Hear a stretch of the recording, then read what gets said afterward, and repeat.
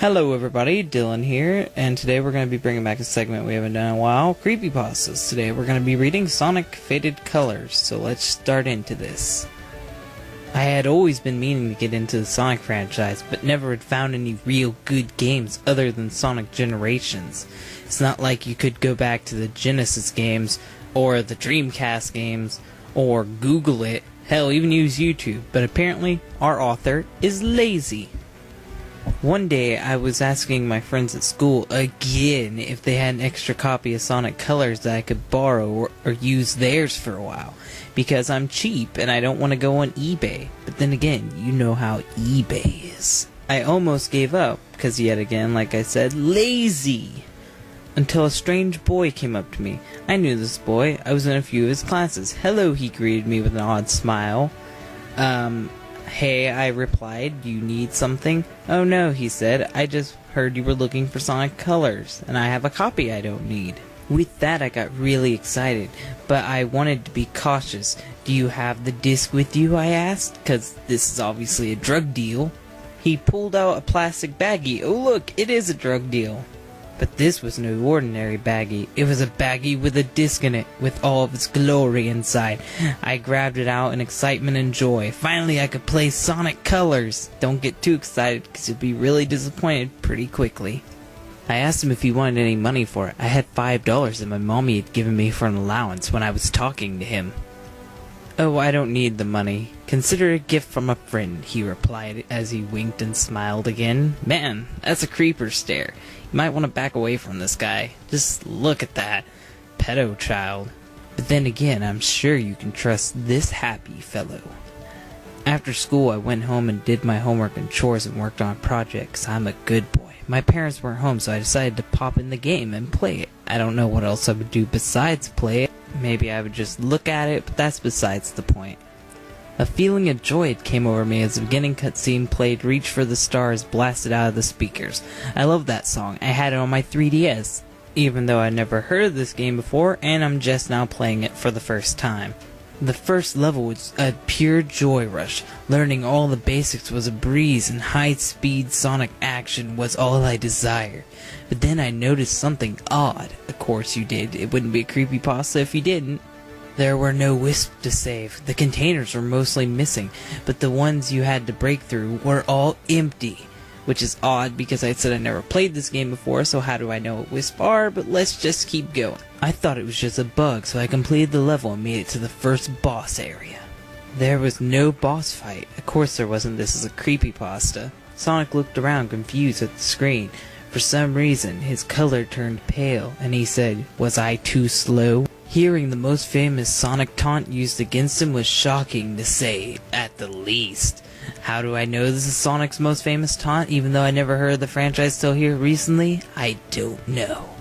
The game pretty much went on like that, completing enemy-less levels, Sonic getting paler at the end with those haunting words. Of course there was no enemies, because then this creepypasta would be interesting, and we wouldn't want that, would we, writer? By the time I reached the stage with the final boss, Sonic was basically a pale gray hedgehog, not the blue blur that he had once been. Once again, no boss appeared, just an endless strip of a platform. Well, I would expect a platform because this is a platformer game. Way to mix up the story, writer. I tried to run, but Sonic would only walk. I found this very odd. Sonic not wanting to run? What is this craziness? Man, this person obviously hasn't played Sonic Boom. You couldn't get that guy to run even if you paid him. So I walked along the endless strip, but I noticed that Sonic was getting paler, and he wouldn't collect rings. Not that you would need them because this game is boring and there's no enemies to attack because it's boring. I thought about the phrase he said. Maybe I really was too slow. So I replayed the first level a couple times trying to beat my top time because I thought it would make a difference. Odd enough, the game would stick with the exact time I set for every level no matter how many times I tried. I thought that the time meant something, so I put the numbers into different letters, like what you would see on a phone. It's not like there's been several different ways number pads worked on a phone, especially the one to where you could have more than one letter representing each number. I might as well scream Illuminati confirmed while I'm at this strange researching, but let's see what it said. It came out for every time you're too slow. Knowing that I could do nothing else, or because I'm lazy, I went back to the final stage and began walking, and Sonic started getting not only paler, but slower. Near the end, he was on his hands and knees, and just a pure white-gray blob. He looked up at the screen at me. Of course he did, 'cause you're special. Look at Mrs. Special Writer Person who gets all the attention. Well, let's continue, Mrs. Writer Person. He looked at the screen, at me, with a very sad look, and he spoke very haunting words. For the sake of my own privacy, I'm gonna use my cover name, because I wouldn't want my name getting out there on the public. Especially because then you guys would break into my house and beat the crap out of me for making you read this crappy story. Oh, Fawn, it isn't me after all. It was you. You were way too slow. You didn't get here in time, and now all the Wisp are dead. All of them. Eggman is one because you were too slow. Wow, what a dick. He plopped onto the ground face first as soon as he said it. I assumed he was dead, because he couldn't be sleeping. He has to be dead. Eggman came out of nowhere right then and thanked me for being too slow for Sonic to handle, because he's a dick. He also said that he was draining Sonic's emotions during all of this to the point of depression. But he called it fading his colors because he's cheap and corny, and I just wanted to get the title of this creepypasta somewhere in the story. Score one for the writer. I remembered that colors have two meanings, red, orange, etc., and emotions. Sonic faded colors, ... Wow, this writer is really fast at catching on to things.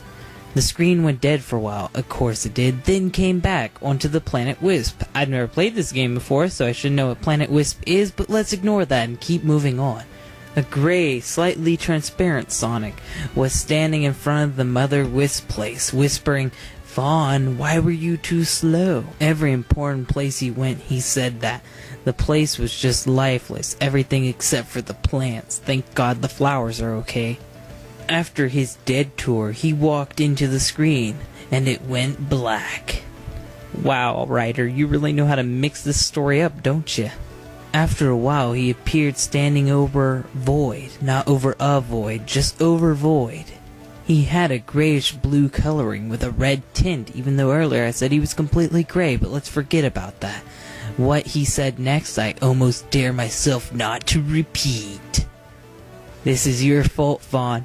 You didn't get here in time. Now every Wisp is dead. You're too slow, and you always will be. I was used to hearing this because I heard this all during elementary school years.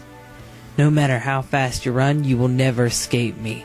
I will find you. I will kill you, because like I said, he got real close to the screen, almost close enough to kiss me. And I could have sworn I saw Sonic.exe for a split second. You're too slow. The game shut off and restarted itself right after that. Of course it did.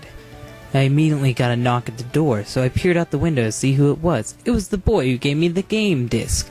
I opened the door and looked at him with a shocked expression on my face. You see, kids, this is why you don't take random games from strangers who have them in bags, because then they find out where you live, and they're gonna kill you. Hey, he greeted. I know some people in the neighborhood, so I thought I'd come over and see how you liked Sonic colors. I grabbed the disc and put it in the baggie and shoved it into his hand, saying, I never wanted to see this damn disc again. He did a really creepy smile and asked, You've met with a terrible fate, haven't you? What, is Ben Drown getting involved with this now? How do all these creepypastas always get intertwined? What, do they have a tea party or something? Now I was really freaked out. I was expecting a Ben Drown quote. He laughed and said it was a joke, so I laughed too because I'm gullible and stupid. Then he got real serious and said, But in all honesty, you were way too slow, weren't you? He just left right after that. 3 days later, he vanished and no one even remembered him. I don't see how they could forget him. He's that creepy dude who gives out games and baggies, and he has that smile. If he was at my school, I would so be friends with that guy. It got me thinking. Maybe he played the game. Maybe he was running from the faded Sonic. I guess I'll never know unless he really is going after him, and he's trying to pass the blame over to me. So I warn you, if a kid comes to your school and offers you a Sonic Colors game in a baggie, reject it. No matter what. I would do that anyway, because it's a worn-out Sonic Colors game in a baggie. That's just common sense, writer, something you apparently don't have. And even if he sticks it into your backpack, don't play the game no matter how bad you want to. I doubt they will. Give it back to him. It may be gathering a list of people who played the game, and it may be going after him, and it may target whoever has the disc next. And that was Sonic Faded Colors. It wasn't just lazy, it had a lot of the creepypasta tropes we were used to. I found this one on Screw Attack, and it was written by Watermaster Fawn, so thank you for that. This is Sonic the Hedgehog Bad Hack Creepypasta. The creepypasta you are about to see, not read, contains realistic events that happened way back in time, about 1,000 years in 1990. The viewer's discretion is advised. As a child, they meant as a child, there's just a child here. I really loved playing Sonic the Hedgehog games on my Sega Mega Drive. Sadly, when nostalgia hit me, one evening I found our console broke because cliché. When we moved out of the house, meaning my mum, not mom, threw out all of my old games. I wouldn't be shocked if this is one of those crappy troll pastas, but who knows. So I decided to search eBay, of course, the creepypasta website of choice, for a pre-owned Mega Drive, and I stumbled across one at the rather cheap price of £6, so we're in England. Including delivery, the description, it claimed it to also came with Sonic 1, yet on the closer inspection the cartridge's paper seemed to be torn off because creepypasta, with a label crudely placed over the front, written in a scrawled script. Script? What do they mean? I think they meant that it's written on paper. I don't know. I thought nothing of it, and decided to put a bid on it. Weirdly, despite it being posted a day ago, I immediately won the item. I proceeded to the payment, left in my feedback, and it arrived within 3 days. Damn, I wonder where you're living, because usually it takes about a week for me. The Mega Drive was surprisingly in good condition for the price. Almost brand new sans smudged fingerprints, which means it's not brand new. I blew into the labeled cartridge. Old habits die hard, you see. It doesn't really help the game. And inserted it into the cartridge slot. The TV screen flickered on. The familiar image of the Sega logo faded in left to right. Instead of the joysticks, of course, there was a catacophic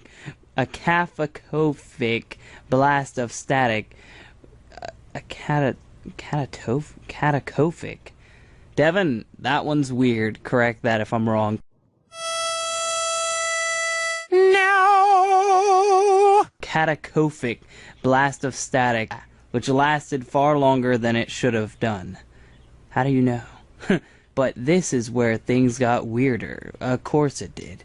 The title screen was polluted black, smudge pouring into the sea, dark skies and lightning.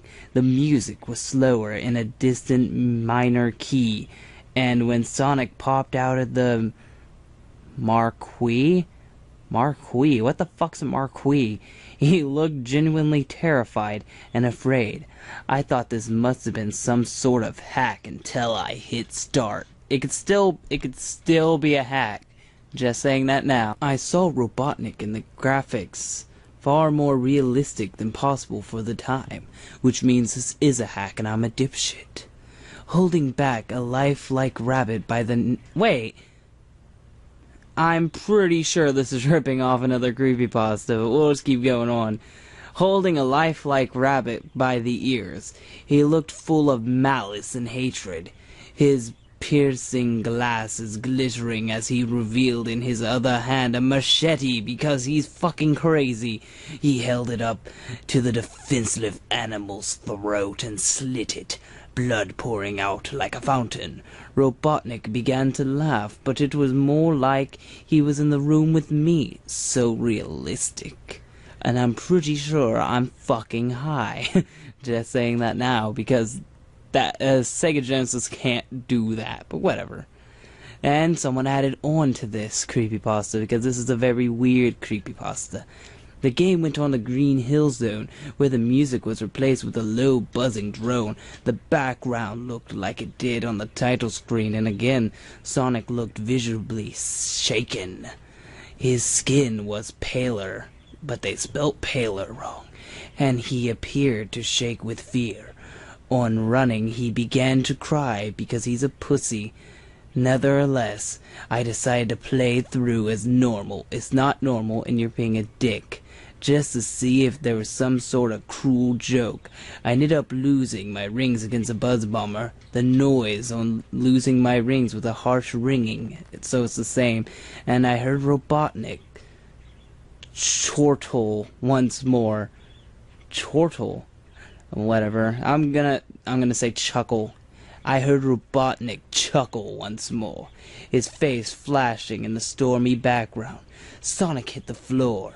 I was unable to control him at this point, as the Buzz Bomber began to descend on Sonic's helpless body. The Buzz Bomber literally stabbed Sonic, and all I could hear was his tortured screams. I couldn't take my eyes off the crudely animated sprites of Sonic withering in pain.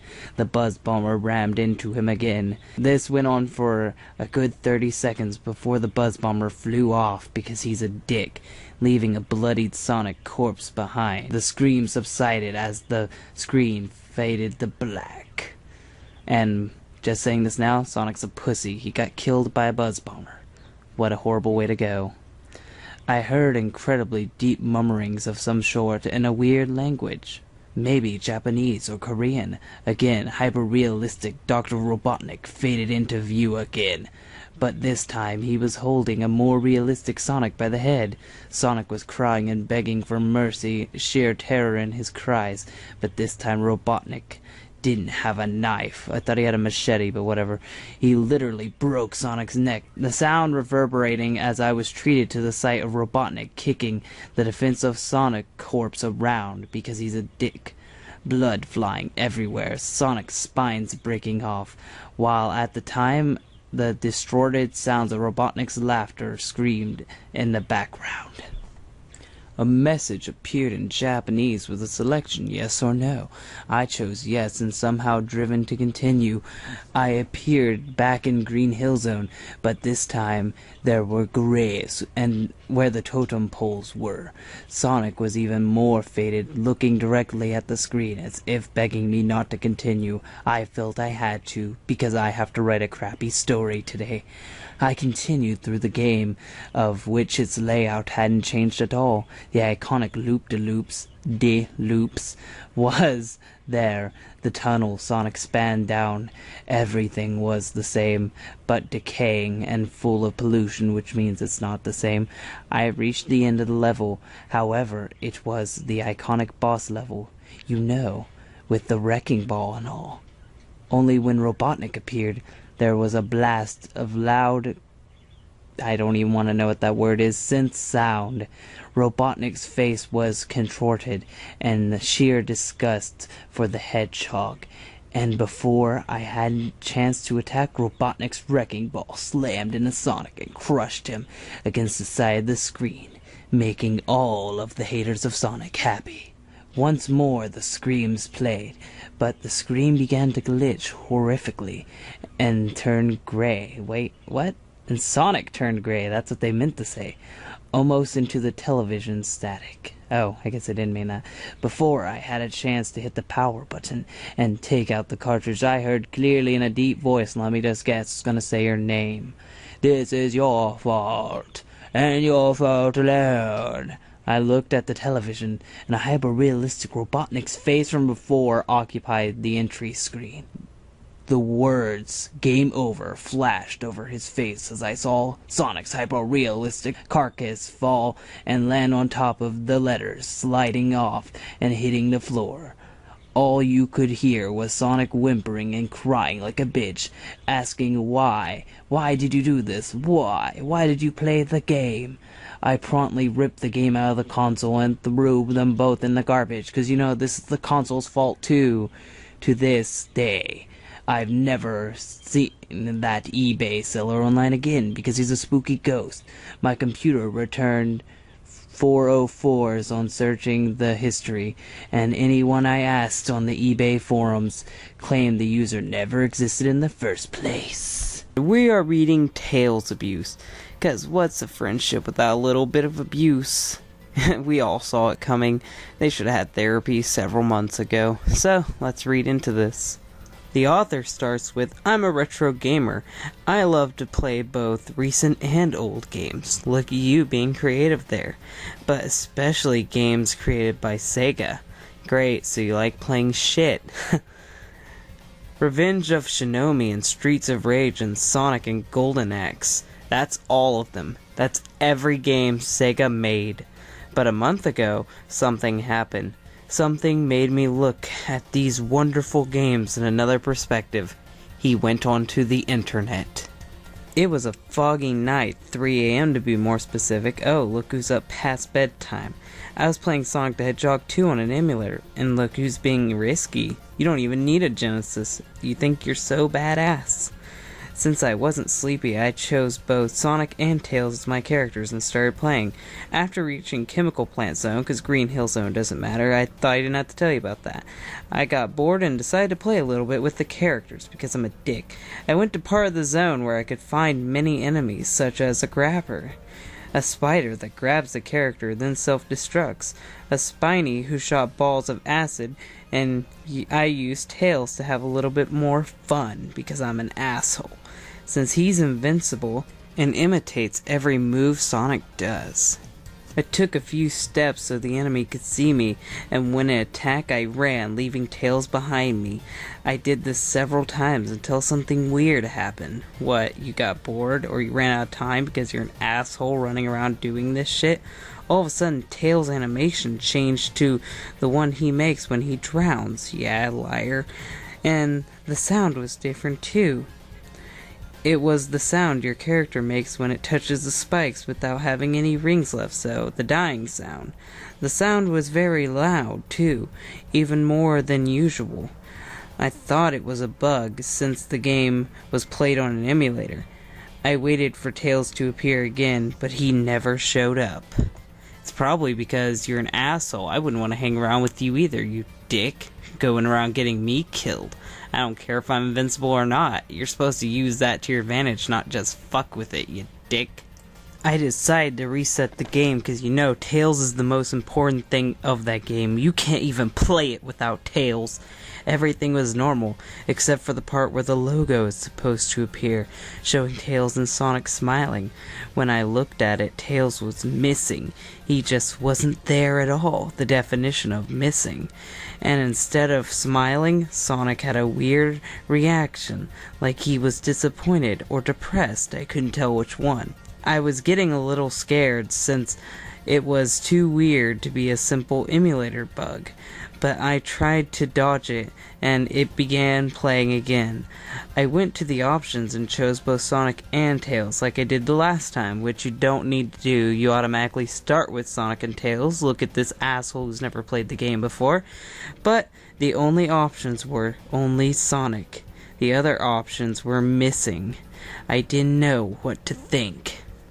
Well, you broke it, dude. I began playing. When I looked at Sonic's sprite on Emerald Hill Zone, he had the wrong expression. He looked uncomfortable, like he does when you don't touch the controller for some time. I would be uncomfortable too, because you're annoying, and that's what he gets when he's bored. So far, this story is boring me, and Sonic agrees.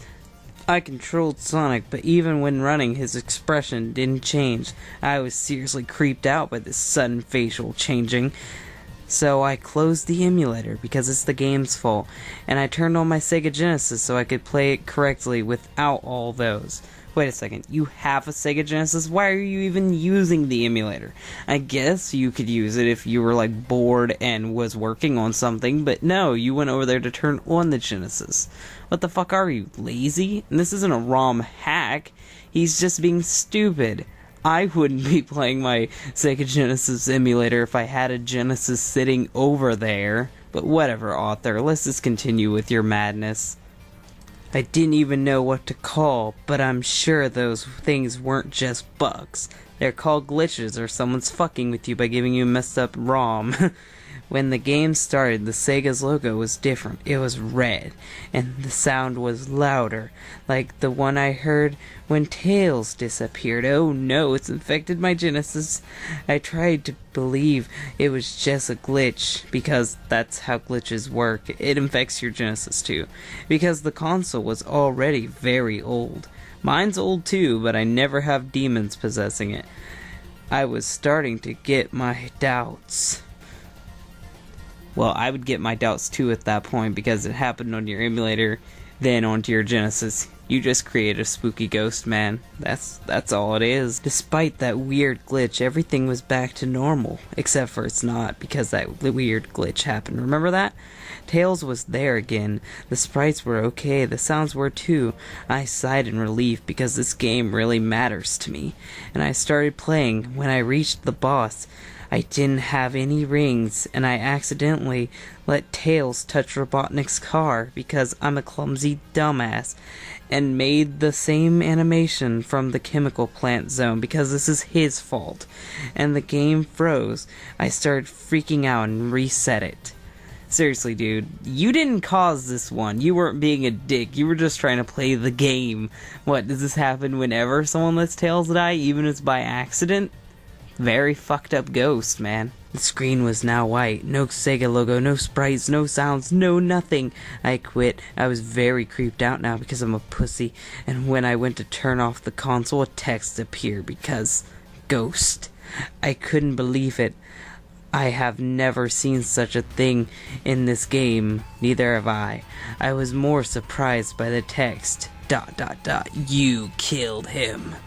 I tried to press all the buttons on the controller, all 3 of them, but nothing worked.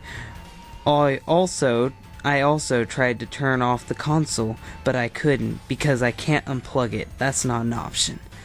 I even tried to turn off the television, but ... I was very scared by now. It didn't even say that he couldn't do it. Whatever.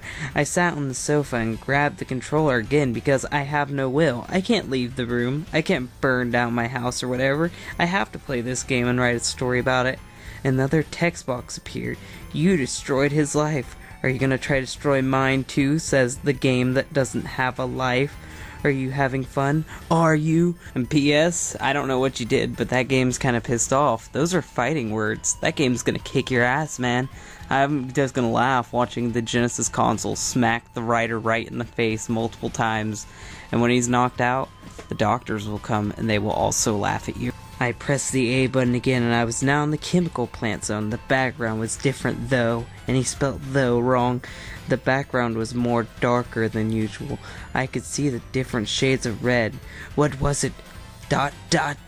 Blood? Of course it was. When things like this happens, blood is expected. But what type of blood is it? Is it hyper-realistic blood? The music was different too, because that's cliched and it belongs in this story. It was the boss's music, but in reverse. Only Sonic was there. The gameplay was normal besides one thing. Whenever I defeated an enemy, instead of the sprite of a bunny or a chicken, I would see the same animal but torn apart and in a puddle of blood. The blood was so realistic too. Some would say hyper-realistic. I didn't even reach the second stage. At the end of the first stage, I couldn't control Sonic anymore. He began running for 2 minutes because I had a stopwatch and I thought I would time that shit. When he stopped, another text box appeared. And are you ready for this one? Are you ready? Ready to see what you've done to him? Yes, I'm ready. I was speechless. I asked myself, what could I have done to let this happen? But I realized, did I kill Tails? No, the game did. You just happened to be a dick and let him get killed a bunch. I couldn't believe it. It was just a game, right? It was just a bunch of codes, because that's how game designing works. I couldn't do such a thing, could I? Dude, it's a fucking game, get over it. Then another text box appeared, but this one was different because the other ones were not different. There was just a yes or no option because that's typical of this story. I didn't hesitate to choose no. I knew it. I couldn't even choose the option. I had to choose yes, because admitting to what you've done is a horrible thing to do. The game wanted me to choose yes. I did it because I had no other option. It was a horrible mistake. It can't be a mistake if you had no other option. The screen faded to black for 5 seconds. Stopwatch. I saw a close-up of Tails' corpse because Sega Genesis has incredible detailing. It was full of wounds and his guts were thrown out. He was missing an eye because, gross. That image was so realistic. Some would say hyper-realistic. I almost vomited because I'm a wimp. Then another text box appeared, obviously. I hope you're happy. Well, I'm not because I'm reading this story. You killed me. So we're reading from Tails' perspective. Were you having fun with it? I knew you were. Do you want to do it again? Play with me again? I'm just a simple toy for you. A simple toy for all of you. I was horrified. I felt something different inside me. Was it guilt? Guilt for a simple video game character that doesn't matter? It couldn't be, because I don't feel guilt. That's why it couldn't be. I'm sure more players already did this to Tails, but for some reason I was chosen, almost like I was special. Was he really in pain? No, he's not real, dumbass. I never touched a retro game again because it's all retro games' faults. Letting them die will do the same thing. Try with Mario. Luigi gets pissed. I spend my days playing my PS3 because people don't die in PS3. Or fucking Xbox 360. GTA 5, no one dies in that game, I swear. And every time my character dies, I remember what happened. I'll never forget. We'll never forget. They sacrifice themselves for our entertainment. They will always be remembered. And now, what do I think of that story? It's as cliched as cliched can be. I don't know why people gave this story praise. It's got everything from blood to text box to it's the player's fault. He can't turn off the console. For some reason, he can't even leave the house. And people like this. I don't know why. Now, I don't know if this is going to be good or bad. I haven't read it. But the guy was stupid and he wrote, criticism requested. Okay, I had created a Sonic the Hedgehog creepypasta that I really want criticism on. Well, guy, you asked for it. So, this is me, Dylan, doing a creepypasta or crappypasta right now. I have no idea when this is getting uploaded, but let's just cut straight to the video. Now, because I have no idea if this is going to be good or bad or not, I'm still going to throw in my criticism. So, let's get into reading this. Many people know who Sonic the Hedgehog is. He's a popular hedgehog amongst gamers and non-gamers alike. He was born in video game platform, and he evolved into more games, cartoons, merchandise, clothing, etc. Yeah, that was all the way up until Sega ran his name into the ground. Great job. Now, there is a more important thing to remember. When it comes to these things, whenever there's a big fish, there's always a small leech on the belly. And Sonic has many leeches. Ooh, maybe we're talking about bootlegs. But one of them stood out to me, and I had to write a creepypasta about it. And I want to tell you all about it. It was about 3 years ago in 2007 when it happened. I have saved up enough money from doing my neighborhood jobs, and I was going to use it to buy some Sonic toys from the nearest Walmart, because I shop safe. My mom had dropped me off there, so I didn't have to walk all the way, because walking is the worst thing ever. My mom's a nice person, telling me to call her when I was done because I'm a 10-year-old. I wouldn't take long to get what I wanted. You just get what you want and leave, guy. Never consider if your mom needs some groceries or if she wants to buy something. Just get what you want. It's not like she gave you a ride there. But it's not my job to discuss morals. Let's just keep on with the story. Anyway, it wouldn't take me long to get what I wanted to buy and then leave. It was Sonic the Hedgehog's birthday, the day Sonic was released in his first game for the Sega Genesis way back in 1991. Many Sonic fans were rushing to the beloved hero on his birthday. I just stayed calm and walked inside the store. I'm gonna get trampled by like hundreds of people, but it'll be okay. It was bustling with Sonic fans. Oh, the furry convention. Nah, I'm just playing. Oh, what a sight to behold. All these people were here to praise their blue hero. It's like a cult, but a lot more hairy fat guys. After looking at all the fans, I went over to the toys section of the store, looking at all the merchandise of different franchises until I saw some Sonic stuff, which, by the way, I've gone to Walmart, like, a lot.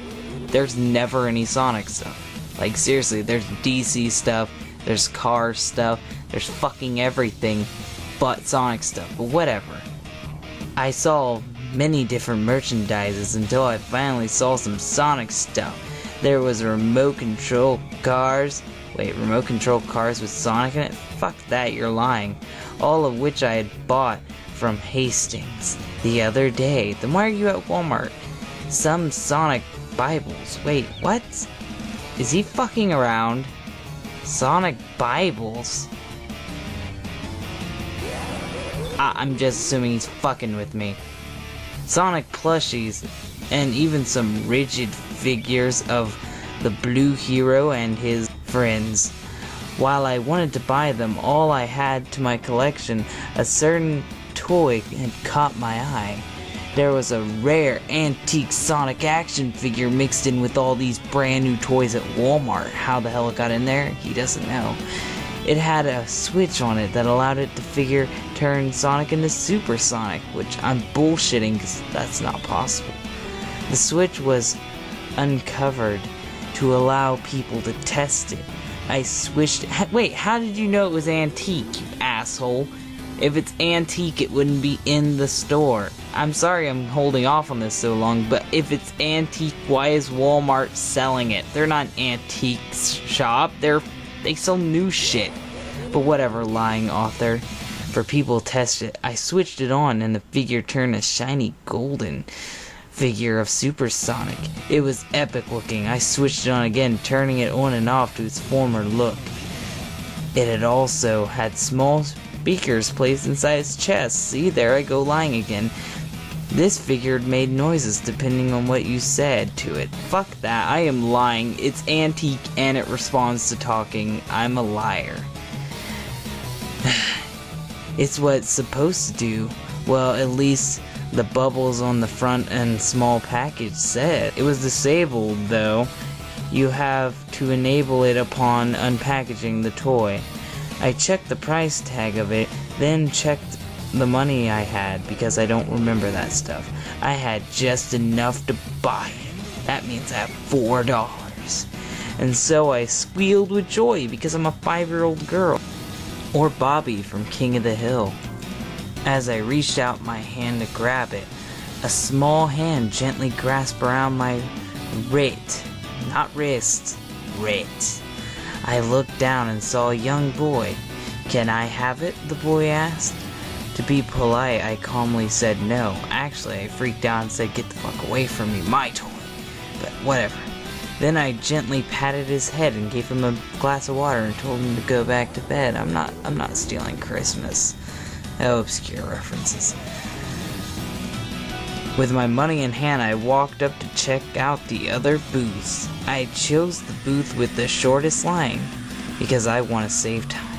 As I got up to the checkout lady, I gave her the money that I wanted to buy the toy with. Then I set the toy on the counter. She scanned the figure, then handed it to me. Wow, you are describing every process of this. Every last boring process. It's like, I went to the store, I got milk, I gave them change, I was 2 pennies short. You're fucking boring with that shit. She told me to have a nice day because I feel like I had to add that in. I got my phone. He is doing this. Oh my god. I called my mom to the store. As I was talking to her on the phone, a sudden thought went through my head. I was wondering if I hurt the child's feelings. Yes, you did. You crushed his dreams. Get over it. I was hoping I didn't, even though I did. After I hung up, I suddenly felt drowsy. That's what happens when you piss off little children. They come up behind you, shoot you up with a needle, and then they drug you. And now you're gonna be raped. Enjoy. I blacked out. I woke up in my room. I guess my mom had noticed that I wasn't outside, so she went inside the store and saw me. Then she took me home.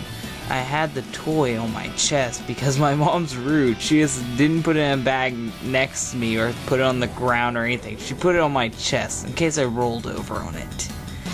But it wasn't unpackaged. Thanks, Mom. Thanks for leaving things on me while I'm passed out instead of trying to, wake me up. I called out, but there was no response. She was probably asleep, I presume. I picked up the toy and played with it.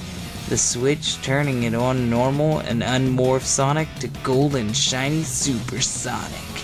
It looked normal to me. It was just too bad I couldn't make it talk though, since it wasn't unpackaged. There was probably a manual inside the package. I smiled at the toy, setting it on my shelf full of Sonic toys that I play with sometimes. Why do you want if you only sometimes play with your toys? I looked around at my room, getting a faint eerie feeling. I usually tell my mom whenever I don't feel safe because she tells me it's usually because someone is watching and spying on me. So I leave my bedroom, calling for my mom. What? What type of mother, besides my own, would tell a child that they're being watched and spied on? That's fucked up. So I leave my bedroom like a man, calling for my mom. I didn't get a response. I go to her bedroom, open the door, but no one's there. Mom? I look around the house, even in places where she obviously wouldn't be. I'm assuming under the sink and in the toilet, judging our author. But anyway, let's continue. There was only one place I didn't check, the basement, which you probably should have checked first. Maybe she's doing laundry. I walked over to the door at the end of the hallway, taking the basement key off from the doorknob. Why does everybody do that? Why in all these horror movies there's like a freaking key right next to the basement? The basement locks, because that's where they store the dead bodies. Anyway, unlocking it, I put the key in my pocket. Then I opened the door. I looked down inside the room, only faintly seeing the beginning of a large staircase. I couldn't see anything else. The basement was too dark. Before going inside, I feel around inside to see if there was a light switch. I found it. Then I click the lights on. But it's not that bright. But it's better than nothing, I said. I'm scared of the dark. I step onto the first step, closing the door behind me. As I close the door, I hear a whisper go through my head. It should have been mine. Really, the story's going to this. You can just predict what's gonna happen now. In fact, we're gonna stop right now. Put down in the comment section, what do you think is gonna happen? If I get at least 5 of them, I might do a random stupid video for you guys. So let's see if I can get 5 predictions. Anybody? I know as a chill goes down my spine. I had no idea who or what that whisper came from, even though I screwed over an evil demon child earlier. I decided it was nothing. Then I started to tread down the stairs. They were wooden, and I felt unstable, but running down them I shouldn't be doing. Upon each step I heard a slight creaking noise. I thought a step was going to break apart, stepping on it.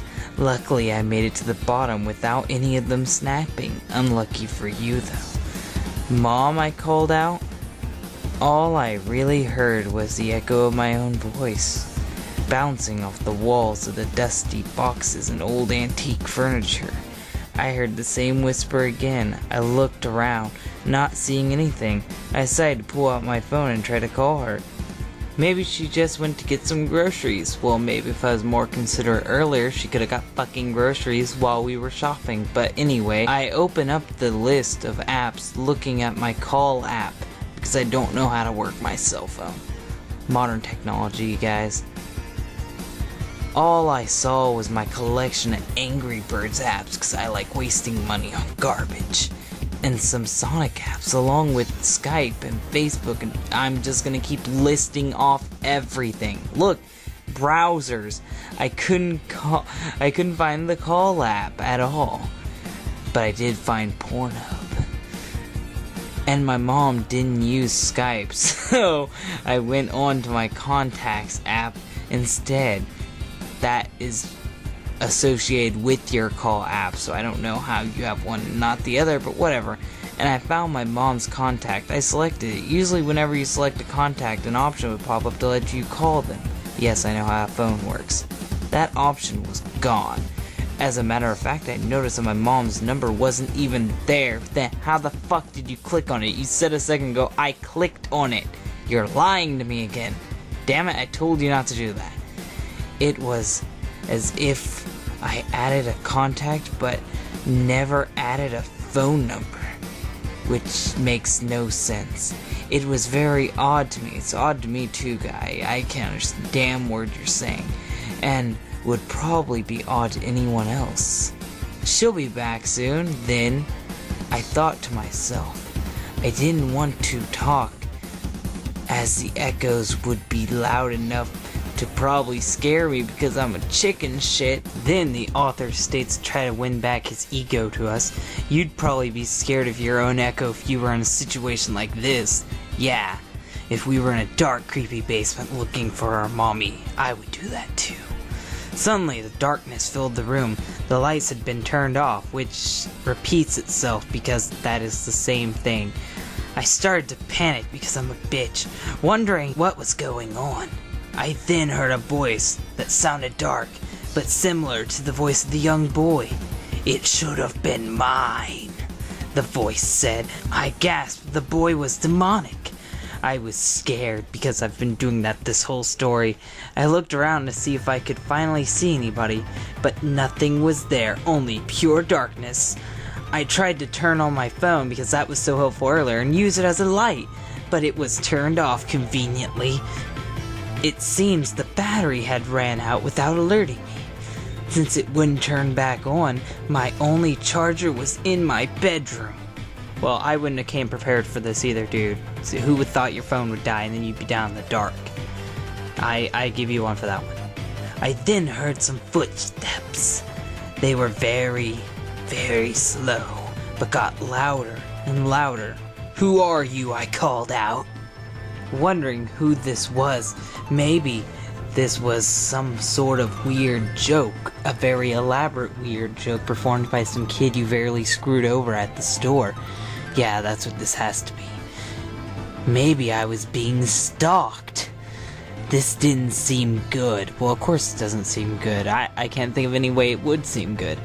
I tried to make my way as quickly as possible to the stairs. You're too slow. Wonderful. That's what this story needed. An outdated meme. I heard the voice say. I had started to recognize the voice even more. I wonder who it was. It sounded like Sonic. Well, as the little boy. But at this point, I was terrified. My skin was pure white. I managed to find the stairs, and I began to climb up them as fast as I could. I couldn't run up them, though, as they would collapse, and I wouldn't have any way out. I would take the risk. If they're that old, then your mom should fucking replace the stairs. I then heard footsteps going faster. Man, how big are these stairs going up there? Seriously, they can't be like, what, 2 feet? But yet you can run up them somehow? I then heard the footsteps getting faster and faster, as if someone was running. They got louder and louder, and I heard them as I went up the stairs, although I felt no vibration. I walked up as quick as I could, up the stairs, desperately trying to get out the door. The footsteps got even louder. I was panicking. I almost made it to the door. I saw the shine of the doorknob. Even though it was completely dark, I reached toward it. Your ... I heard the first word. I grabbed the doorknob, but I came to find that it was locked. I reached into my pocket and grabbed the key, but it seems that through the panic I had dropped it. And this is all very coincidental to me, and it fell underneath the stairs. 2... I could feel my blood running through my ears as the demonic thing kept getting closer. Slow. As I heard the last word, I felt drowsy, as if my heart had gave out.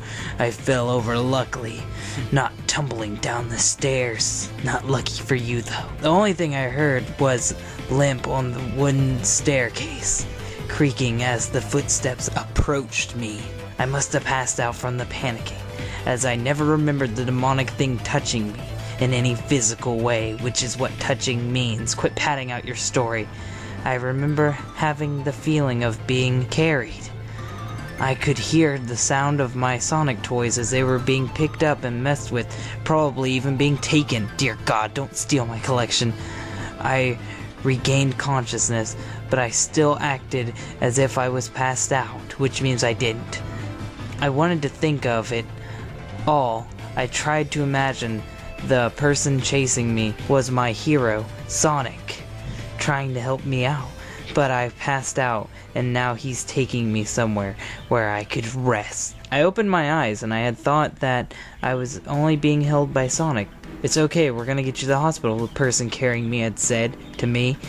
It sounded like the blue speedster himself, and it turned out it was just a lie, and that he was coming for me.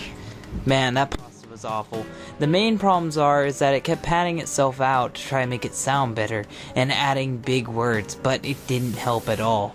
There was numerous spelling mistakes, and sometimes I felt like I didn't know where the story was going or what was happening. Mainly at the ending. I didn't know what the hell it meant. I had to read it several times, but yeah, that is the ending. The main thing I'd say is, author, rewrite the ending. I don't know what you're going for with that. If Sonic's carrying him or if Sonic's trying to get him, I don't know. The mom played nothing into it. The kid was pointless. We never found out about the toy at all. What was even the toy supposed to represent? Why was it antique?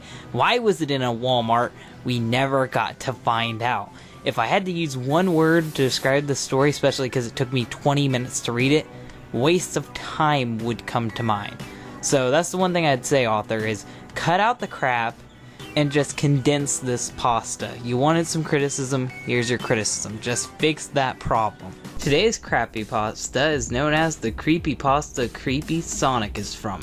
I am a classic Sonic the Hedgehog gamer. I've owned many Sega consoles in those olden times. Yes, those times so long ago, like what, 5 years ago? But since Sonic went to 3D, his games have turned into crap. Oh great, we're dealing with one of those guys. Including those ridiculous adventure games. Oh, now you have half of the Sonic fanbase hating you in one sentence. I hate almost all modern Sonic games. You haven't made that obvious enough by now, but you're the ridiculous man-child who wrote this creepypasta. I stopped playing Sonic games for a while until I found my old Master System. Where was it? I don't know. And it was working perfectly when I tested my Shinobi cartridge, but when I put it in, it didn't work. So that means that it wasn't working perfectly. That whole sentence is wrong. So I went in search of any store that would sell this game. Well, GameStop would be a good one, or you could go on Amazon, but I'm not the person to tell you this. After hours of searching, I found the cartridge in a store that had used games in it for sale, very cheap prices too. Guess what? I bought Sonic 2 cartridge for the Master System and ran to my house to play it in my Master System. Great, you didn't even get the game you wanted. You wanted Shinobi. Why'd you get Sonic 2? And you said you didn't like Sonic recently. Everything was perfectly normal. I was playing the game and having lots of fun in my nostalgia trip. In the game's story, Tails is kidnapped and it's up to Sonic to rescue him from Dr. Robotnik. If you get the Chaos Emeralds, you'll save Tails and get the good ending, but if you reach the end of the game without them, you'll have to fight a mecha copy of Sonic and Tails will be presumed dead. I don't think that's part of the story, but whatever, you're the author. Since in the credits it shows Sonic running through some planes until he stops at the end and looks up into the sky. Figures of Tails is seen in the sky. The bad ending of Sonic 2, this is where the game started getting weird. That whole sentence was wrong. I finished the game without the Chaos Emeralds because I was too lazy. Well, at least you admit it so I don't have to call you out on it. To search for them in the stages. Everything was looking okay until the credits. Sonic was crying while he runs because the detailed graphics of 8-bit consoles can show this. Anyway, back to the story. Sonic is crying while he runs. He looks really sad, and tears are coming from his eyes. Continue to tell us how he's crying, author. After Tails' image in the sky, the game returned to the title screen. I was waiting for the title screen to show up, but when it did, I completely freaked out. Sonic and Tails were in the title screen. Keep saying title screen, I'll choke you. But Tails was gray and he had no eyes. It was like he was a zombie. The title screen showing the undead Tails. Yeah, because it's nothing like the creepypasta version of Tails. You know, the one from Sonic.exe who has no eyes and gray fur. I'm sure you're not ripping off that original character. Do not steal. I started up the game once again. To my surprise, the picture showing Sonic and Tails that appeared before the level. Tails wasn't there. It wasn't surprising to me though. Only Sonic was in the minecart in the pic of the first level, and when the level started, Sonic once again was crying as he was in the credits because the detailed graphics of the Master System shows him crying. I believe you. But I could control him normally. When I got to one of the places where the Chaos Emeralds was supposed to be, there was nothing there. I had no choice but to finish the level already.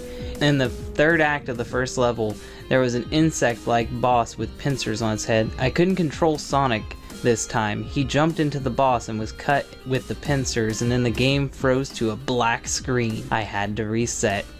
Wonderful. So Sonic just likes to commit suicide because he couldn't get a Chaos Emerald. When the title screen showed up, Tails was still in it looking like a zombie. But Sonic was different. He had no facial expressions, so he looked like Slender Man. His eyes were all white. He had no mouth, and at this point, I knew it was a hacked game. Yes, because there's a whole community out there of people who hack Master System games, make them creepy, but not actually, and then sell them to losers like you. I totally believe you, author. But I started playing the game again, even though I knew that it was hacked. So I started playing the game again, nonetheless, because I never learned my lesson. After pressing the start button in the title screen, the screen turned to black because that's just the best color ever. You can make it rainbows, you can make tie colors, anything you want to, but black, that's the best thing for a screen to turn to in a creepypasta. And the pic that shows up right before the first level, there was nobody, not Sonic nor Tails, and he forgot to put the E in nor, so that makes it lovely. The RIP screen. I thought about turning the game off. The screen had turned to black once again with text saying RIP popped up. I've had enough of this game. I've had enough of this world. I turned the Master System off and got rid of this goddamn cartridge. I never want to play this game again. Well, here's the thing, author. Nothing really happened. Yeah, Tails appeared as a zombie, but you played the whole game normally, and this is a ripoff of the one I read before, Tails Abuse, but because no creepy stuff happens. The only thing that happens is that a title screen changes. And if this is a hacked game, like you said it is, then why even care? Why damn the cartridge to God? Because it was hacked. The whole thing is, nothing really creepy happened, and it was just really, really boring and stupid. But hey, that makes it a good, bad creepypasta to me, and it's worthy of being called a crappypasta. Now, this one's called Sonic Rider CD.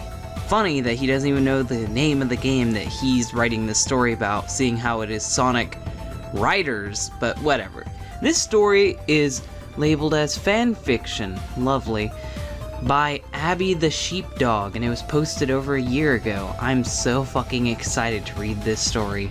So let's jump straight into Sonic Rider CD. Now this wonderful story starts out with, I was planning on getting a Sonic Riders game after watching the commercial. Which Sonic Riders game? We have no fucking clue, because our author is an idiot who doesn't want to tell us. After when end of school, that was a lovely word that you put out there. None of that was fucking right at all. I have finally time to find the game. I looked through everywhere on eBay. Wow, expensive as I can imagine. Yeah, it's new, but here's the thing. If I wanted Sonic Riders, I could go down to any pawn shop and get it for $5, because no one fucking likes that game.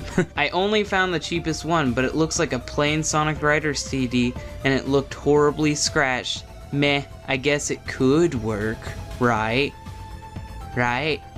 No, it's not gonna work. Do you have a CD? Do you have a CD cleaner at your house? Because if not, it's broke. But our brilliant author bought it anyway, and he waited 4 days. Knock, knock. Finally, the CD. Yeah, the CD knocked on the fucking door. Not the mailman, the CD. As I opened the door, nobody was there. Okay, so I guess it was the CD that knocked. Only a package on the floor. What a rude bastard. So I picked it up and began to ran to my room. Began to ran. Fucking lovely grammar there. To my room to play it. And it would probably work, right? Right? You don't have to get this information from me, author. If you think it'll work, you go ahead, but I can't confirm shit. When it began, there was no sound, no Sega logo, no Sonic Team logo, just only the word start. Fucking suspenseful. I turned up to start.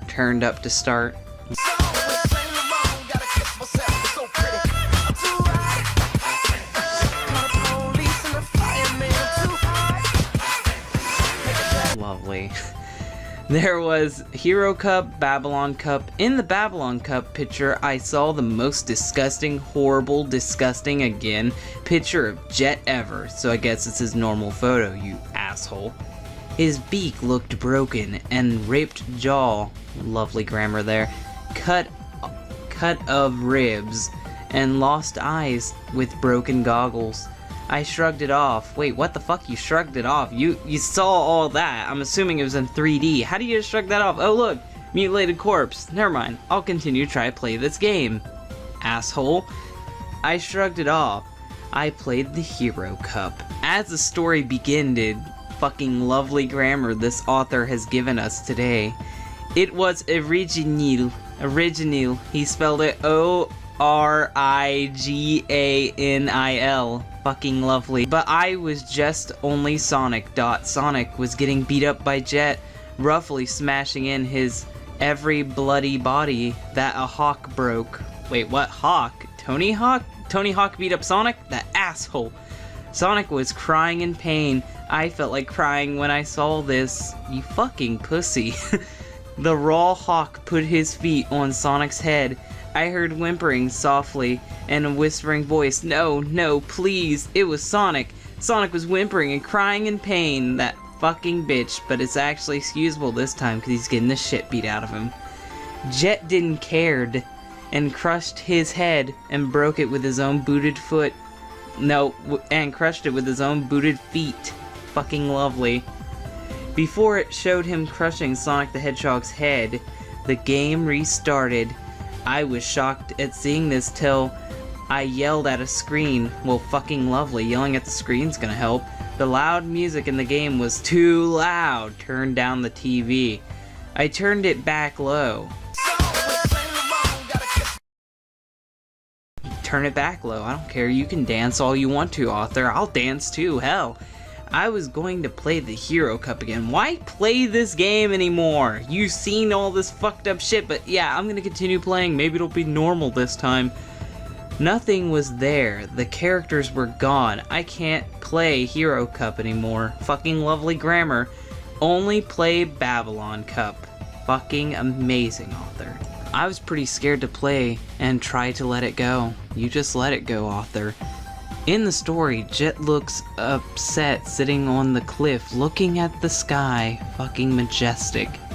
He broke up with Storm and Wave. I didn't know they were dating, but whatever he wants to do, I don't care. Which were separated and never of them aren't friends again anymore. Fucking lovely. It sounds like you don't know English, author. Sigh. Just write it off, Jet said in an annoyed voice. Just write away your pain. Writing on his wasn't a bad idea till he dared himself to fly off the cliff. As soon as he ride faster and faster, I thought he could make it. He hit the wall and broke his beak. Well, you thought wrong apparently, author. As he fell, twigs opened his skull and ribs, because that's how that works. Scratches and scars. Scars are overtime, but okay, whatever. In each and every bone and flesh, he died on the floor. I quickly turned the Wii off, grabbed the CD, broke it into pieces with a hammer. Fucking lovely. And that's how our story chooses to end. This author gave us broken speech, horrible grammar, and the worst attempt at spelling I've ever seen. He makes the guy who wrote Sonic.exe, JC the Hyena, look like a freaking genius. This story had pointless gore, stupid scenes, and it was incredibly short. But at least being incredibly short, I didn't have to read it for 20 minutes. Today's Crappypasta actually comes off the Crappypasta wiki, and it is called Sonic's Curse. It was posted in March 30th, 2014. I'm sure we got a gem on our hands today. So let's get into reading Sonic's Curse today on DHT. My friend and I were sitting at his house playing on his PlayStation, which is not a euphemism at all. I got bored, so I went into the storage closet. I think we just call that a closet. And started going through some really old things. I happened to come across an old Dreamcast console. Yeah, I keep all my consoles in the closet too, don't you fucking know? I took it out and observed it. It looked to be in good shape. I brought it into the living room and showed my friend. He looked at it and suggested we plugged it in to see if it works. This part of the story will come back to bite us later, but let's just keep on going. He opened the disc compartment and discovered a CD. Oh my god, this is getting scary already. It was a blank disc but had Sonic's Curse written on it, and I presume in Sharpie. We looked at each other. It was obvious none of us had heard of it. We didn't ask each other, we just fucking knew it. We turned the system on and waited for the game to start. I hope this isn't some weird porn that they put on a Dreamcast disc, cause you don't fucking know what's on that disc. A title slowly started to appear, reading "Play at your own risk." We again looked at each other and shrugged it off, because all my games threatened me. I played Super Mario Galaxy and it told me to fuck off. Anyway, we shrugged it off, assuming that it was just something there to get children excited, because what's more exciting than threats? The main screen came up. It looked as though it was a remake of Sonic Unleashed. Oh my god, this is gonna be amazing. Sonic Unleashed, a game that was already mediocre at best, on the Dreamcast, a console that isn't that strong. I can't wait to see it. It had Sonic on one side, and on the other side was the Wait, what? No. It's Werehog. I got bitched at in a video for this, so you're not allowed to call him Werewolf, but whatever. On his other side was a werewolf type deal. It looked normal, the screen would flash every now and again. We just assumed that it was just the years of being unused, even though this game doesn't exist. We're assuming stuff. We selected to play and waited. The opening cutscene came on, and what we saw was not your typical Sonic game. Well, this isn't your typical Sonic game. It's a game that doesn't exist, that you found in your friend's closet, and he doesn't know where the fuck it came from. None of this is typical. The ground was littered with blood, because of course it is. Sonic was standing there in his wolf form. His eyes were pitch black. His face was contorted in a sadistic smile. His teeth and claws and fur, that's not how you do that, were covered in blood. He looked at the screen and it felt like he was staring straight at us because we're vain assholes. Then the screen went to black. It stayed black for a few minutes because we have to rip off Sonic.exe some more. Then a small sentence came up at the bottom of the screen. Run, run, run, as fast as you can. You can't catch me, I'm the fucking gingerbread man. Nah, I just added in that last part, but you might as well. We looked at each other again. I asked what this was. What the fuck, man, your Dreamcast is quoting gingerbread man quotes. Remember that part I told you about earlier? Well, here's where it comes into play. I asked him what was this. He said he never even owned a Dreamcast or heard of this game before. He never owned a Dreamcast and never heard of this game, and it's in his closet. What the fuck? Even if he did, I know him. He would never get a game like this. How the fuck do you know him? You don't follow him everywhere. The cutscene ended and opened up with Sonic holding a flashlight. Ooh, spooky. He ran through the pitch darkness with only a little light showing him the way. Something then shot across the screen, followed by a laugh that sent chills through my spine because I'm a bitch. He stopped and flashed the light into that direction. A really good idea. A flash of dead bodies flooded the screen for a few seconds. Good thing that I'm timing this, and what the fuck, dead bodies? Whose dead bodies? Is this just getting fucking weird really quick? There were words popping up everywhere now and again. I couldn't read them because I dropped out in first grade, but words! But the screen was flashing too fast to make anything out. He continued forward. Subtitles appeared at the bottom of the screen saying, "That smells. It smells metallic." He walked on, only to arrive on what looked like a massive explosion of bodies, just bodies spilling everywhere. A trail of blood led him to what appeared to be entrails. Ooh. When the camera zoomed into the entrails, it spelled out, "I can taste your blood." Well, at least this guy is very sweet with his bloody murdering. He wrote you a love note, come on. Sonic continues on by himself. My friend is no longer in control. Well, you really weren't in control to begin with, but whatever. He comes to a dark patch in a forest. He shines the light into the darkness and sees the werewolf werehog. Its eye sockets were empty, only dark holes are left. That smile, I'll never forget that smile. Teeth covered in blood and his fur was wet with blood. Did I mention blood? Sonic drops the flashlight in pure terror and freezes. I can hear the beast moving around. Sonic, slowly, the sound gets closer and closer. The screen goes white for about 2 minutes, then flashes to a gruesome scene with the words written in blood, "You're next," because of course. The screen then goes back to Sonic. He's down on his knees, sobbing. Why is Sonic always on his knees crying? You guys have some type of fetish or something? Why is it always on his knees? Like the last 3 stories I've read is Sonic's on his knees crying like a fucking bitch. He looks up and looks at the right of the screen. His eyes are replaced by what seems to be sheets. His face is covered with blood and his skin looks as though he's been dead for a few weeks. Don't worry, I'm a doctor. I know when someone's been dead for a few weeks. The camera then zooms down, showing his torso or what's left of it. His insides are gone, don't get too descriptive there, and all that remains is his large intestine hanging halfway out. This guy has something for intestines, because he keeps bringing them up a lot. The camera zooms into his face. Sonic then starts to laugh hysterically, because this whole fucking story is so self-aware that he realizes that it sucks. He then stops and looks back at the screen and mutters, "Damn you," and lets out an ear-piercing scream, then falls flat on his face like a drunk. The game goes to static and then opens up to the main screen. We look at each other and then quickly shut the game off. That night, while I lay in my bed, I could swear I hear Sonic's sadistic laugh coming from outside my window.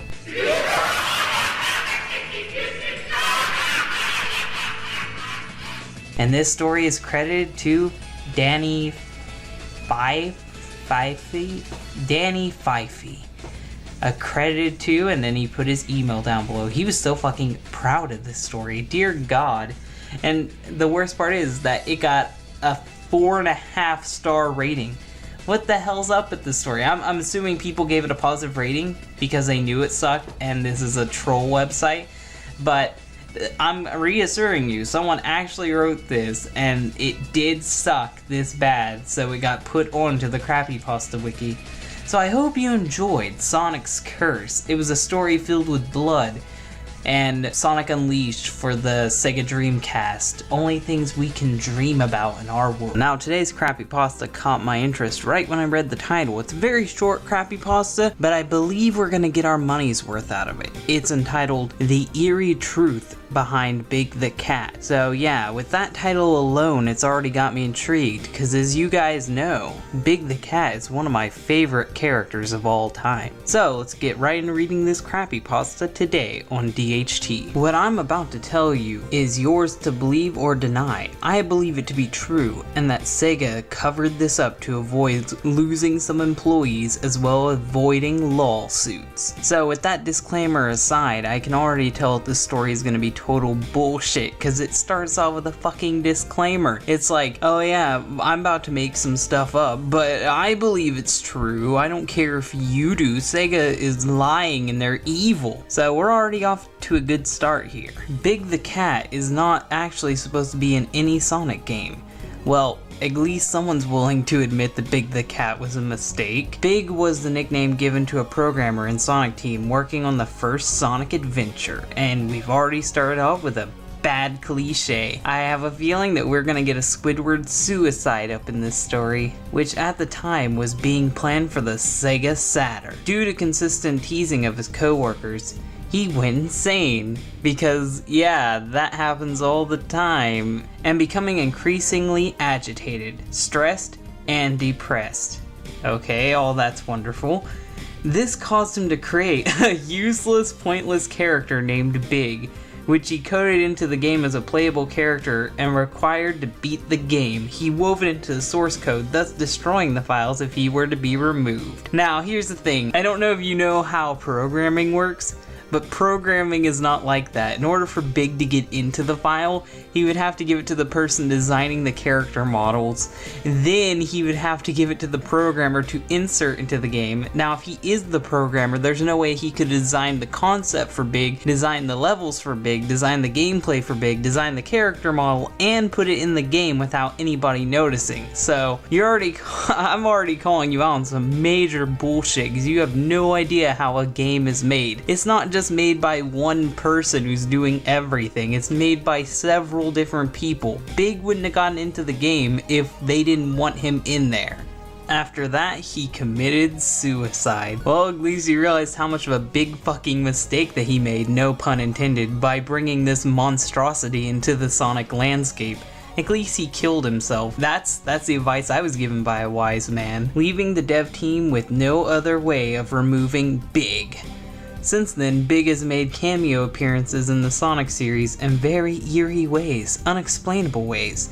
The team sought to appease the restless spirit by making Big a character in Heroes, and for a while it worked. Big wasn't in Sonic 06 or Sonic Riders. Well, to be honest, those games have enough problems on their hand without having Big the Cat thrown in there. So yeah, that's probably a blessing. But started appearing again in subsequent titles. Also, Froggy was very minor character with a very small role. He's not even a character. You can call him a character, but he's just a frog. And therefore was much appreciated by Big, who changed the game to give Froggy more of a meaningful purpose in hopes of redemption for his premeditated suicide. You're trying to be fancy, but this is a fucking story about how Big the Cat was thought up by a programmer who wanted to commit suicide and give a big fuck you to Sega. Quit, get your big words out of this story, they're not needed. It is speculated that the programmer may have had a fondness for dissecting frogs to relieve his stress caused by his co-workers, as hundreds of dissected frogs were found in the area where he hung himself.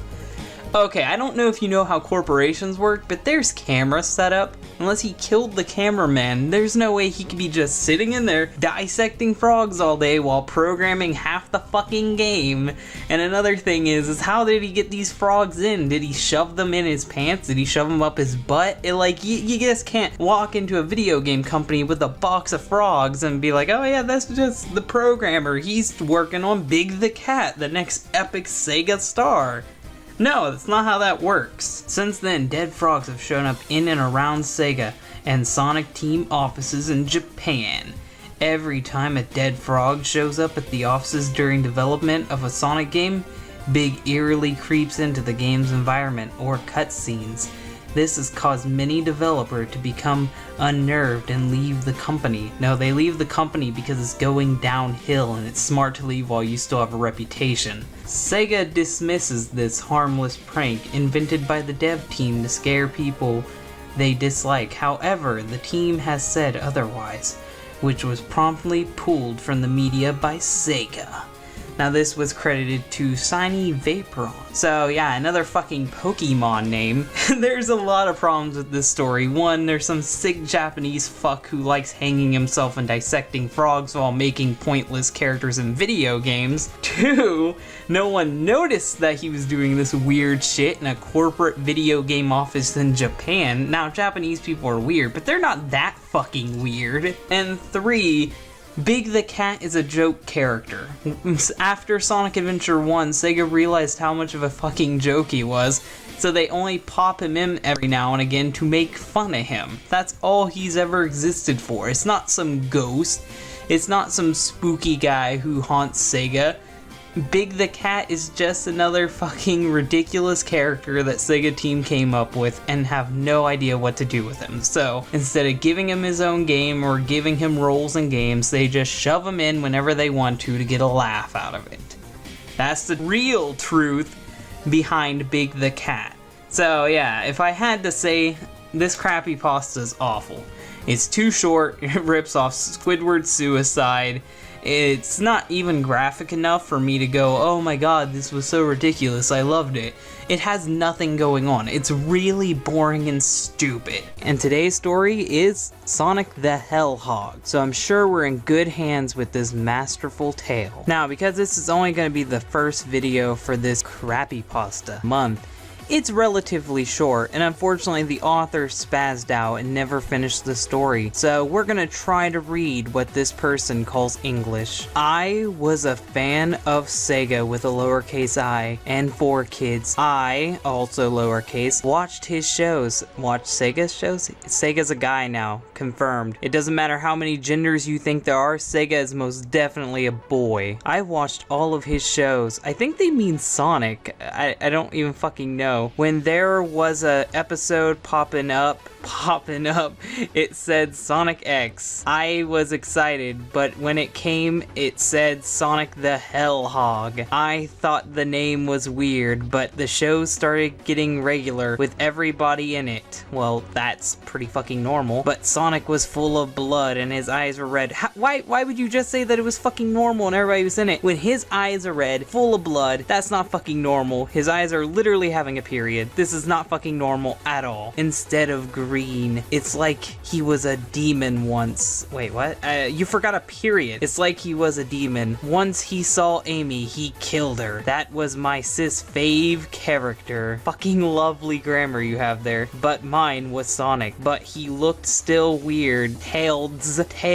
We have a new character here, everybody. Meet Tails, the one-tail fox. Fucking OC, do not steal. Tails was looking like a demon. His tails are sharp like a knife. I was scared a bit. When the F's done, I had nightmares.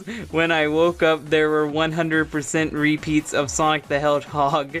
When I changed the channel, there were more Sonic the Hedgehog. This is a fucking nightmare for sure. You're stuck, and everything that's on TV is Sonic the Hedgehog. You can't unplug the TV because that would take fucking common sense, so you're just stuck here watching that fucking horrible cartoon. Day my friend sent me a game called Sonic the Hedgehog. It was made by Sega. The note said, by my friend, I got rid of this game because he is getting me. I was getting creeped out. I put the game into my Genesis. The screen was Sonic in blood with red eyes. So at the end, he just started ripping off Tom from Sonic.exe. The story was fucking garbage. It was horrible. 4 kids is spelled wrong with a Z to be edgy. Tails is now Tails. You knew nothing about Sonic X at all. This story had literally nothing to do with it. It was full of blood. It was fucking terrible. But you know what? What did I expect? So Mitch5496, thank you for making me read your bullshit fucking story. Today we have a story called Sonic's Painful Death. So with this title, we can already tell that it's gonna be fucking amazing, and it's most definitely not Sonic.exe. So let's get right into Sonic's Painful Death today on DHT. This may seem like one of those haunted gaming stories, but technically it's not one of them. Judging by what page the story is now on, I'm pretty sure it is, guy. But let's just keep on reading. But I recently played this one game in a CD called Sonic's Painful Death. Well, I'm glad the game is in a CD, not on a CD, it's in it. So you must have had one hell of a time getting it out of there. I thought it was just a hack or a joke. I was mistaken. Someone might have made this game or something. Wait.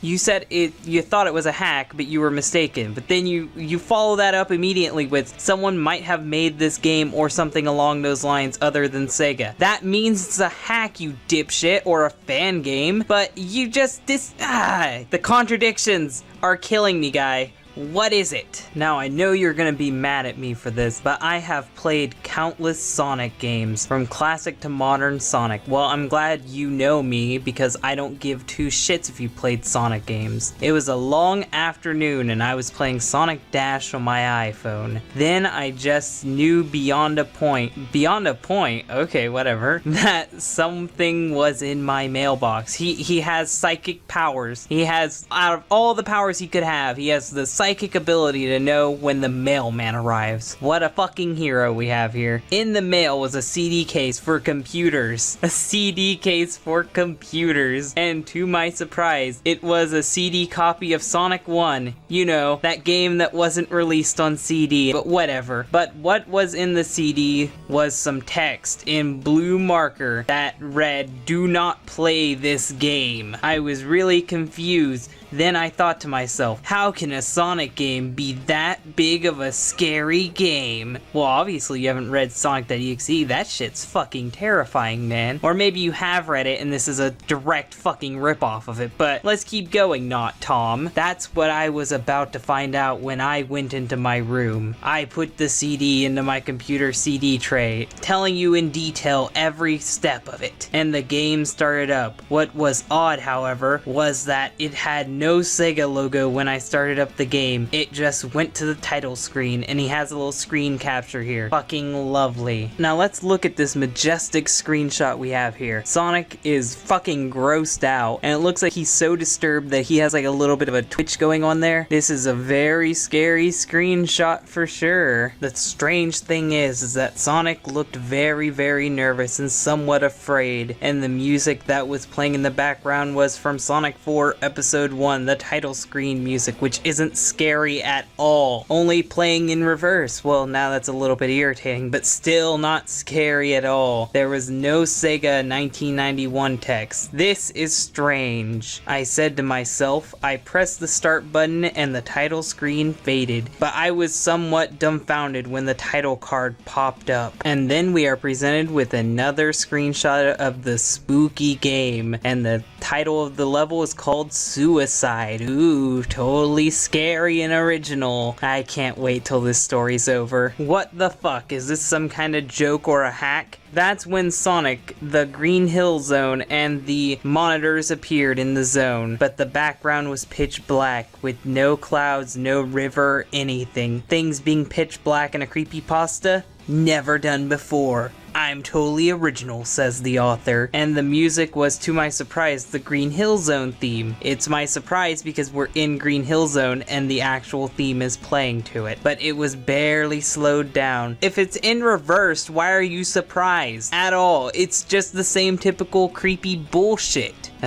Then Sonic saw a box that gives you more speed than before. Here comes the confusing part. Sonic looked at me and he said one of the most requestable sentences ever. I don't think that's the right word there. What a nice box. I would like to spin dash into it. So getting that, saying in my head, I pressed down the arrow key and made Sonic crouch down to do a spin dash because you know, Sonic 1, he can so do the spin dash here. I pressed the A, B, C buttons multiple times. I knew right away that Sonic was going faster and faster and faster and crash into more boxes more and more, and then splat. Totally not ripping off Sally.exe. Totally original idea.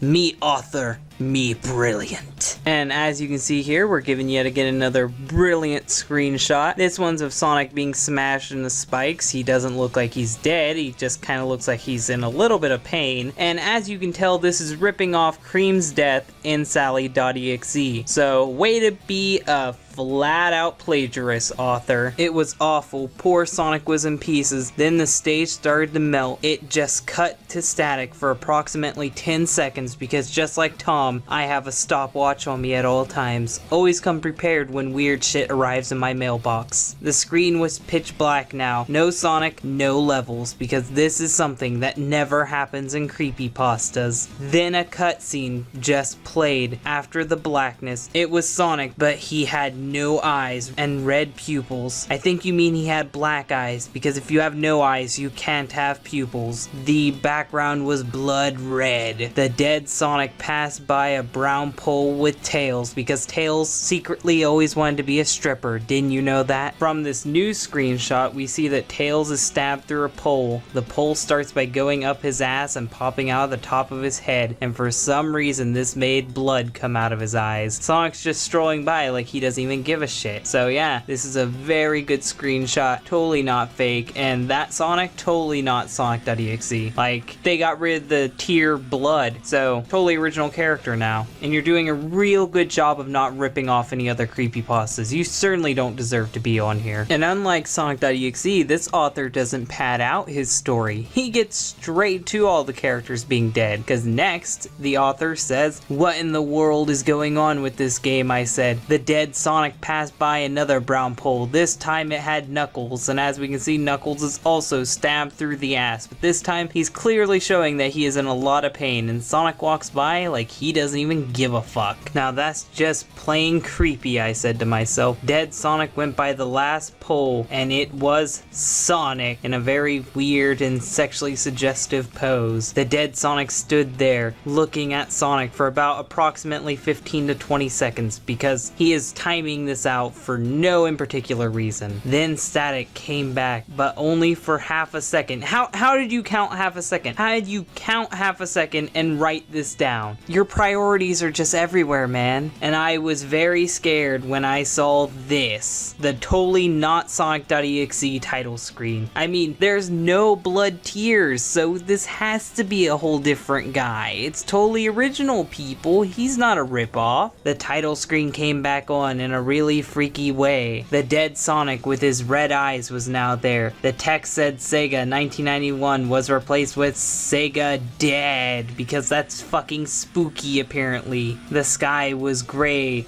like a thunderstorm, and worst of all, the text that was on the ribbon that said Sonic the Hedgehog was replaced with Sonic the Dead Hog. Totally fucking goofy and not scary at all. You know what's worse? The Sonic CD Game Over music was playing with the US version on it. You know what? Now I am fucking scared. Legit, the US music fucking sucks. If it was the Japanese music, it'd be a little bit more scary, and maybe I would actually like it, but because it's the US version, I'm fucking terrified, man. And the worst part is, the author fully admits that he knows what Sonic.exe is, and he puts a little bit of a disclaimer up. He says, "Now, it may seem similar to Sonic.exe game, but I disagree." It doesn't matter if you fucking disagree. It is the exact same fucking game. The only thing you did was cut out fucking Tom's filler. It's literally the exact same story though. It took a while, but I managed to get the CD out, then finally smashed it into pieces, the one thing Tom forgot to do. After that was over, I heard the dead Sonic was in my desktop. In your desktop, okay. And then said 3 things to me. Why? Why did you torture me? Why did you kill me? Even though it was dead Sonic who was killing people, dead Sonic himself wasn't killed, but whatever. I went downstairs to the living room, and what I saw sent me in the shock. Inside the TV, staring at me directly, was the same dead Sonic I saw in the CD. He saw him in the CD. In the CD I smashed to pieces.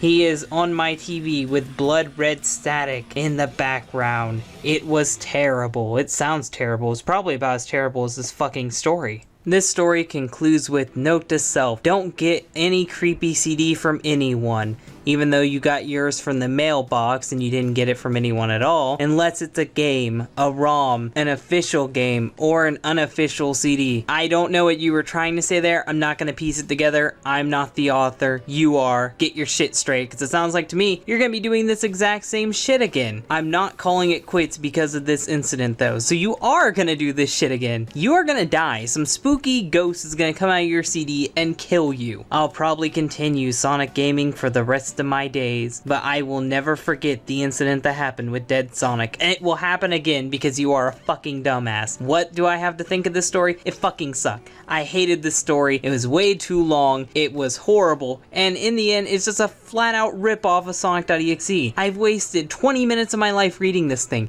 20 minutes of my life reading this fucking horrible rip off. So dead Sonic, fuck you. I'm done with this story. Today's Crappypasta is called Sonic Has Fallen. 1. What a very appropriate title. So let's get into reading this today on DHT. To start off with, if you read this, I don't know what I should do. Well, maybe you should start telling the story instead of improving right here. Give me a moment to explain myself. My name is Joshua. I'm 13 years old. That explains yourself entirely, and now I'm having a lot of doubts about this story. No offense to any 13-year-old writers we might have out there. I'm 13 years old, and this past weekend I went to GameStop to get a game for my Sega CD. Well, first of all, if you're going to get a game for the Sega CD, GameStop wouldn't be the place to go. I don't know about your GameStops, but mine packs recent titles. You would go to an older game store to get Sega CD titles, but whatever. I tried 2 stores, but none actually had any. What a fucking shock, because you're going to GameStops for retro games. I thought this to be normal since it's a relatively old console. Then why are you going to GameStops to try to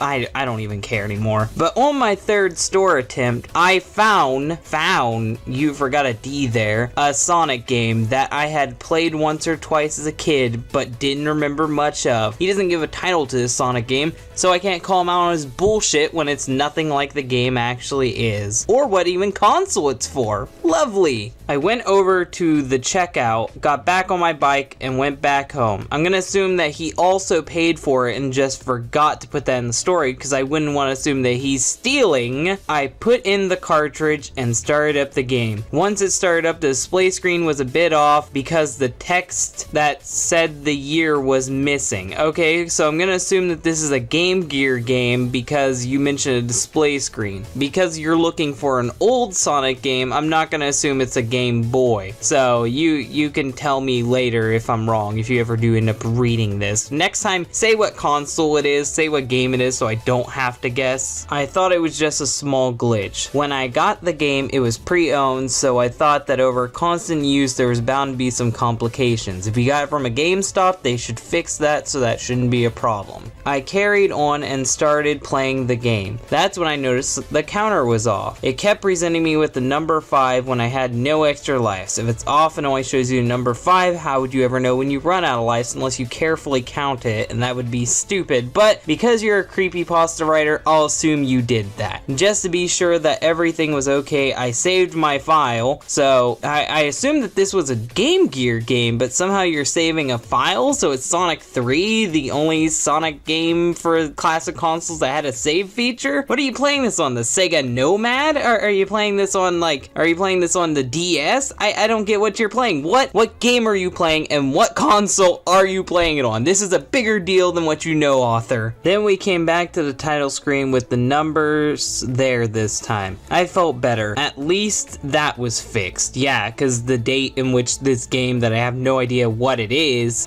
really important to the story. So I went on with the game as usual and got the bonus level. Oh yeah, that really determines what game this is that you can find in Sonic CD. Are you saying you're playing Sonic CD on a handheld? Or I don't get what the fuck are you playing? Which is usually crazy with colors and littered with rings, but this time instead of bright colors, it was bitch. Oh my god.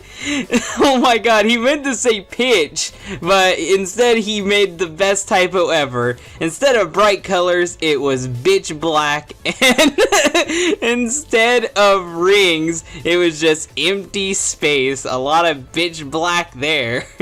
Then Sonic made the animation that he does when he's going back into a level that didn't appear. Wait, what? I don't even get what you're trying to say there, author. It just kept doing the same animation over and over again. After 10 times of the same animation, I turned off the console. Lovely spelling you have there. It's really showing how well this story's written. I called for my daddy to come see what was happening. I started up the system again. This time everything was normal. The title screen flashed. The game played normal. It was fine. Then my dad left the room, probably thinking I was crazy, because you are. After the ordeal, I thought to myself that I was just being paranoid. Yeah, you're being paranoid when you imagine the game barely messing up. But then I got the bonus stage again. This time it was the exact same as last time. What a shock. The dark, empty void. The pitch black background. Well, you spelled pitch right this time, so that's a step in the right direction. All the same, after a bit, Sonic got out of the bonus stage. When he did, he was halfway through the falling animation, when on the screen showed in bold letters, Sonic has fallen. Oh, how that can be used way out of context today. Then made the sound of what I thought to be Sonic screaming, as if he were falling off of a cliff. Very detailed. I'm shocked you know what that would sound like. The game froze and turned off. I went to the GameStop, which shouldn't be selling this to begin with. I had gotten the game from and asked the clerk what was up with the game, like he would know. He said he didn't know. What a shock. I called it what I was asking about. When I tried to explain what had happened, I then told him to play the game for himself. When he did, nothing went wrong. The game played absolutely perfect until the bonus stage where things went wrong, so I'm a fucking liar. When he got it, instead of Sonic going through the stage as usual, it was the exact same as what I had experienced, text and all. He then told me there was no refunds and shooed me out of the store. Well, at least he kept that right, of them fucking you over and making you keep the haunted game. I went home and got on the computer and I got on the computer and looking up Sonic Has Fallen. Oh, he meant to put tried. Some help with this. Please, if anyone has any advice, comment. I also hope this doesn't happen to anyone else. I'm putting it away in my dresser. Credit to myself, which I'm assuming is actually Tom. You want some comments? I'll give you some comments. First of all, spell check. If it wasn't for the spell checking, this story wouldn't be that bad, but then again, it wouldn't be hilarious either. I wouldn't get bitch black, which is the best example of your poor spelling. Another thing I'd say is be more detailed. I know that this story is really short because you didn't give details. I have no idea what game you were playing or what console it was for. That's a major problem when I'm trying to get immersed into this story. Another thing is your story is really generic and uses a lot of regular tropes. I'll give you this. There was no blood. There was no hyper-realistic blood. The game didn't break the fourth wall. It was rather calm and self-contained, but that doesn't change the fact that it was shit. So I would say improve these features, make it a little bit longer, and then maybe it'd be a half-decent story. I like the premise of this story, and it's not as shit as the ones that I've read before, but it still needs a lot of work. Try to improve on that. Today's Crappypasta is called Amy Rose, and it is something special. So let's get into reading this today on DHT. This story starts off with, little old Amy Rose. Everyone knows her as Sonic's crazed best friend who's madly in love with him, but sometimes she can get a little violent and get out that hammer. That's just typical Amy, you all know, but Amy's not as sweet as we think she is.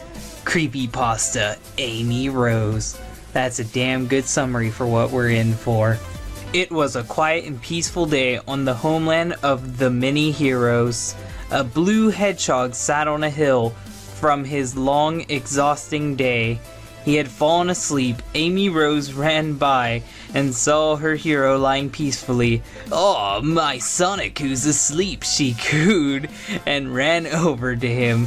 She sat next to him and stroked his quill softly. I'm starting to think this isn't Crappypasta and this is more creepy fan fiction. If this gets too fucking weird, I'm gonna cancel out. I don't care. Sonic's not awake, so he can't run away from me now. This is how rape starts, everybody. She thought with a sly grin. Yep, that's a rape grin. That's a rape grin. Wake up, Sonic. Minutes later, Sonic's so-called girlfriend, Princess Sally Acorn, happened to be walking by. She looked over at her sleeping boyfriend and the pink hedgehog who sat next to him. Why would Sonic let Amy do that? The jealous girl thought to herself and stormed over. In the comics, she wouldn't care if Amy was sleeping next to Sonic because she knows Sonic would never be an Amy because Amy's like way younger than him and they kind of have like a brother-sister thing going on, but it's whatever for this Crappypasta. Amy looked up with a smirk. "Oh, hello, Sally. Isn't it a nice day out?" That sounds wrong. You need to rephrase that sentence. She giggled to herself and hugged Sonic. Sally became infuriated and pushed Amy away from her sleeping boyfriend. Now, Amy and Sally are actually best friends in the comic. They're really close. So I don't know why Sally would feel so threatened and push Amy off like that. Amy fell backward, shaking her head, dizzy. She felt a feeling she'd never experienced before. It was far from any emotion imaginable. It was almost like a killer type of feeling. A Jeff the Killer type of feeling. Oh, great. I know where this story's going. I know. This character who you're living your fantasies through kills everybody because you're an edgy little teen. I know where this is going. Let's continue. Sonic had woken up startled and looked between the two girls. After Sally had told him what happened, he gave a disappointing look at Amy. This has to stop now, Sonic. I won't allow her to keep doing this to you. So you've got tired of her doing her usual shtick? It's not like she tried to kiss him or anything, she was just hugging him. If you're dating me, today you're gonna choose me or Amy, something that the real Sally Acorn would never make him do because she's not afraid of Amy at all. Sally demanded. Sonic bit his lip nervously. What? It shouldn't even be a choice. You don't even like Amy that much. Plus you see her as a sister in the comic, so this shouldn't be that hard of a choice. This wouldn't end well. He knew it. I know it too. But he couldn't lose Sal. Sorry, Ames. Ames? That's a weird way to spell it. But we can't be friends anymore. Not till you calm down a bit. And Sally says it's okay. Sonic's a cuck. Sonic's a cuck. He is whipped. He is whipped by Sally. And with that, her hero walked away without another glance. I say move on, Amy. You don't fucking need him. He's a loser. He's a fucking cuck. Amy fell to the ground, shocked and utterly disappointed. She didn't even have the strength to cry. In fact, her sadness stopped and it all turned to nothing but pure anger and hatred. This isn't my Sonic's fault. Why should I be mad at him? This is Sally's fault. Yeah, that's who you should be blaming. It has to be. She made him this way. So I'll make her pay, she thought to herself, and a crazed giggle escaped from her lips and didn't stop till she got home. She skipped into the all-pink house and slammed the door, giggling uncontrollably. She opened the closet to the door to reveal a collage of pictures of her and Sonic. She sighed dreamily and kissed the picture of just him. She loved him so much and no one else could have him, and she makes sure of it. You know what? This is actually pretty well written so far. I can't wait till the shit show starts. She reached out to the bottom of the closet and picked out her old red and yellow hammer, which she shouldn't have to do because she has that in a pocket dimension. Yes, this is an actual confirmed thing in the comics. This isn't just a theory like I did with the games. She missed it so much. Now she'd get to use it again. She'd become excited and ran around her bed. She needed to fix it up and add a few things before she visited Princess Sally's house, of course.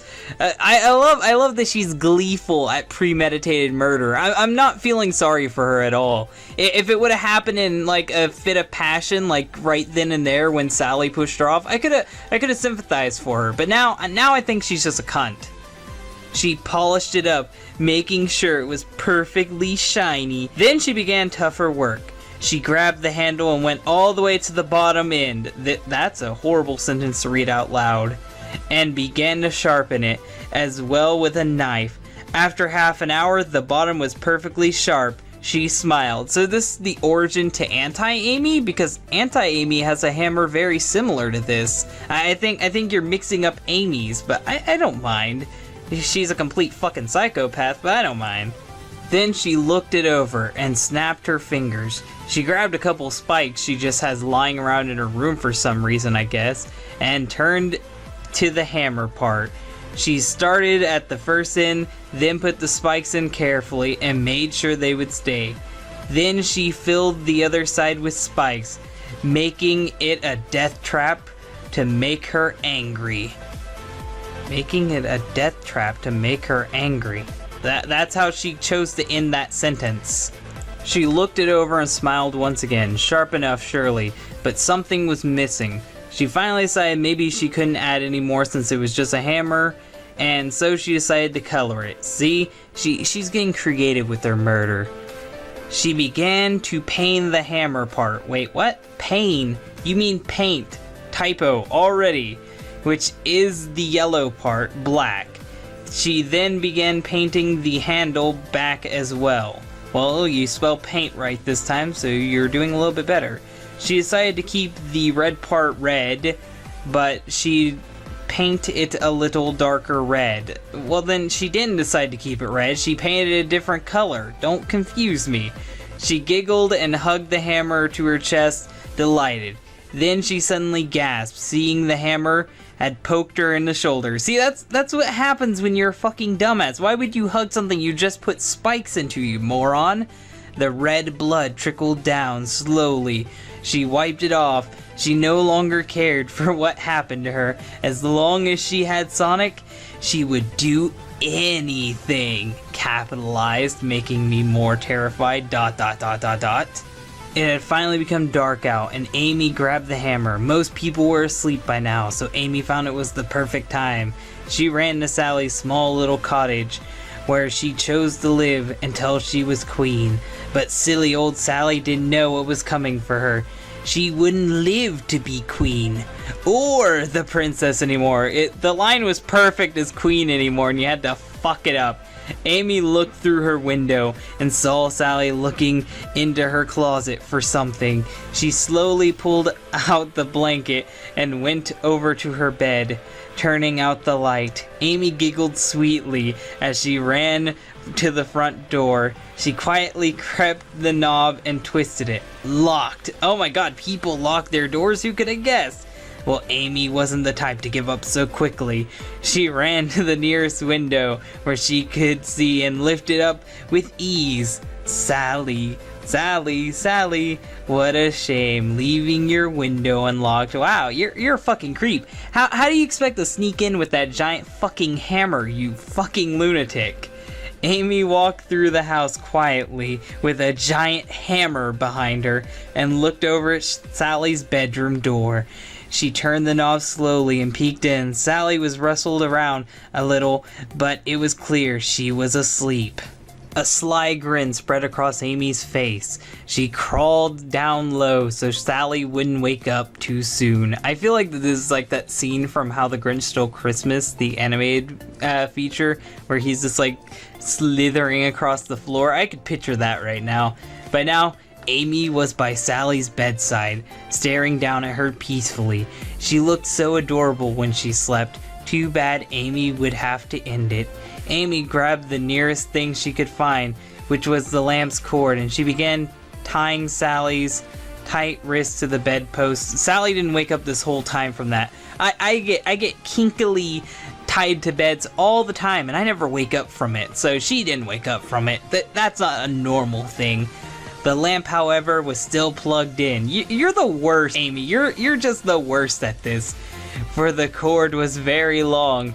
Amy grabbed a jump rope from under the bed. How fucking coincidental. And tied Sally's other wrist. She figured she would need to tie down Sally's legs so she wouldn't let them... I don't know how you... I don't know, author, if you've ever done this before, like tied someone down while they were sleeping, but if you're jumping around, they're gonna wake up. If you tie them to something, they're gonna wake up. So, the fact that she didn't wake up by now is fucking bullshit. She climbed on top of Sally and sat down on her stomach. Sally still not waking up from this. Then cooed lightly, "Wake up, Sal," and giggled. I think she's getting off on this. I think Amy actually wasn't attracted to Sonic this whole time. She's attracted to murder. That's what she's fucking attracted to. You psychopath. Sally opened her eyes to see a stranger sitting on her. It was so dark Sally couldn't make out who the figure was. Apparently she was on some strong fucking sleeping pills to not wake up before this. "Hiya, Sal. I'm here to visit ya." The most terrifying thing is that she's talking like a stereotypical Sonic character while threatening to kill you. That must be horrifying. I figured I'd been too unfair to you earlier, so I came so we could have some fun. Amy giggled maniacally and looked down at the princess. Sally gasped, realizing it was Amy. Amy, what are you doing here? She stuttered. Exactly what I told you, silly. I'm here to have some fun. The last word, fun, came out darker and deeper than her other words. This is getting strangely kinky. I don't like where this is going. Sally trying to sit up, but noticed her wrists were bound. If you don't leave, I'm gonna tell Sonic what you did. Let me go already. Why would you say this? Of course she's gonna kill you now, and you deserve it. You're a fucking dumbass. Amy looked at her a little hurt and frowned. Is this how you treat all your guests, Sally? Well, I'm a little disappointed in you, Miss Acorn. Wow, that's really fucking creepy. You know what? I was going to give you a little bit of mercy, but since you're so eager to get over with it, I'll show none. You have a giant spiked hammer. I have no fucking clue what you're talking about with mercy, you psychopath. What are you talking about? Sally said, between scared and mad. Amy held up her brand new and improved hammer and smirked. I'm glad you asked. I kind of improved this old thing just for you. So, what do you think? You like it? Sally's eyes opened in horror as she stared at the spiked hammer. This thing was lethal. I think she meant this thing is lethal, but she said was lethal. You know, Sally, I actually started to like you a bit, but after earlier, I don't think I do. Well, of course you don't. You fucking made a spiked hammer. She can see that. You see, I understand you like Sonic, but I love him, and he's mine. He's in love with me, and I can't let you take him from me. I know he didn't mean anything he said earlier, and I know he only said it because you made him. Yeah, she had a gun to his head. So I figured, hey, with Sally out of the way, he won't have to be so bossed around. This is a yandere. You've gone full yandere on Sonic. Amy Simulator coming out soon.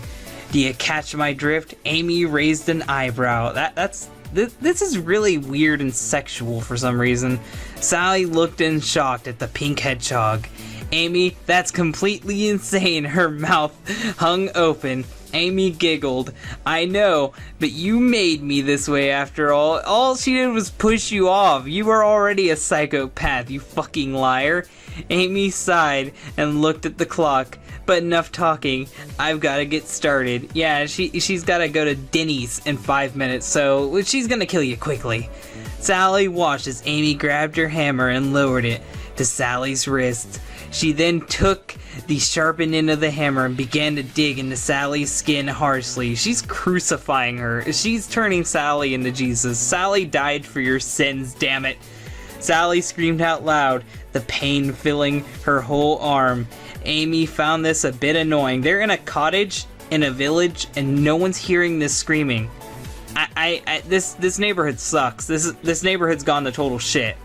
And sighed, stop screaming or I can't finish. Now hold still. I'm not fully convinced this isn't a porn still. I still think there is a chance that this is some type of weird fetish porn. Sally struggled against Amy's hammer and caused Amy to growl in anger. She took the hammer and plunged the sharpened end into Sally's arm.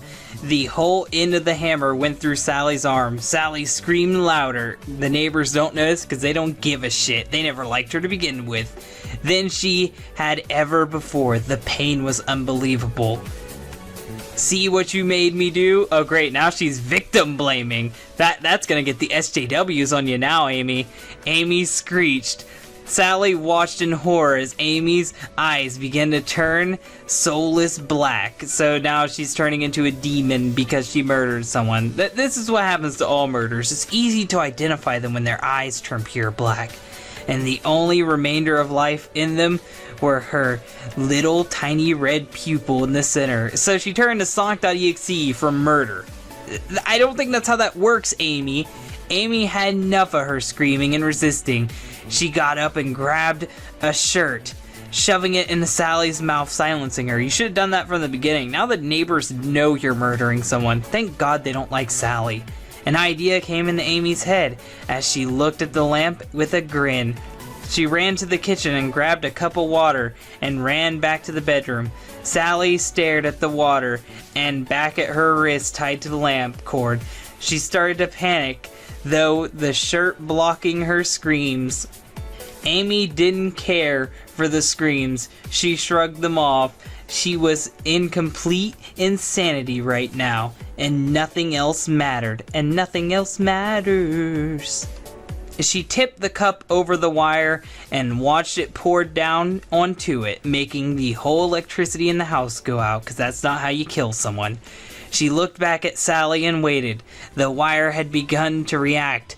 Less than a minute, and Sally started to get electrocuted. Unless that wire's cut.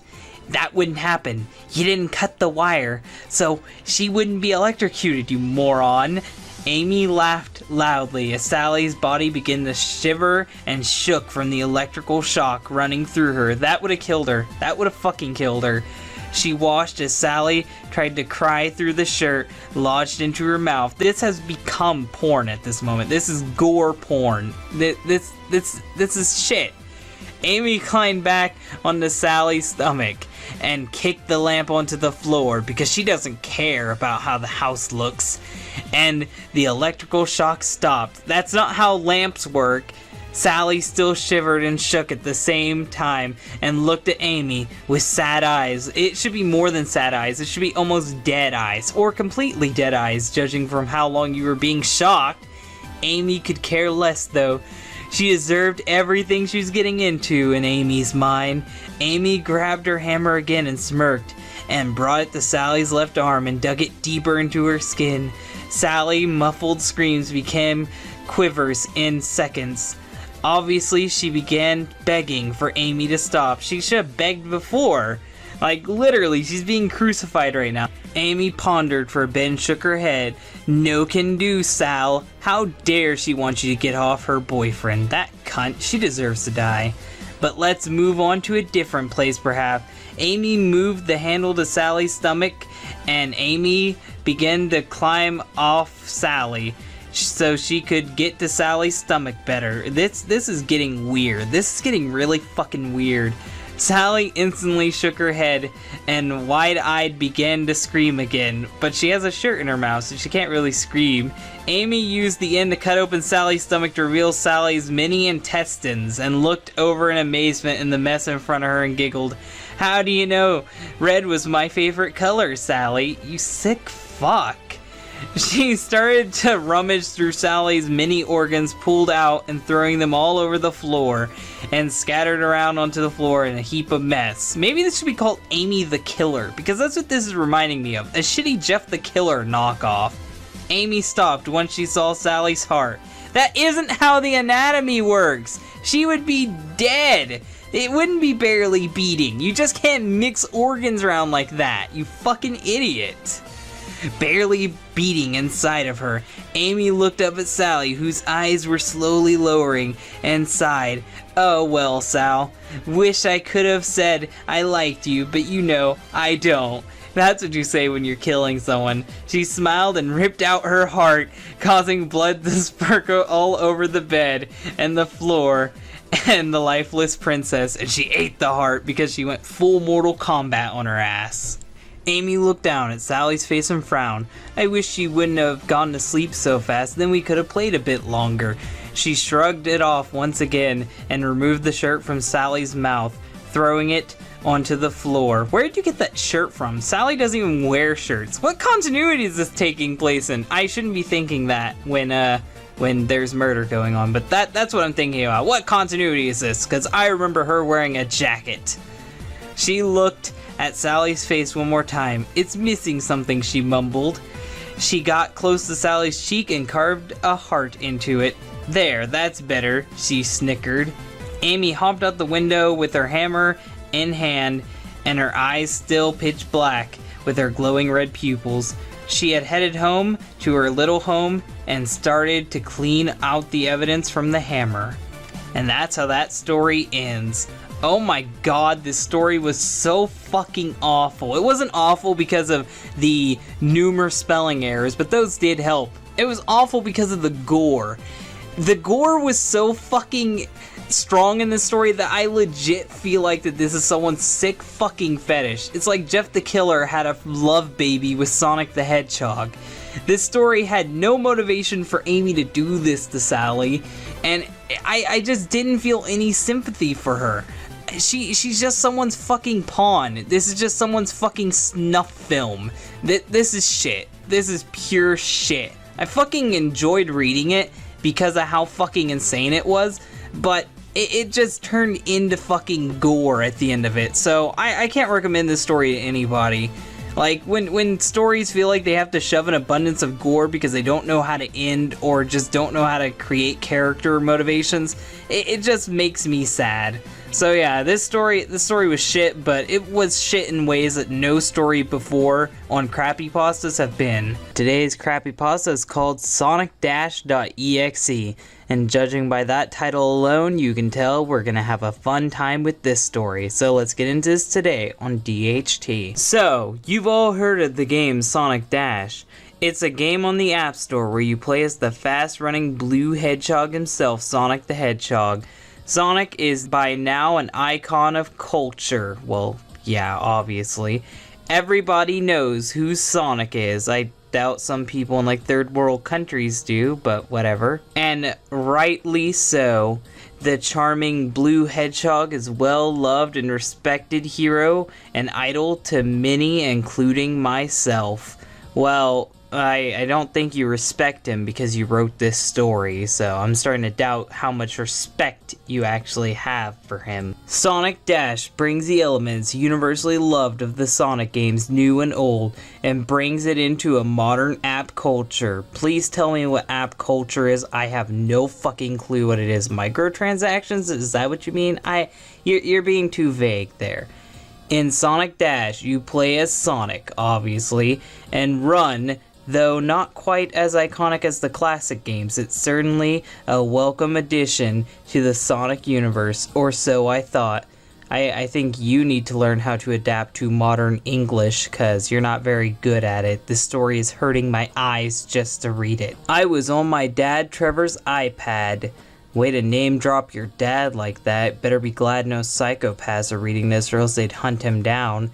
Snooping around in his apps, and because this is a Sonic Crappypasta, I want to play the Snooping as Usual clip. You know what? Hell, I'll do it.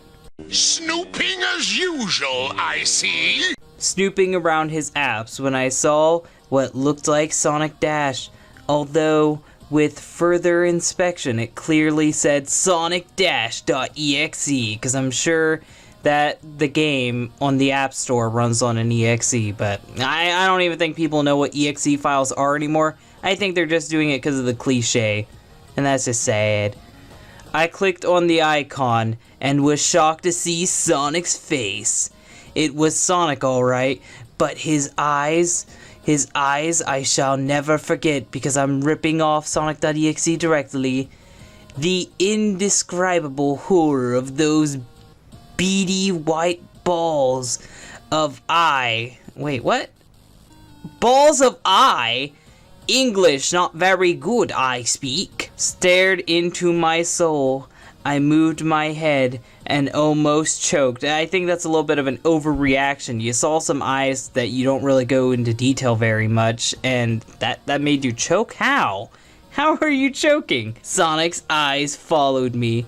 Finally, the title screen loaded, and I saw the text Sonic-Dash.exe. It was very dark red, and a strange texture to it. I ignored it and began to play. I noticed the music was in G major. How the fuck would you know that? Out of all the shit in this, how did you know that was G major? You some type of music wizard that you just happen to know this? No, fuck you. I don't believe that. But assumed it was an error. Perhaps my dad downloaded an illegal copy of Sonic Dash with unlocked features. Yeah, that's what this is. It's called Sonic Dash Hentai Edition. You're gonna get some good features in that game. My dad was rather cunning, especially in his field, so it was not hard to believe Sonic's run seemed slower than usual. My structuring of sentences is also a little bit off. Sonic has a widely respected skill of running fast. Well, gotta go fast. Come on, everyone knows this. Who are you writing this story for? This limited speed angered me. Well, there's a boost feature in the game. You can also spin dash, so you're not going too slow. It has to give you a fixed speed or else it wouldn't be an app game. Why was Sonic so slow? I expected more from him. That's what I said with Sonic Boom. Oh yeah, it's a cheap shot, I don't care. I was about to rage quit when I shouted at the screen, "Speed up, Sonic!" That's the rational thing to do. Scream at your tablet. That'll really make it speed up. I then heard the sound of bones crushing as his neck twisted around to face me.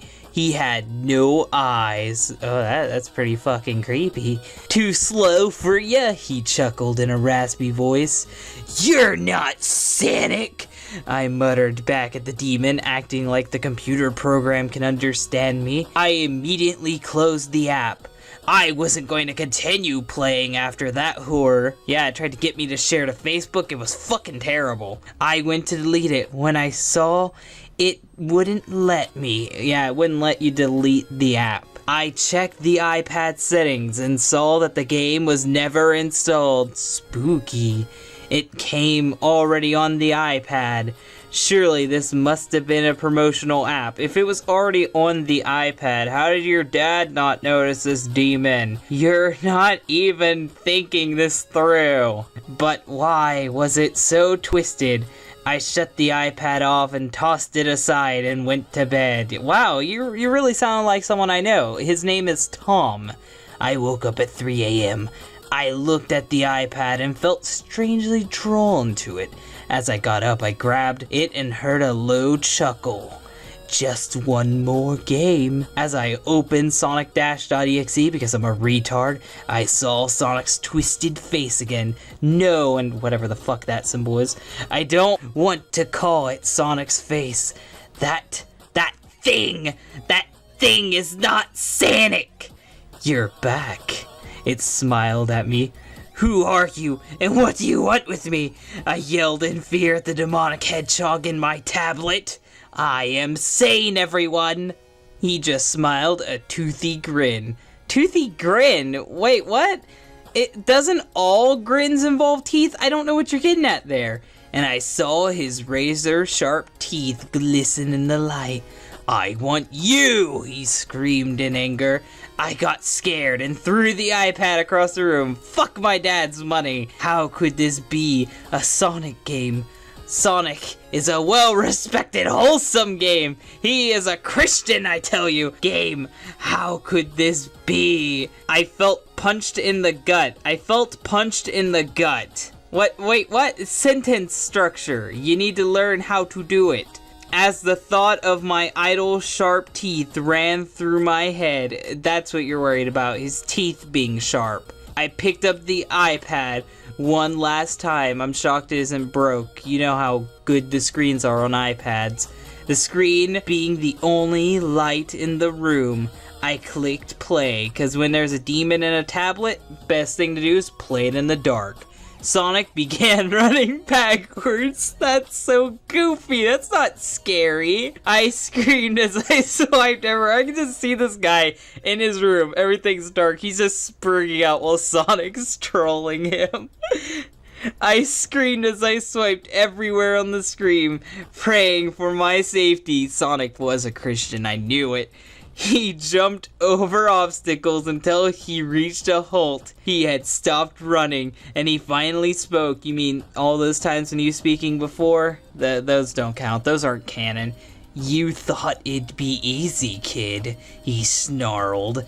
Well, I don't like your tone, I said back. I have completed many Sonic games, and am an avid fan of Sonic and Friends franchise.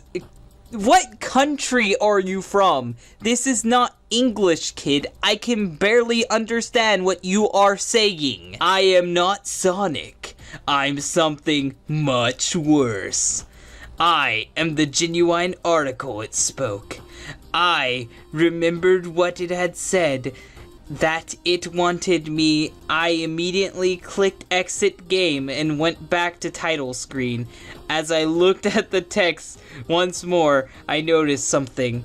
The weird texture. It was full of screaming faces. Yeah, screaming faces. The faces of the players trapped inside the game. Spooky. If you lose the game, you lose your life. How can you lose the game when Sonic was doing everything for you? I screamed in agony, throwing my iPad once more. Can you say Spurg Rage? Can you even say it at this point? My dad heard and ran into the room. What are you doing? He should have done this minutes ago. You've been screaming and throwing shit around. You are psychotic. He yelled. Get some sleep. You have school tomorrow. Yeah, this is what he's worried about. He's not worried about the tablet being slammed into the wall. He has school tomorrow. Better get to your bedtime, son. I sighed and looked at him in the eyes. Dad, where did you get that iPad? I asked him. He smiled with a toothy grin. Hell. What? This story is everything I expect from a bad creepypasta. It's poorly structured, the plot goes nowhere, it has an insane twist, but you know what? I fucking loved reading this story. Unlike last week's story where Amy Rose just went on mutilating people, it actually was corny and pretty hilarious. This kid screaming at tablets, throwing them, and then at the end it turns out his dad is a demon too. It's all types of enjoyably bad. So I would recommend you check this one out if you can find it. Today's Crappypasta is called Don't Look At It. With a title mysterious like that, you can tell we're in for a good story today on DHT. This all started about an year ago. You can tell that this is a good story when in the first sentence the grammar is shit. I was on my computer playing a Sonic game when a pop-up popped up. I think you mean when an ad popped up, but whatever. It said download this and win a free Sonic Generations game. You can tell this is a scam because they have shit grammar in this ad as well. If you download this and stupid as I was back then, this download changed my life for good. Wonderful grammar. That's amazing grammar you have right there. When it started download, it was fine, but when it finished download, my computer started shaking. Oh wait, my computer started shocking. When it stopped, I went back to main desktop and it was covered in blood and there was no files anywhere. But how am I supposed to make the image for this creepypasta if I don't have the paint icon? This is disastrous. But there was writing on the desktop and it said don't look at it. At this point I was more shocked but confused. I looked at the download of the game and it had a game in it called Don't Look At It. Odd, because the messages are telling you not to look at it, but in order to see the messages, you have to look at it. Oh my god, the contradictions here. The same as the desktop background, this is where things got creepy. When I loaded up the game, it looked weird, the quality of the game was mediocre, the grammar of this story is mediocre. I could hardly see where I was going. After I walked in the game for about 3 minutes, okay, I have a complaint here. Why would you walk nowhere for 3 minutes in a video game? You would turn off the game after like a solid minute because you don't know this is a creepy game. You would get bored, you would think the game is broke, and you would try to reset it. I hate this cliche, I really do. The game went static for about 6 seconds. Ooh, another cliche. And it showed a pop-up picture, but because it was so fast, I couldn't tell what it was. Well, you want a Sonic game, so of course it's gonna be super fast. So I carried on with the game, and what I seen was terrifying. I could see a monster ripping the guts out of 5 children, because death of children, that'll make my story edgy, won't it? I tried to help them. How could you try to help them? It's a monster tearing apart children. But when I did, the monster started attacking me in the game. Well, at least this is realistic. You got attacked because you tried to help someone. I had no weapons to fight back, so I died. I spawned back near the hospital. You never mentioned a hospital.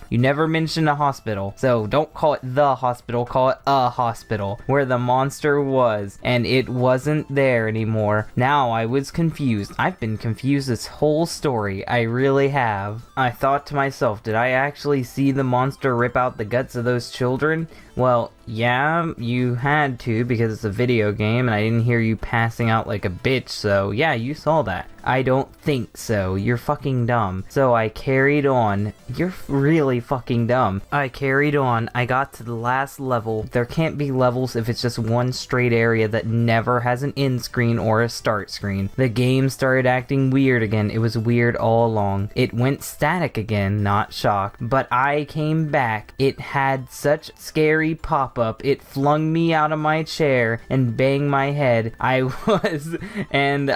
Wait, what? This just breaks down. This breaks down to literal fucking garbage. I was in A and E for about 3 weeks, and now every time I see a pop-up, I don't click on it. Yeah, this story sucked. It was complete and utter garbage. The grammar was absolutely fucking terrible, especially at the end where I can't tell how it ended at all. The only thing I can assume is he hit his head and he was at the ER for 3 weeks. That's what I'm gonna assume it said, because that was unlegible. That was garbage. That was complete and utter garbage.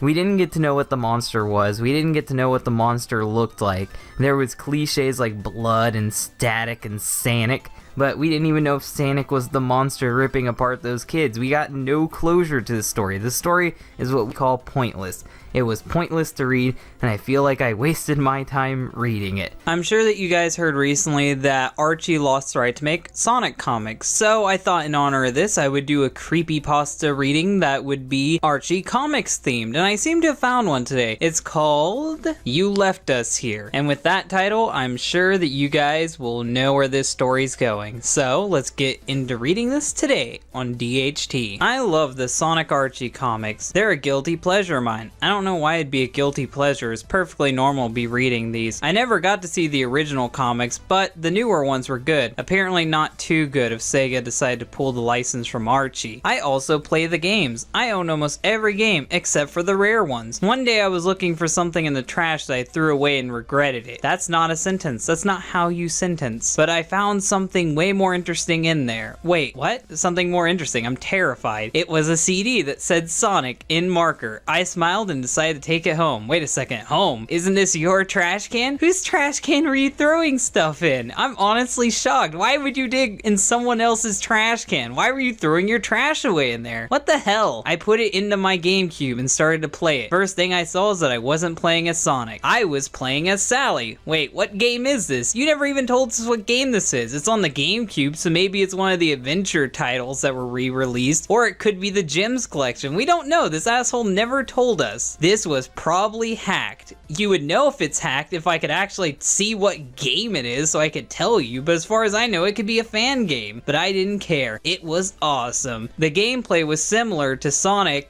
in Sonic Adventure games, only it was Sally. Is this the Sonic Adventure games? I really want to know. You never told us. Sally looked just like she did in the Archie comics. Same blue and black and white outfit, and same red hair, and same round muzzle. Muzzle? I don't remember her wearing a muzzle. Are you talking about those bracelets she had? Maybe it's just me. Maybe I haven't seen Sally in a while, but I don't remember her having a muzzle. I could swear I heard music from Sally.exe, but updated to fit the GameCube. We still don't know what game you're playing on the GameCube. It kinda scared me, but the cloudy blue sky, the green hill like greenery, and the cute badniks made it comforting. I made Sally run ahead. She wasn't as fast as Sonic, but still pretty fast. What level is this and what game is this? I really want to know. Which didn't match her Archie counterpart. But hey, this is a Sonic game. It'd be pretty boring if the characters were slowpokes, the reason why no one liked the silver levels in Sonic 06. As I walked further, the sun started to set like it did in Windy Hill Zone in Sonic Lost World. Yeah, that's so possible in the GameCube, isn't it? The music slowed down and I found a gold ring. I ran into it and it teleported me atop a platform. Sally had trouble standing on it and was desperately trying to keep her balance. Eventually, she fell off, but I did not lose a life. I just kept falling. Eventually, Sally hit the ground and I heard a voice. And now, because this story is so scary, I'm gonna read this next part in and scary voices. Sally, ... We used to be friends, said a shy female voice. Yeah, we missed you, and I miss Knuckles, said a tougher female voice. Oh yeah, that's how we know who it is, because she's tougher. Really descriptive there. Why did you abandon us? A voice similar to Sonic said, but deeper and tougher sounding. Yet again, tougher. Really? That's how you describe things? Wonderful. I wished you were forgotten like us, said a bitchy female voice. Bitchy. Wonderful. This story, edgy indeed. I never heard these voices before. Not a chance. Well, I never heard them before either, because they're comic book characters, so yeah, even if you knew who they were, you wouldn't know what their voices sounded like. Who are you? Sally asked. A light came on, and 4 characters appeared. A yellow mongoose with a long purple hair and a green purple rocker outfit. A pink echidna that looked like Knuckles, because Ken Pender sucks at designing characters, but had robotic dreadlock, and a green hedgehog that looked like Sonic dressed as a greaser, and a scarlet vixen with yellow bow. We're your lost friends, said the pink echidna. Well, I think 2 of you aren't her friends, and I don't know if she was ever really too cool with Mina the mongoose to begin with. And enemies, said the red fox. Okay, so they got me on that one. They got me. We're not the only ones, Mina said. More lights came on, and I saw hundreds, no thousands of characters that I'd never seen before. So did hardly anybody else, because the reboot happened. Thank you, Ken Penders. We were deleted from our universe, and now we're trapped in this purgatory, never to be seen again. This isn't Sally's fault, though. It isn't my fault Sega actually owned the rights to her. The echidna said, and your memory was wiped. It's like we never existed at all, so yeah, yet again, not her fault. I was pretty confused by this, and by looking at Sally, she was too. I have no idea who you guys are. I'm very sorry, Sally said while tearing up. Then all of the characters disappeared, and Sally started to float upwards. I need to get these guys back somehow, Sally said. Please, Cameron, you've got to help me. Oh yeah, she's inserting herself into the story. You're OC. Now you're part of the adventure too, Cameron. I couldn't believe it. Sally said my name. Senpai noticed me. I felt bad for her, but I felt even worse for those other characters that I didn't know anything about, though I had no idea who they were, or if this was just a joke. Yeah, this is a joke. Ashton Kutcher, come out. He got pranked, bro, by the creator of the game, whoever they are. It's obvious it wasn't Sega. Well, of course it wasn't Sega. Why would they be making a GameCube game that's relevant anywhere in the 2010s, which is when the story has to take place, because it has to be after the reboot. I need to find out who they were. I like repeating myself too, and I also like saying the same thing more than twice. I might not be able to keep track of them all, but I try for them. ...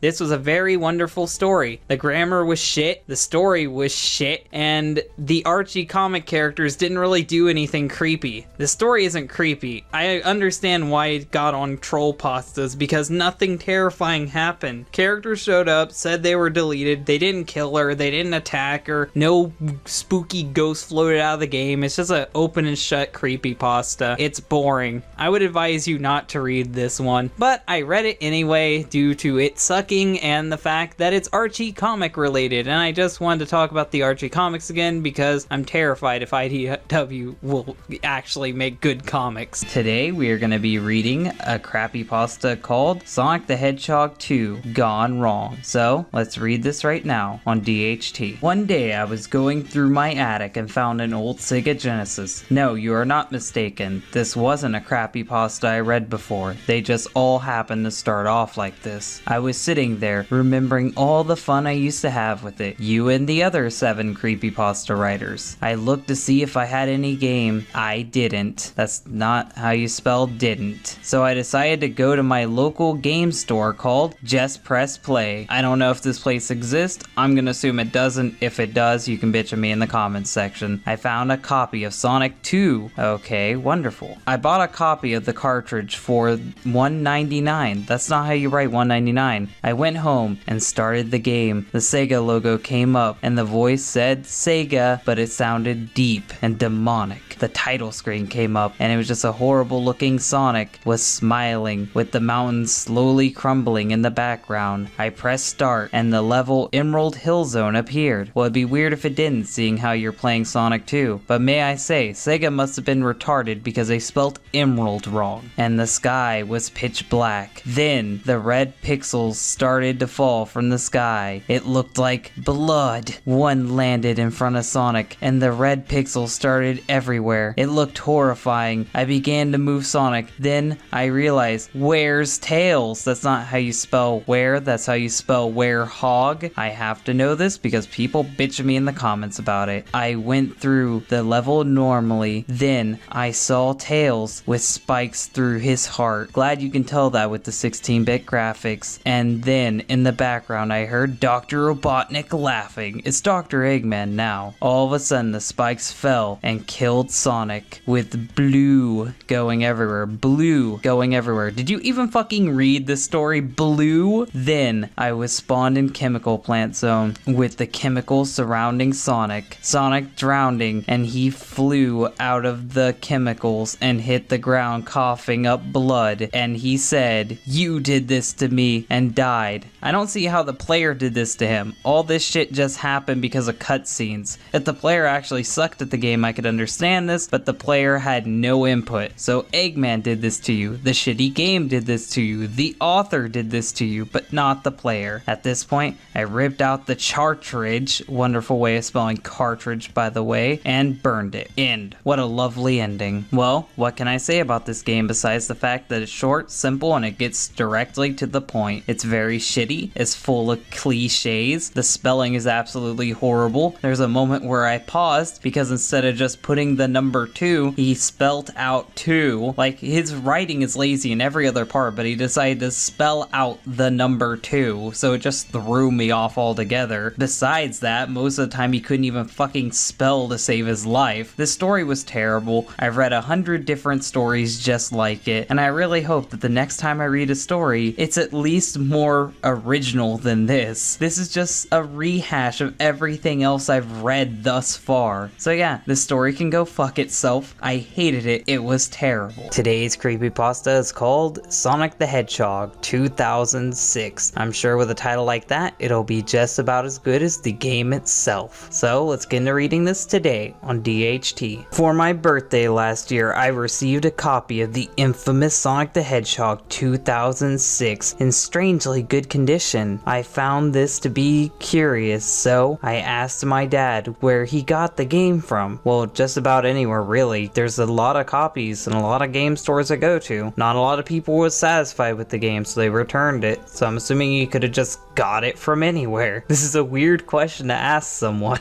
He said to me that he bought it off of a new seller on eBay. Well, the fact that he went to eBay to find Sonic 06 baffles me. You can just go into any fucking used game store and find Sonic 06 where I live at. Maybe you're in some place where Sonic 06 is a good game and people bought it all up, so there's no copies available and you have to resort to eBay. I wolfed down my birthday cake and bolted into the lounge room to play the game I had always wanted. If that's the game you always wanted, you need to get better standards because this game sucks. Also, you don't have to say lounge room. Lounge and room are both the same thing. Saying lounge room is pretty repetitive. You can use one or the other. You don't have to use both. My brother also came to watch. Yeah, I want to watch you rage at this shitty game too. As I inserted the disc and closed the drive of my Xbox 360, the screen slowly faded to black. My brother went behind the TV to see what the problem was. Well, it just started up. How do you know this isn't normal? A lot of games fade to black before it starts up. Your brother's just freaking out. You're freaking out too early too. I was left staring at the black screen until I let out a yell of shock. Sonic. It was the title screen to the game slowly coming into focus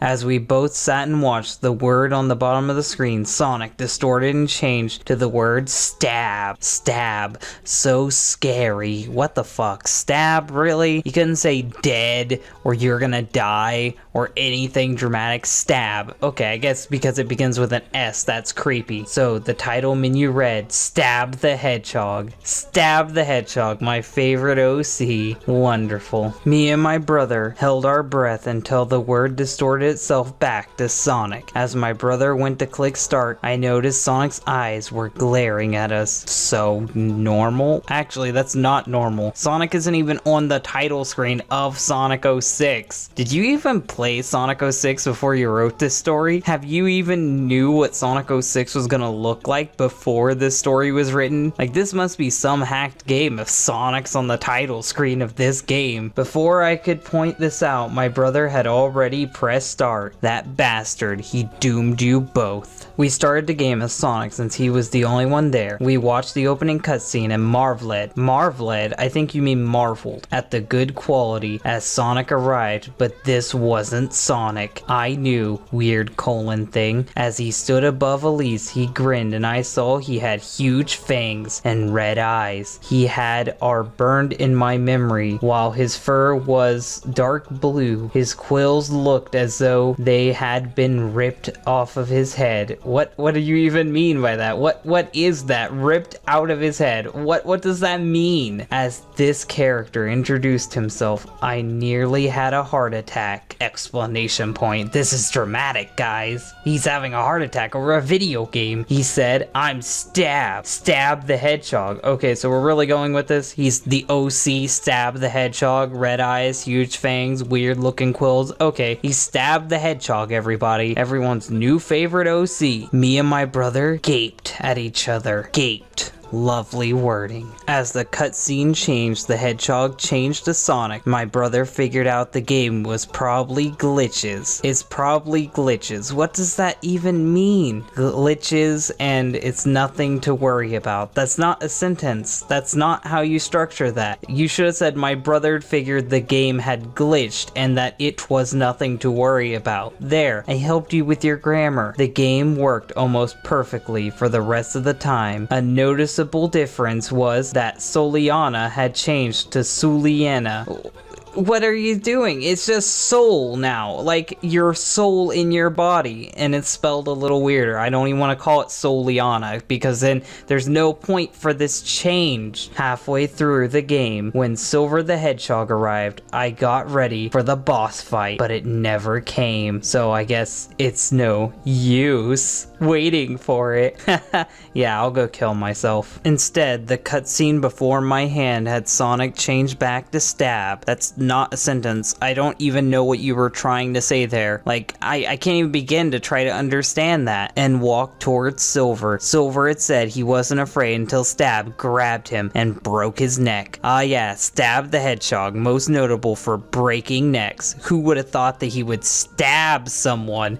You know, the thing he's named after? You can't name him Neckbreak the Hedgehog. It had to be Stab, despite him not stabbing anyone yet. Words appeared on the screen. Oppose me and you get what he got. Stab then said to the camera, I show no mercy. Ripping off that other Sonic creepypasta we read a few months ago called Sonic No Mercy. I noticed that a lot of these creepypastas will either steal lines from each other, or they'll just flat out steal the plots and recycle them into whatever story they want to. I had enough. I pulled the plug on the Xbox and wrenched the drive open. I snapped the game disc in half and threw it in the case. My brother hid the case in the attic, and we never breathed a word of what happened to our parents, because they'd be disappointed that they wasted money on a terrible game that we broke because we're autistic. Through the vent at night, I'm thoroughly convinced I can see a pair of gleaming red eyes staring at me through the breaks in the cover of the vent. So, what did I think of the story? It was terrible. But it was terrible in a funny way. The typos were hilarious. The poor grammar was pretty funny. Not to mention Stab the Hedgehog being named Stab and never stabbing anyone throughout the whole story. It was just a terrible payoff, but in the end, it was funny to read. So at least it was good for something. The problem with finding creepypastas to read for Crappypastas is sometimes they're bad in the boring and pretentious way to where I don't even want to read it because of how long and boring it is. I like these shorter stories that are more ridiculous and stupid, because then at least I get some entertainment out of reading them. I like to make fun of a story. I don't like to be bored by it because the author decided to be a poet. This author just wanted to make something creepy and he failed at it, but at least we got a good laugh out of it. Today's creepypasta is called Through Shadow's Eyes. So let's get into reading this today on DHT. This creepypasta starts off just like every other Sonic creepypasta by saying, I've been a fan of the Sonic the Hedgehog series for as long as I can remember. Ever since I played my all-time favorite game, Sonic Adventure 2 Battle, I was hooked. I fell in love with the characters. They were all very likable to me. Those are basically the same thing. You could have just said one of those and it would have been fine. Just giving you a little tip there. Especially my all-time favorite Dark Hedgie named Shadow. You said Hedgie. That's adorable. Shadow is the one character that I can somewhat relate to in a way. Well, yeah, we've all been 16. We've all gone through puberty and related to Shadow eventually. It's normal because we both lost someone close to us. Well, that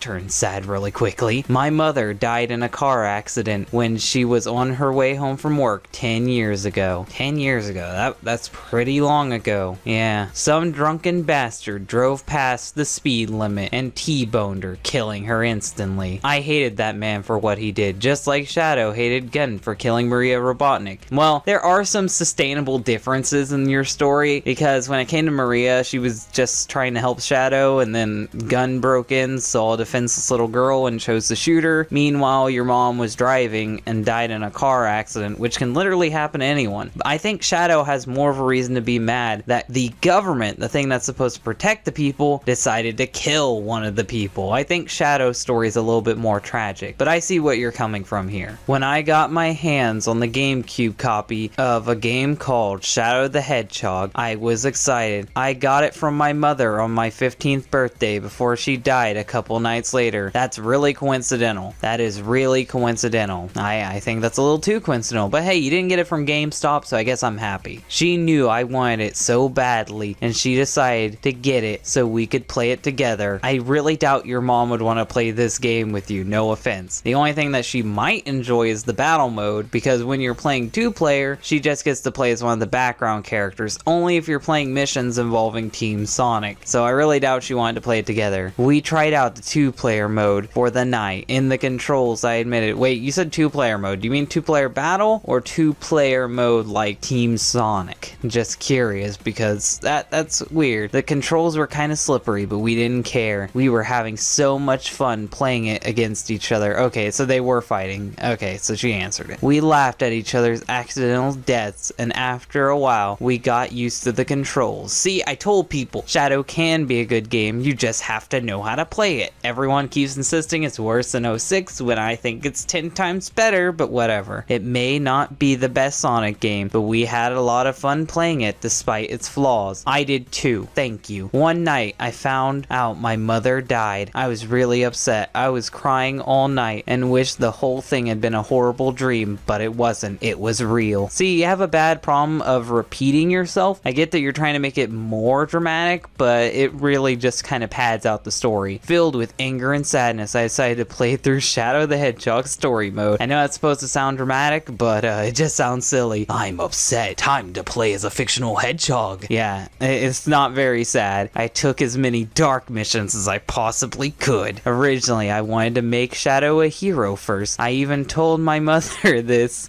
and she agreed. But now, I let out my rage. Yeah, I know you're trying to make it seem serious, but it's fucking goofy. I get it. You're a kid, I think. So I understand, but it's like Shadow doing the hero missions. It really doesn't fucking matter, because you can just choose to be a villain at the end. Shadow doing the villain missions, it really doesn't matter, because you can choose to be a hero at the end. The choosing your own way of morality was kind of flawed in Shadow the Hedgehog. That's what I'm getting at here. I played the game almost every night. I wanted to complete it as a villain. I wanted to kill all the gun soldiers powers and help Black Doom. On the day I completed the dark story I chose, I was listening to the end credit song Almost Dead when I heard a knock at my bedroom door. Okay, so let me get this straight. You were playing one dark storyline and it took you days? How young are you? Because this is really easy. I can complete the dark storyline in an hour maybe even less time than that. Why did it take you so long to beat this? Did you play one level per day, like saving it as something you've really fucking enjoyed? I don't get who plays video games like this. I went and opened my door to see my father with a package. Some girl wanted me to give you this, my father said as he handed me the package. I looked at it in confusion. Well, are you gonna open it? Who is the girl that wanted you to give me this? I asked him. He shrugged and said, she's one of your classmates. Oh great, so random fucking children can come up to your door and you're not even gonna ask questions? I'd be quite curious if some random kid I'd never seen my daughter hang out with come to the door. Or I'd at least tell her to give her the package herself. Maybe that's just me. I blinked at the package once again. This feels like padding. Feeling even more confused, I open up the package. Do everything step by step. I really want to hear it, author. Inside of it there were 3 things. A small Sonic X Shadow the Hedgehog plushie with a white GameCube memory card and a note. I took it out and the note said the following. Hello, Derek. My name is Rhea. Rhea. Clever. I'm one of your classmates from science class. Yeah, I'm sure you are. I heard what happened to your mum. Lovely way to break the dramatic tension. And I'm truly sorry for what happened to her. I know we were never really spoken to each other in class, but I really wanted to make you feel better. I hope you liked the gifts. I hope we could hang out sometime after school. Take care, Rhea. Well, it's nice that you gave him this, but you gave him a GameCube memory card, not even knowing if he had a GameCube. I'm assuming you're not a spooky ghost right now, but I'm also thinking you are a spooky ghost, so that's the only way this makes sense. But yeah, you gave him a random GameCube memory card. What if he was into Xbox or fucking PlayStation? This would be a useless gift, but at least your thoughts were in the right place. Her writing seemed kind of messy. It looks as if she was nervous while writing it to me. Wow, wonderful. A line taken straight out of Sonic.exe gives me a lot of hope for this story, doesn't it? Then I noticed my father was smirking at me. Seems like you got yourself an admirer, my son. Your father's trying to help you get laid. Wonderful, Dad, he said to me with a chuckle. I blushed madly and shoved him out of my room and closed the door behind me, feeling rather embarrassed. I know I'm like the best student in my science class, according to my teacher, but I never thought a girl would be interested in someone like me. Same thing with a lot of my friends. They could relate to you. I'm not an athlete, not to mention I'm skinny. Well, I could assume that from the other, but okay. And almost weak as a kitten. Wonderful. You're really making me like you as a main character. Well, not that weak. No. You're weak. You already told me. I believe you. You don't have to try and make yourself feel better. I was quite surprised that someone would go out of their way to try and make me feel better. Well, I'm sure anybody would if they heard your mom died. Then I saw something on the back of the note. It was a cell phone number. Ah, hell yeah, you getting laid. Your mom may be dead, but at least you got those digits. Curiosity got the better of me, and I dialed the number on my phone. It started ringing a few seconds before someone picked it up. Lovely, you're really good at this. Hello, a sweet, young, beautiful voice spoke. Hello, this is Derek. Are you Rhea? I said nervously. The girl giggled quietly, almost as if she was shy and a bit nervous as well. This is she. Lovely, this is how you speak. Hello, Derek. Do you like the plushie? Yes, I do. Thank you very much. This story is structured perfectly. It definitely isn't making me find it hard to read at times. You're very welcome, Rhea said quietly. We've been talking to each other for about 5 minutes when she had to go eat dinner. Turned out she was quite a fan of Shadow the Hedgehog. Well, that's really coincidental, and she used to have her own copy of the game, but sadly she had to throw it away because it got broken. Yeah, she broke it out of rage because she couldn't get past those fucking Space Colony Arc levels. I relate. She also was having some issues with her homework for her class. So I get it. She's trying to bribe you up so you'll give her the answers. Lovely. She knows how to think. So I had decided to help her out. Her voice, it sounded so beautiful, not to mention kind of cute in a way. No. If you say her voice sounded beautiful, you don't have to say it sounded cute. It makes the story padded out and it makes me get tired of reading it. One or the other. You don't have to have both. That night, I I was starting to have a strange yet horrifying dream. Well, that's weird. I was in the Space Colony Arc. Ah, I knew it. I knew it. Space Colony Arc strikes again. I fucking hate those levels. Running for my life with a girl by my side. Oh, great. You're fucking reenacting Shadow the Hedgehog. I want to shoot myself. I was panting, sounding really tired as I tried to keep running faster, and I tightened my grip on the girl's hand. I recognized this. I'm reliving Shadow's past through his eyes, experiencing what he had experienced. If you just finished playing the game, you'd get this exact same cutscene. So I would advise you to play through the whole game instead of having nightmares about it. I can feel his adrenaline pumping as we kept running for our lives. The girl, Maria, told me to quickly get inside of the secret room nearby, so I did. But as she was about to quickly close the door, a gunshot could be heard. I woke up in a fright, screaming her name in horror, Maria, as I started panting heavily, my heart beating really quickly. Your father's gonna think you had a wet dream. Congrats. Quickly, as I tried to calm myself down, then I felt something wet in my ears. I was crying. I was actually crying! Exclamation point. I started wiping away my tears with my arm. As I looked at the Shadow plushie I had been resting on my nightstand, and I frowned. I remembered how upset he was. Maria was the only friend he had, and a gun soldier took her life in front of his very eyes. I hate how the story is structured. It is very annoying to me. The next day after school, I was heading back home when someone suddenly yelled my name behind me. I think you have yourself a stalker. I looked and almost gasped when I saw a beautiful young girl with long brown hair, lovely, and sapphire blue eyes, wearing a sand black top and dark purple skirt with a black skinny jeans and a pair of white sneakers. You don't have to describe everything she's wearing, author. You're making me want to kill myself. Was standing there. She was around the same age as me. Well, that's expected. She's in your class. She smiled at me, lightly, blushing. She said, "It's me, Ria." I smiled back at her. "Hey there. Wow, you look really nice," I said, a bit shy. This story is terrible. I don't like it. She giggled as she replied, "Thank you, Derek. You look very nice too with your leather jacket." Ah, oh, the edge. I can feel it cutting into my veins. I chuckled a bit. "Well, thanks. My dad got it for me, and I kinda grew attached to it." Lovely. Let me guess, you have slicked black hair with red streaks as well, my fucking edgy compadre. We continued to talk to each other for a minute. I will describe everything we do together, word by word, until I offered to spend some time with her at my house. Ah, taking her back to your place, the slick move, master. She agreed, and we started heading for my place, describing each and every step. When we got there, my dad wasn't home. He was still at work. Lovely, lovely way of telling us everything that you possibly can. I went off to use the bathroom. Yeah, you're literally telling us everything. Are you gonna tell us the size of the dump you took as well? But then, when I went past the bathroom mirror, I thought I saw something. Something black. Ah, you better go in there. I think a black man broke into your house. I'm just kidding. I quickly looked at it, and it was nothing, just my reflection. Are you black?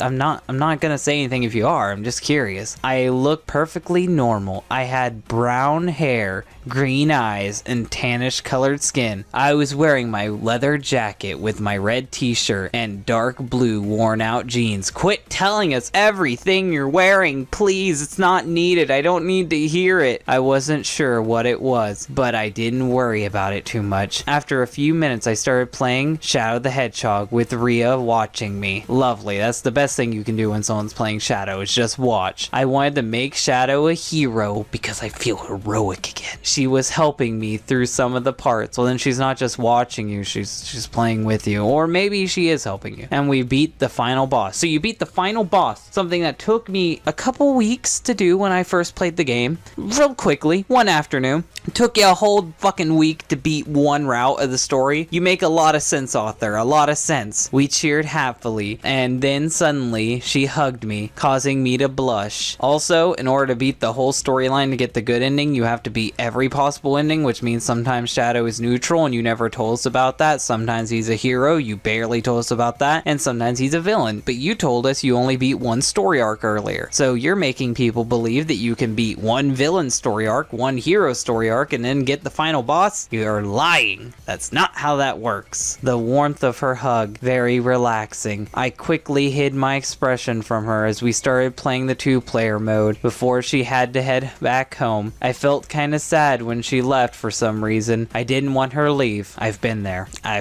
pal. I had another disturbing dream, but it gotten worse. I was in Westopolis, ruined in flames. All around me were corpses of the gun soldiers I killed. Oh great, this is one of those stories where you have to feel bad for playing the game as it was made. When I took the dark path in my first playthrough of the game. Well, here's something that's special that you might want to know. You can't actually kill gun soldiers in this game. If you walk up to them after you shoot them, they're like, help me, and you can actually heal them in most levels. So they're not dead. You didn't kill anyone. You don't have to feel bad for it. I don't know why, but I looked at my hands. No, I looked at Shadow's hands. They were trembling, covered in blood. Then I heard something. As I looked behind me, there was the last remaining soldier who was struggling to stay alive. I could hear Shadow's growl of pure anger as I walked towards the soldier. Please don't kill me. Soldier was weakly begging in fear, clearly not wanting to die. Wow, you're really good with writing, author. I started to feel sorry for him, but then I noticed Shadow's hand aiming his gun at the soldier's head. Go to hell, I heard him say before he pulled the trigger. I woke up again. It was about 4 a.m. when I checked my alarm. I started to question myself. Why was I having those dreams? You're playing too much Shadow the Hedgehog. You play it every single day of your life. You need to stop it. It's a good game, but you're playing it too much. Why was I seeing things from Shadow's point of view? Because you see it in the game from that point of view. It's that easy. I was really confused, but I decided to shrug things off and went back to sleep. That's actually a good idea. Don't have Sonic.exe nightmares. For those next couple days, Rhea and I spent a lot of time together after school. We played games and hung out at the park. Is your dad gone all of those days? Just curious. And I even went over to her place to meet her parents. Okay, so she's not a spooky ghost. That's good. You beat my expectations.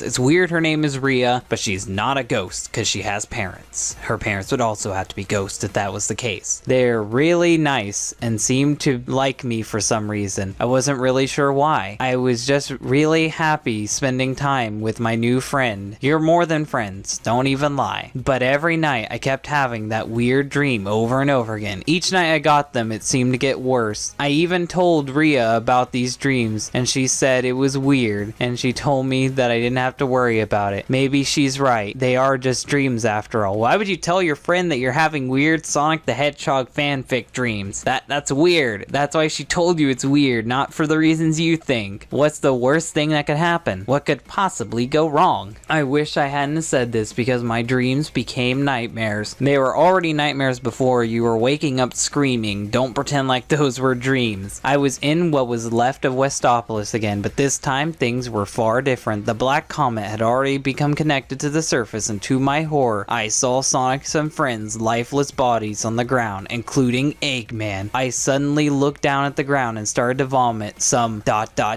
blood out of my mouth. I looked at my hands to realize that this time they weren't Shadow's, they were mine. Oh great, that's lovely. I started trembling, feeling horrified and confused. Yeah, you played the game as it was intended, so now you have to suffer like anybody else who chooses to play video games as they were designed to be played. What's going on here? I screamed, not able to comprehend what I was experiencing. Why is this happening to me? What's the meaning of this? I think you need to go see a psychiatrist, because the death of your mother is making you go insane. I then heard a familiar dark voice from behind me. I see that you're the only survivor. It spoke, sounding almost as if it was pure sadness and guilt. I looked behind me, see? Shadow the Hedgehog. Yeah, it was so predictable. I did his voice not even knowing if he was gonna be there. I had predicted he was there because your writing is that predictable. For some reason, I started to feel pain in my throat. What's going on? Why is this happening? Shadow closed his eyes and turned back to me, refusing to answer my questions. He appeared to be horribly injured on his left arm. That's weird. He's never been injured on his left arm before. And there were some bloody claw marks on his back, as if it was one of the black arms recently attacked him. That doesn't happen in the game, so I don't know why you would assume this without any form of warning. Shadow? I asked again, but this time my throat was hurting even more. I was so confused and scared to the point I could feel my body shaking uncontrollably. Shadow then lifted his right arm and began to point something in that direction. I felt sick to my stomach. I didn't want to look, but I did, and I regretted it. My eyes widened in horror when I saw her lying on the ground. "Rhea!" I screamed, and painfully gathered enough strength I had to get onto my feet and rush to her side. Wow, it's Rhea that's hurt. Get it? 'Cause to Shadow, Maria died. To you, Rhea died. It's so well written. I couldn't see this coming. She looked really pale. She didn't open her eyes or even flinch. I nervously placed my hand on her cheek as I found out her skin was really cold. The moment I tried to feel her pulse, my heart sank. Tears began streaming down my face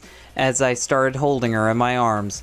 "I'm sorry," I could hear Shadow say with sympathy in his voice. She couldn't be saved. I refused to look at him, hugging Rhea's lifeless body. I could feel my throat tightening up as I started to cry. The next thing I knew, I was awoken by a loud knock at the door. The noise continued rapidly as I heard a voice. Derek, open up please." It was Rhea. Oh great, it's Rhea. How did she get into your house? And she sounded worried. I quickly took a look at the alarm. It said it was 2:23 a.m. I wondered how she was there at this time. That's what I'm wondering too. But I quickly got out of bed and hurried towards the door and opened it. To my horror, I saw that she was horribly injured with her right shoulder. It appeared to be a stab wound. Her blue eyes were filled with tears of terror as she quickly hugged me and began crying. In response, I quickly brought her inside, shut the door, and locked it as I tried to calm her down. I really wished my father was there when this happened. Where is he? He doesn't come home till 4:30 at...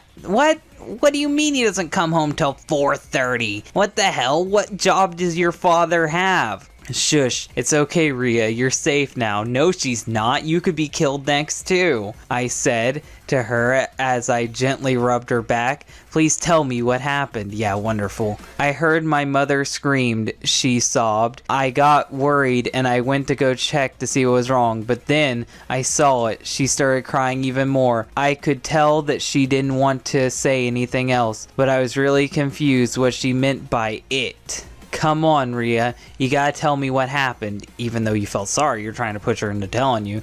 I want to help you. I told her as I took her at me so we could meet eye to eye. Her eyes were filled with tears as her tears kept falling from them. Lovely. You repeated shit over and over again like you usually do. Some black monster was in my parents' room. Oh great. Shadow the Hedgehog exists in real life. Wonderful. My mother, my father, they were ripped to shreds. She buried her face into my chest. Remember when this story was realistic, when his mom was killed in a car accident by a drunk guy? I remember that too. She suddenly started crying harder and tightened her hug for my protection. My eyes widened in shock and disbelief. A black monster killed her parents? That sounds very unbelievable. You're right. It does. I'm reading the story right now. Right? Well, I thought it was until a strange crimson claw slashed through my door's window. Lovely, your door has windows. Now glass is gonna be everywhere. Rhea screamed as I saw a black monster with yellow eyes staring at us. Oh great, it is the black arms from Shadow the Hedgehog. What dimension do you live in and why is this possible? Chills went down my spine when I recognized it. It was a black oak. Lovely, you remember their names. The same one from the game. Yeah, we get it. I quickly grabbed Rhea's hand as we started running towards my room. Very familiar, isn't it? I could hear it as it completely smashed my door to pieces and started running after us. As we made it into my room, I quickly closed the door and pushed a dresser in front of it. Yeah, it can rip through doors, but don't worry. Your little kid dresser is really gonna hold it back. What's the black oak doing here? I yelled. Yeah, wonderful.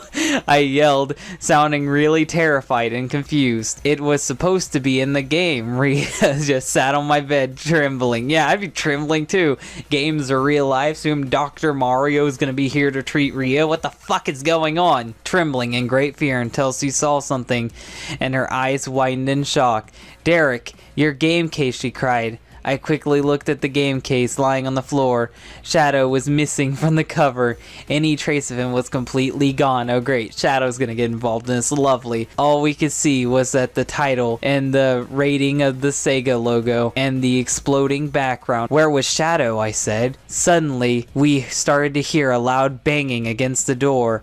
Rhea ran behind me and started trembling. What are we gonna do? She said. I began trembling as well. I was very scared. I did not know what to do, but then I heard a familiar dark voice echo in my mind. This is getting so fucking cringy, but I love it. Escape through the window. Hurry, it yelled urgently. I looked over to my window and hurried to it. Since my room was on the second floor, we couldn't jump out of it, but there was a tree right next to it. Its branches were strong enough to support our weight. I quickly opened the window and told Rhea to quickly climb out the window. She nodded, knowing exactly what I meant, hurried over to the window. You use hurry and window way too much and it's making my eyes get confused at what I'm reading. Find a way to restructure that sentence, please. I started helping her climb out the window and she grabbed onto the tree branches. After she got towards the tree trunk, she quickly climbed down to her safety and begged me to escape. But when I was about to, the black oak broke through my door and my dresser, and the next thing I knew that it slammed me through the window with a great force. I could hear Rhea's voice scream my name in horror before everything grew black. I soon woke up in the hospital bed. My vision was so blurry I could barely make out the people that were in the room. They noticed me waking up as I could hear them say, "He's awake, quickly, bring them here." With a few minutes I could hear my father saying my name in relief. I also heard her voice. She sounded as if she was crying. I looked towards them and made a very weak smile, but my vision hasn't cleared up yet. Rhea bent over and hugged me. She sobbed quietly. I frowned as I weakly hugged her back, trying to cheer up my best friend. It was then that I noticed a figure standing next to my dad. When my vision came back clear, my eyes widened in shock at who I saw. It was a certain black hedgehog with crimson red eyes staring at me. Wow, so Shadow just exists. That happened in this story. So yeah, that was through Shadow's eyes. This story was kinda well written. There wasn't too many mistakes. There was no spelling errors. It felt like it was a little clunky. It felt like the author repeated himself more than he had to try and make it seem descriptive. There was a little bit too many coincidences, and my main problem is we don't know how the black alien got into the real world or how Shadow got into the real world and why people are just accepting of this. If I were you, author, I would make a part 2 because I want to know how Shadow the Hedgehog and the aliens got into the real world. It's not explained in this story and it's going to keep bothering me if I don't know it. That's also a good sign that you wrote this story correctly because I'm interested to see where this character Derek goes, where his relationship with Rhea goes, and the explanation of why Shadow and the Black Arms are in the real world. Today's Crappypasta is going to be Sonic's Pentagram. So, Happy New Year's to everyone, and let's read this today on DHT. It all began when Michael, a 5-year-old gamer and a fan of Sonic the Hedgehog, I guess it's true what they say, autism shows up at early ages. Nah, I'm just fucking with you. Had been told stories by his parents. Stories about his parents playing Mario on their Nintendo and Pac-Man on their old Atari 2600. See, they had a Nintendo where they could play the definitive version of Pac-Man, but they chose to play it on the 2600 because they're masochists, because that game fucking sucked on the 2600 when they were kids. Michael's parents, although told him many stories, were angry and abusive towards their son. That's kind of dark twist for this fucking shitty story. They would ground him for no reason, well, I mean every parent does that, and be emotionally and physically abusive towards him. What? This story? Okay, I'll roll with the punches. Who is a young fat boy. He's a fat boy. Okay, I think they have a reason to abuse him now. Could not bear the pain. The pain of being fat or the pain of being bullied for being fat. Michael's parents always told him they stored their old systems in a box in the attic. That's not a good place to store your systems. They're gonna get fucking mildew. I don't know why you would do that. I doubt they work anymore. One Sunday, Michael's parents were fast asleep with earplugs on and put a sign on their door door that said do not disturb. Oh yeah, I'm sure. They're just sleeping. That's why there's a do not disturb. I think you need the earplugs, Michael, because you're about to hear some very unsettling things. Michael loved to play Sonic Unleashed, Sonic Colors, and Sonic Generations on his Xbox 360. Tell me every Sonic game that came out for that console. Please, please, I really need to hear that. But had a strong curiosity for classic games. Well, there was a Genesis collection on the 360. That's a game he didn't list, so he could play these. Or he could go to the eShop and get them. You could play the classic games without having to steal your parents' old Genesis. That probably doesn't work. Michael was playing Sonic Generations. Yeah, you do realize Sonic Generations had Sonic 1 made into it. He could have played Sonic 1 there. I don't get why you I'll just let the story play out. I know the twist in this story, but this is dumb. Fighting the Egg Dragoon boss. Boss will fight 4 more times before the series ends. While he was doing so, he beat Eggman's machine and decided to turn off the console. Michael, out of boredom and curiosity, was tempted to go into the attic and retrieve the old system for himself. Not asking your parents if you can have their stuff. I think they have a reason to punish you. You're doing things without asking them, especially going into an attic when you're overweight. You could break those stairs and fall down and legitimately hurt yourself. But his parents had told him so many times not to. But he was a sensitive little boy. But Michael, knowing that his parents were fast asleep, decided to attempt to sneak into the attic and retrieve the old Nintendo and Atari his parents used to play. Why would you want to play the Atari? I mean, I guess there is some type of history behind it, and I had an Atari once myself, but there really isn't much on there, and you can get most of the Atari games on eShops now, so there's no point in this. Michael then got up and walked out his door and walked towards the attic stairs, a lot of walking for a fat kid. Once he got into the attic, he felt a slight cold breeze come over him, and it reeked of the stench of a dead rodent. Wow, they need to clean their attic if there's a bunch of dead mice up there. Michael looked around to see almost nothing but one box. It appeared to be entirely opened. So descriptive, Michael. He looked into the opening. Michael hoped it would be several game systems, but it only contained one system. It read Sega Genesis. My parents never played the Nintendo or the Atari, he thought to himself. Michael, well,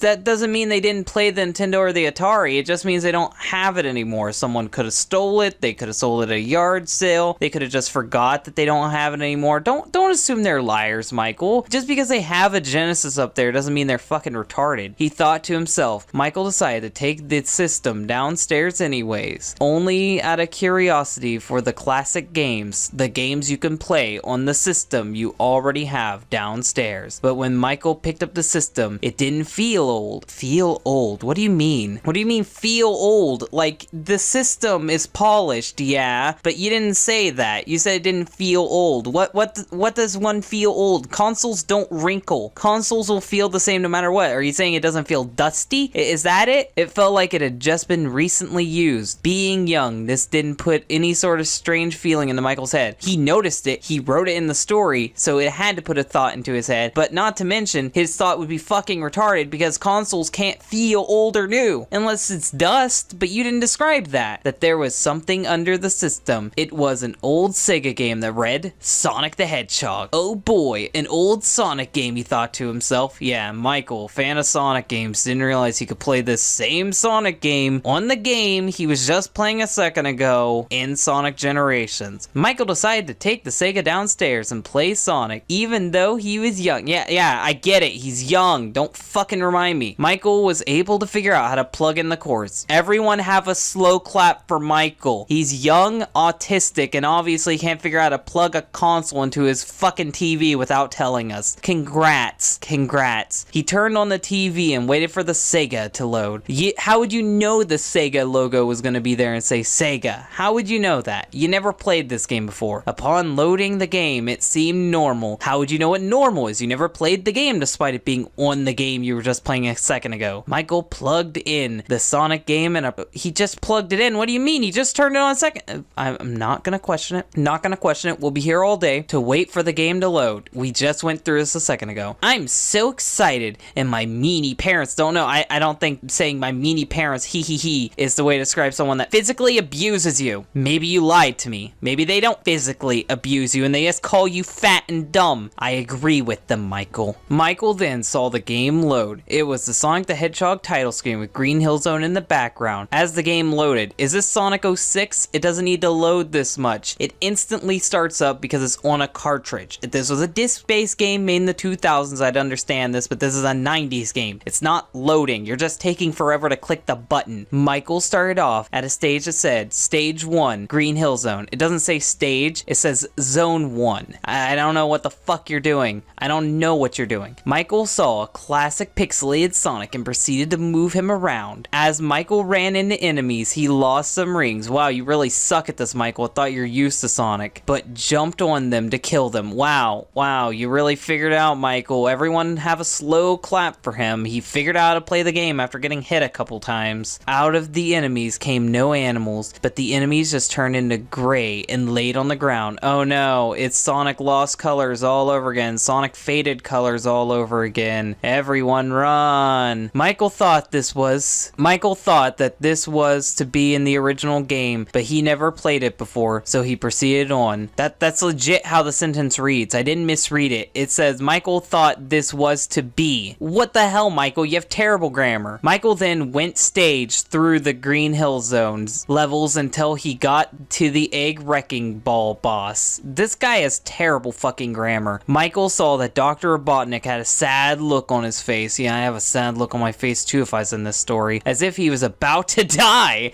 Oh yeah, fucking lovely. I have a sad look on my face. I'm about to die too. I'm about to die reading your story. But Jess ignored this. But he just ignored this. Learn how to write a story, kid. And proceeded on. Michael kept jumping on the green rods and wait, green rods? What green rods? Those aren't rods, those are platforms, you fucking idiots. I'm breaking. This kid is pissing me off. And jumped into the wrecking ball machine several times until it was destroyed, explaining it to us every step of the way. And said that Michael won the fight. It doesn't say Michael, it said Sonic, you retard. Michael then saw Eggman run away crying. He doesn't run away, he flies away, and he does look upset in the original game. And the text box popping up saying, "You devil, you just had to torment me again. I just want to destroy the planet and roboticize all the animals. How dare you?" Fucking, I hate these stories that make you feel bad for playing the game the way it's supposed to be played. Michael didn't ignore this. He started to cry because he's a pussy, but his parents didn't hear him. Yeah, because they're too busy sleeping. Michael closed his eyes and cried for 10 minutes. Are you Tom? You cried for 10 minutes because Eggman called you a devil. I don't care if you're 5, you're a fucking pussy. Until he opened his eyes and slowly looked up. He saw something gruesome. He saw that Green Hill Zone was gray. Oh no, it had a gray mist surrounding it. Sonic Faded Colors. My first Crappypasta reading is catching up to me all over again. How fitting for the end of the year. But the worst new feature was Sonic. He had no eyes, just hollow dark sockets, and he was gray. I didn't even mean for this. I don't read these stories beforehand, so this is a sequel to Sonic Faded Colors, a story that I read first. It's the first episode of Crappypastas. You can watch it if you want to. It's terrible. I wouldn't watch it, but what a fucking way to end this year. Sonic looked dead, and so did the enemies walking around the zone. Well, they're robots, so technically they're not alive. Michael felt uneasy, but he was intrigued and kept playing. He was 5. I doubt he could feel intrigue. Michael proceeded to try to move Sonic, but he just wouldn't move. A text box appeared, said, "Destroy the game, Michael, or he'll come for you too." Oh yeah, this is Sonic Faded Colors. I bet you that creepy smiling kid's gonna be at the door. Michael felt frightened, but kept trying to move Sonic, because, you know, insanity. Definition of insanity. Trying the same thing, expecting different results. Sonic, with tears running down his cheeks and confusion running through his head. Now another text box appeared saying, "Stop trying to save me. He'll come for me. He'll come for me." I thought he was coming for Michael, but he won't be able to come for you. Just destroy the game. Oh yeah, thank you, Sonic. Your selfless sacrifice will always be appreciated, you fictional video game character. Michael Michael then felt this was real. Who's coming? I'm coming, reading this. Asked Michael. Sonic just stood there, smiling at Michael. Then another text box popped up saying, "You're gonna be okay, old buddy, old pal, old friend of mine, old chum, amigo, whatever." Michael then saw something pop up behind Sonic. It was a dark figure with horns and wings and claws. Goodbye. You didn't even fucking say a text box appeared to say goodbye. It just says goodbye. I could roll the fucking credits right now and be done with the story, but we still have a few more paragraphs. Sonic said through the TV speakers. Well, I doubt he could say it any other way. The dark figure then stabbed Sonic with its claws and began to absorb him. So it was imperfect cell. I knew he was behind this all along. In about 3 minutes, the figure looked like Sonic. Oh yeah, this is the fucking origin to Sonic.exe, isn't it? The true origin. Fuck my theory. This is the real origin. But something was entirely different. Sonic was completely dark with glowing red eyes and sharp razor teeth. Yeah, this is Sonic.exe, everyone. We've all come to it. It started off as being faded colors. Now it's Sonic.exe. It always goes back to Sonic.exe. Sharp teeth came from his mouth with a menacing smile. He stared at Michael. Michael started crying because he's a bitch and screaming because Sonic began to speak. He doesn't even care about waking up his parents anymore. Blah, blah, blah. "Hello, you fat little fuck. I just want to eat your soul," said Sonic. Oh my god, why? Why am I reading this? What the fuck? Sonic called him a fat fuck. Is Sonic me? What the hell? "Who are you? What did you do with Sonic?" asked Michael. Sonic stood there for a few seconds smiling with razor sharp teeth. Thank you for reminding me about that. I forgot about him having sharp teeth. And began to speak. "Michael, it was a pleasure to meet you. My name is Satan. Now, just lend yourself over." Lend yourself over. I think it'd be lean yourself over. But I doubt he can lean because of how fat he is. I'm gonna keep making these fat jokes because the story's openly calling him fat. Over so we can work this out. What happened with Sonic, Michael asks, because he's not very bright. At this point, the morbid green hill zone changed into a stage full of volcanoes, lakes of fire, and demons. Sonic smiled as the demon ripped the dead-looking Sonic apart. Oh yeah, wonderful. What a glorious child's game. In the background were voices uttering an unspeakable language. I want to hear that language. If it's unspeakable, how can I hear it? I think you mean illegible, not unspeakable. Michael, at this point, went back up to the desk and got his wooden cross. Oh god, no. No, the Exorcist? No, why? Why am I reading this garbage?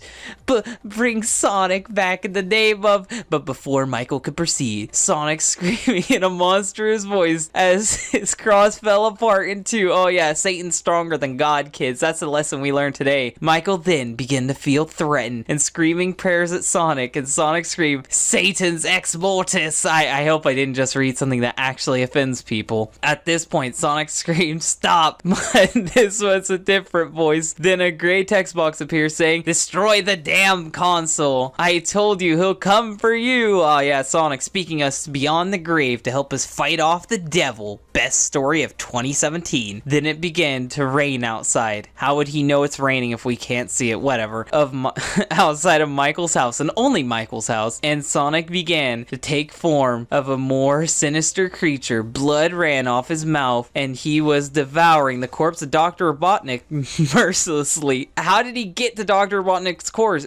He ran away. How did this happen? Michael then threw up. Oh yeah, you are Tom. Quit calling yourself Michael. I know you. We know who's under the mask. And got very sick. Sonic just laughed maniacally and proceeded to rip apart the bodies of what seemed to be the bodies of Knuckles and Tails, people that weren't even in this game. Demons went up to them and began devouring their bodies. Michael then picked up the console and threw it on the ground, definitely waking up his parents. The game stopped. Then Michael saw on the TV with a message on it, "Thanks for the soul, Michael. You really helped out!" Explanation point. Then the message also had a red 5-pointed star facing down on it. And that's the end. I can only assume his parents came in to beat him after that. You know what? This was a great Crappypasta to end the year with. It was absurdly violent. It had stupid and inappropriate inappropriate context in it. It had poor grammar. It referenced old stories that I've read throughout these 3 years of doing Crappypasta. This story was perfect. I loved it for all the wrong reasons, and I really do hope that I get more crap like this next year. It's almost Valentine's Day again, so I thought I would read another Amy Rose creepypasta. I read one last year and it was the worst creepypasta I've ever read. So let's see if this one can compete with it. This one is called Sonic Generations Amy Rose Creepypasta One Shot. Man, all these Amy creepypastas sure do have great names, seeing how the last one was just called Amy Rose Creepypasta. This is not a sequel to the previous one. This is a story all on its own. So let's read this today on DHT. I don't think I will play any Sonic game again! Exclamation point. Why is it that you may ask? Let me explain. This is the worst way to start off a story. Like so many generic creepypastas start off this way, I would rather you just start the story without this exposition, but whatever. It all began when I stepped foot outside. It was a beautiful day out. That's redundant. You don't need that. Like, just say I went outside and it was beautiful that day. The sun is shining and the birds are singing. On days like these, kids like you should be burning in hell. I had to go for it. It was too good. I seen a garage sale, because of course you seen a garage sale. I went over to check it out and there was little kids toys, clothes, plushies, and video games. And then one game I seen that I really wanted was Sonic Generations. Well, what a coincidence that just so happens to be there then. The cover looked exactly like it was in the stores. Well, if it didn't, then we'd have problems, because that would mean he's bootlegging. A man with a long beard showed up. Does he own all those children toys? Because if he owns all those children toys and has a creepy long beard, I think this might be an elaborate trap he set up to get you, but I don't want to judge. I don't want to judge too soon. He noticed I was staring at the game and he said, "It's free, take it." I immediately grabbed it and ran away and said thank you and ran home. I would run home too. This guy is creepy as fuck. He has a bunch of children's toys and a weird looking Sonic game. I'm not trusting it. I'm not trusting it at all. Little did I know what was waiting for me. I opened the cover and seen that the disc was completely white. Why didn't you open the cover to begin with? You told us you looked at the cover and it was plain. It looked like the normal game cover. So why didn't you open it to see what the disc looked like? There could be scratches all over that disc and you wouldn't even know. But I guess it's free, so it's worth it. There was tape written on it that says, "Do not play." I ignored that because I'm retarded and removed the tape. Why did you have to remove the tape? Maybe it wouldn't read with the tape on it. You didn't explain that to us. I turned on my Xbox 360 and put in the game while turning on the TV. The game took 1 full minute to load up. I clicked the play button. Oh yeah, the play button. My favorite button on the Xbox 360 controller. And a loud screeching noise was heard because I haven't read that in like 4 other Sonic creepypastas. You're totally original, I promise. I turned down the TV and covered my ears for a bit. If you turn down the TV, you would be fine. If it's still making the screeching noise, it's your console because it has Red Ring of Death because this bootleg game broke it. After that, the title screen looked exactly like on the YouTube videos I watched. Good research you did there. I clicked the start game, my favorite option, and noticed something was wrong. Like, everything's been wrong before this. That screeching noise wasn't supposed to fucking happen. When I clicked the start game, the level name was It Begins. On the YouTube videos, it would say question mark, question mark, question mark, so I was a little terrified. It got much worse though. I then noticed the background was all red. You know, red, the color of blood.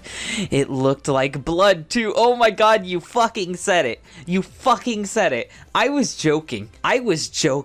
I'm just saying that now. I was fucking kidding. I was making fun of your terrible writing. And then your writing gets that terrible. Congrats. The music was playing Can You Feel the Sunshine in G major. I may be a child, but I know G major when I fucking hear it. Oh my god, that's so fucking stupid. This sounds like aliens. Hello, alien. Like, what? No, that doesn't make any sense. Classic Sonic pointed to the right. so I just played the game normally without muting the TV. I was scared, but I was not gonna let this game scare me. Well, you already let it scare you if you're scared, so you're lying to me. No way, you liar. The level was straightforward with no enemies, because every fucking creepypasta game ever has to be boring as all hell, but yet find some way to scare you. As soon as I reached the goalpost, Classic Sonic looked at me with confusion, because breaking the fourth wall hasn't been done in every other creepypasta. I tried to move him, but he just stared at me. The goalpost disappeared, and then he fell through the ground crying, because he's a pussy. I just wanted to hug that cute little guy. What am I doing wrong? Suddenly I heard a demon voice in the game. It said, now, no need to cry. I'm here for you, and we'll be here together forever. Just then, a voice wanted me to turn off the console. What? That's not a sentence. You should say, then I heard someone say, turn off the console. But the curiosity got to me, and along with everyone else, including Tom, who started this stupid catchphrase. Then I was put into a stage called Time to Die. Right away, I noticed Amy was right behind me. However, this Amy Rose looked a lot different. Her hair was replaced with blood red. Her hair was replaced with blood red. I think you mean her hair was now blood red, because writing your sentences like this will make me get confused. Her eyes were flashing red. Red. The background's red too. How do you even see her? You're gonna make me go blind with this. Her dress was replaced by a torn black dress that could still be her dress, but now it's just torn and black. And her shoes were also replaced with torn black shoes. I don't think you know what the word replace means. I really don't. Amy's voice turned into the demon voice from before. She said, come to play. You didn't put a question mark there, so now I'm deeply confused what she's saying. I made Classic Sonic run as fast as I could. Not very fast if you're playing Sonic Generations, since the spin dash was disabled. Oh no, the spin dash is disabled. What is it, Sonic Forces? I thought you were playing Sonic Generations. Yeah, I had to make that joke. All I could do was continue running and platforming like every other Sonic game. She got closer and closer every 10 seconds because I have a stopwatch on me. This is Tom. This is Tom in a new generation. I seen the goalpost, but before I could touch it, it disappeared. You put if disappeared and you put a period in the middle of the sentence and it confused me. Classic Sonic turned around and it was a cutscene. Amy grabbed Sonic's head and ripped it right open. What? Amy just ripped Classic Sonic's head open because she can do that now. I threw up in the toilet before I could continue. You ran all the way to the bathroom. Congrats, you pussy. As soon as I got back, I seen that I was in a stage called The Fun Never Ends. If you just got back, you wouldn't see the level transition, so you wouldn't know what the level was called. I was now really scared. Really good at writing, aren't you? You were scared before, but now you're really scared. Is this Amy's doing? Of course it is. Even so, I gotta turn it off. Well, at least someone's thinking smart for once. I tried turning off the console, but it stayed on, cause of course it did. I tried unhooking the TV and the console, but I still got the screen on. Wonderful wording there. You made me fuck up this line so many times with how you worded that. So I kept going. If I can't turn off the game, I guess I should just keep playing the demonic game. Modern Sonic pointed, because of course he did. This is the same shit we just did. Whatever. Wanting me to continue, so I tried to boost, but I couldn't. Wow, she doesn't want you to have any fun in this game. You're not convincing me that this isn't Sonic Forces. And all I could do was run. No homing attack. Well, wonderful. Oh, and all I could do is run and homing attack. You're wording this so poorly, I can't figure out what you're trying to fucking say. The level looked a lot like Crisis City from YouTube. Ah, that's my favorite YouTube level, you fucking idiot. But the music was replaced. It was now playing violin. Okay, it's just a violin banging and screeching because you didn't describe what song it was. Each time I went forward, the music was slowed down and decreased. We can't even confirm this is music. This was when I realized this is a hacked game. Hacked being capitalized. You're a fucking moron. Of course this is hacked or modded in this case. There's a demon in it. Demons aren't real. You're only just now realizing this? It really did seem hacked, alright. I'm not convinced you're not Tom. You have to be Tom with how you just worded that sentence. So I went into the goal ring and got rank D. Rank D. I'm just gonna keep that joke to myself. Then I heard Amy's demonic voice again. She said, "You won? Question mark? Aw, that's too bad. bad. I wanted more fun. Well, then make them lose. Well, more fun it is. Oh, great. So you just said that for no fucking reason. Then the camera went downwards 3D chase. What? Went to a downwards 3D chase. What does that even mean? Are you saying it looks like fucking when Sonic's being chased by the car? I don't get that. Similar to Crash Bandicoot. Yeah, that's the way to compare it. Crash Bandicoot, because Sonic doesn't have this exact same thing happen to him in this fucking game, but of course, he didn't fucking play this game, so how would you know? Amy was right behind me, and all I could do was run. So great at story writing. I ran, and each time she got closer, he's now too lazy to measure the distance of time. You are very poor at this, Tom. She said, "You're mine." However, there was a giant fence that blocked my way. Amy came up and pounded Modern Sonic's head a lot. Oh no, she's banging him on the screen. Kids, look away. Blood was on his head. Well, that's what happens when you get pounded in. And he didn't move a muscle. Amy tore his head. Still tore his head. What, is she ripping it in half? Is she ripping it off? I'll never know because you don't know how to elaborate. After this, Amy showed me classic Sonic and modern Sonic. She kissed their dead heads and said, "Now, Dominic, you're next." What? How did she know my name? Because it was a shitty story. Of course she knows her name. I got a game over screen with a very close-up image of Amy. She had a devilish smile, and I saw some words. It said, "I am the devil." Oh yeah, so original. So Sonic says, "I am God." She says, "I am the devil." This is just Sonic.exe, but slightly changed up. Wonderful. I couldn't handle this anymore. I've had enough with this world. Luckily, the disc shot out of the console without warning. That's not even possible. Xbox 360s have a little catch on them, so it'd be impossible for it to shoot out of your console. I dodged the disc because I'm Neo from the Matrix, and it immediately snapped in half. I got a message and it said, "Always remember." That's so cringy. I will always be there. Next time you put this game, wait, what? Next time you put in a game, this, comma, I will go after you. That's not a sentence. That's not how you sentence. I could barely read that. Sincerely, Amy. I couldn't help it. This needed to be done. What are you talking about? I grabbed the console, unhooked it, grabbed a hammer, and smashed it into pieces. I didn't care if I couldn't play it anymore. Well, yeah, you couldn't play it at all now. As long as I don't have to deal with this anymore. Running away from your life's problems. That's definitely the way to go. Now, every night when I go to sleep, I hear demonic voices saying there is no escape, or whatever.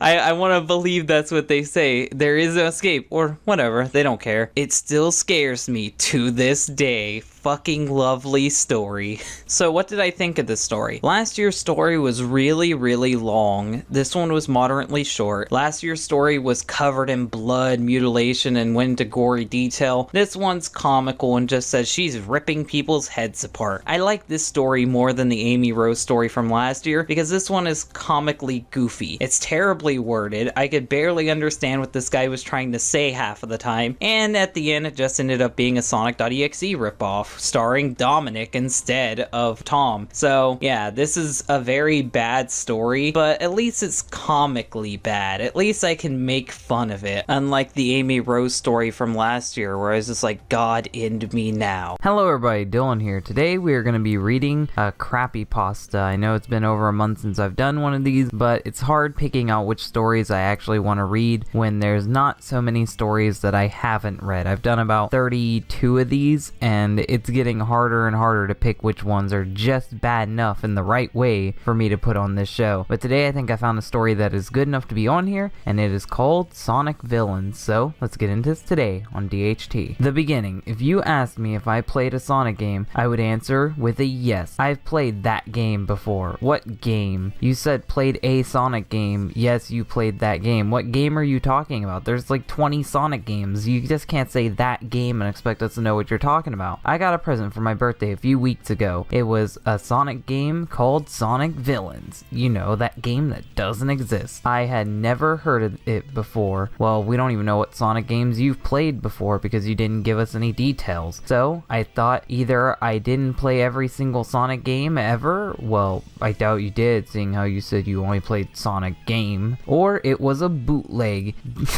Why would your parents buy you a random bootleg? Like, you should know better than that, or whoever bought bought you this? I'm assuming it's your parents because you're obviously a child. Given the cover picture of 3 dark-looking Sonic characters, a hedgehog, a fox, and an echidna. A fox? Wait, what? Dark-looking Sonic characters, Sonic, Tails, and Knuckles? Those aren't dark characters at all. I don't know why you even called... I'm confused, deeply confused. I thought it was Sonic Heroes, only Sonic Villains. Wow, you are so clever. You are so clever. Nothing escapes you, author. I couldn't wait to try it since I never played it before. Quit repeating yourself, you're making me want to die. I popped it in my Xbox and I was of the start of my... What? And I was of the start of my worst nightmare. Lovely grammar. You made me very confused right there, author. A tame start to a dark continue. That's terrible grammar yet again, and why are you breaking the story off into these sections? It doesn't make you look like you're a better writer, it just makes me think that you don't know how to structure a story properly. Since my mom and dad had left for the rest of the night, I guessed right.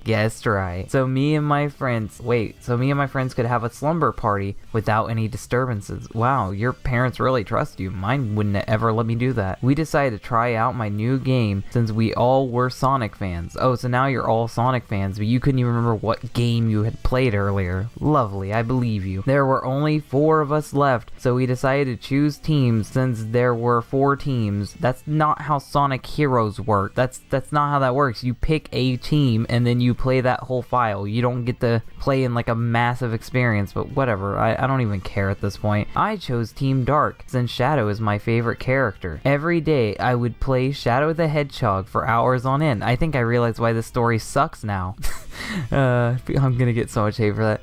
Brad chose Team Sonic, Skylar chose Team Chaotix, and Jessie, my little sister, chose Team Rose. I wanted to go last to show how great I was at Sonic games compared to them. Wow, you are a dick. Why would you just do that? Like, you're Team Sonic. That's the neutral of this. You're Team Shadow. Yeah, I guess I can understand. That is the hardest of all of them, excluding Chaotix, since that's a whole different gameplay style. How would playing Team Dark make you feel better than the Chaotix guy? Like, he has to do completely different gameplay than you. And of course you're gonna feel better than the Team Rose. Team Rose is, like, really simple. The only person you're competing with is Sonic, but I don't know why you're competing at all. It's Sonic Heroes, damn it. You're gonna be in that room for hours just to prove that you're better than some child at a video game. You have fun with that. So I let my sister go first and she would have to go to bed soon. She started out doing the tutorial since you have to do that with Team Rose. Thank you for telling us that exclusive info, but it seems slightly different. Omochao didn't say his or hers name. What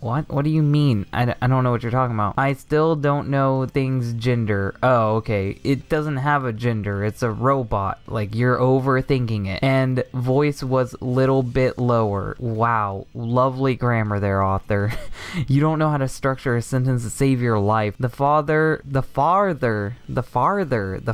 she goes, I think you meant further she goes, she got the lower Omochao's voice sounded. Lovely, I can't read this. Then, when she got to the end, instead of a high-pitched sound you hear when you're close to the goal ring, it was instead a scream. Totally original. Now, I knew this was a hacked game. Yes, it's hacked. It's a hacked Xbox game. That is so likely to happen. When Omochao was supposed to tell you to touch the goal ring, instead it said nothing. Totally great. Then Jessie screamed at what she saw. The screen went dark for 10 seconds. Yeah, I'd be screaming too. It's Sonic.exe all of a sudden. It went dark for 10 seconds. When it went to normal brightness again, Team Rose looked dark and evil, as the tutorial was to make them filled with evil. Well, you're just assuming stuff there. Seaside Hill and Ocean Palace weren't any different besides the fact that they were dark and evil with lower voices. Wow, great and original. She reached the Egg Hawk and now, this time it was blood stained. Ah, there's the blood. I missed the blood. As if it had just been through a rough battle. It wasn't long until the Egg Hawk was defeated, but when it was, a shriveled up form of froggy, and a horrible looking chocola came out of it. That was when my sister couldn't take it anymore and ran into her room because she's a pussy. Brad had to go and keep her company. Oh no, I don't like where this is going with your sister and Brad. That's not good. So she wouldn't be screaming the whole time. Well, I mean, let her scream. Your parents are gone. Who's gonna get on to you? So that left me with both teams, Sonic Dark and... No, you don't have to do Team Sonic and Team Dark. They are basically the same game. You don't have to play the entire game twice. Please don't do this. Please don't do this. You're just buying for time. But it was Skylar's turn to play Team Chaotix. I'm so interested in that. Skylar was feeling uneasy about this game, and I was too. Wrong too. We both had our doubts, but our curiosity was stronger, just like Tom and Kyle. When he started the mission, it said it was to kill the 10 hermit crabs. Yes, kill the 10 hermit crabs. So scary. When he found the first one, he didn't know how he was supposed to kill it until he found out that you were supposed to use the body slam on it. I'm not gonna tell you what happened afterwards because you probably it's probably what you think it is. Yeah, he slams, fucking splat of blood, scary. It's what happens when you body slam a crab in real life. Yes, please tell us what that is, because none of us can envision that. Team Chaotix was, well, a bit darker colored, just like Team Rose. After he had beaten the level, and after killing the 10 hermit crabs, and after not realizing how to structure sentences, and leaving a bloody mess where they all were killed at the end, and showed Team Chaotix's collection of bloody hermit crab skins, that was when Skylar lost his cake. Oh yes, that made him puke. Little fucking computer crabs. That's really gonna make me puke. That he had for dinner. Wait, he had cake for dinner? Like, you didn't give him real food? No wonder why he threw up. You don't give kids cake for dinner. You gotta give them some food and cake, like pizza or something. He said he was done, so it was finally going to end with me. Yes, I realize how terribly structured this story is, and I'm admitting it while continue to being poorly structured. Team Dark. I started with Team Dark, who was pretty normal at first. No changes to the color at all. No weird evil powers, just normal. Wow, you are boring. I did notice one thing. Oh great, now you're just contradicting yourself. And that was that the Team Blast meter was not filling, and I had collected nearly 200 rings and killed several enemies. Well, you don't kill enemies in this game, so I don't know what you're talking about. But nothing happened. So finally, I got to the Egg Hawk and noticed that my Team Blast was already full. I used it, and just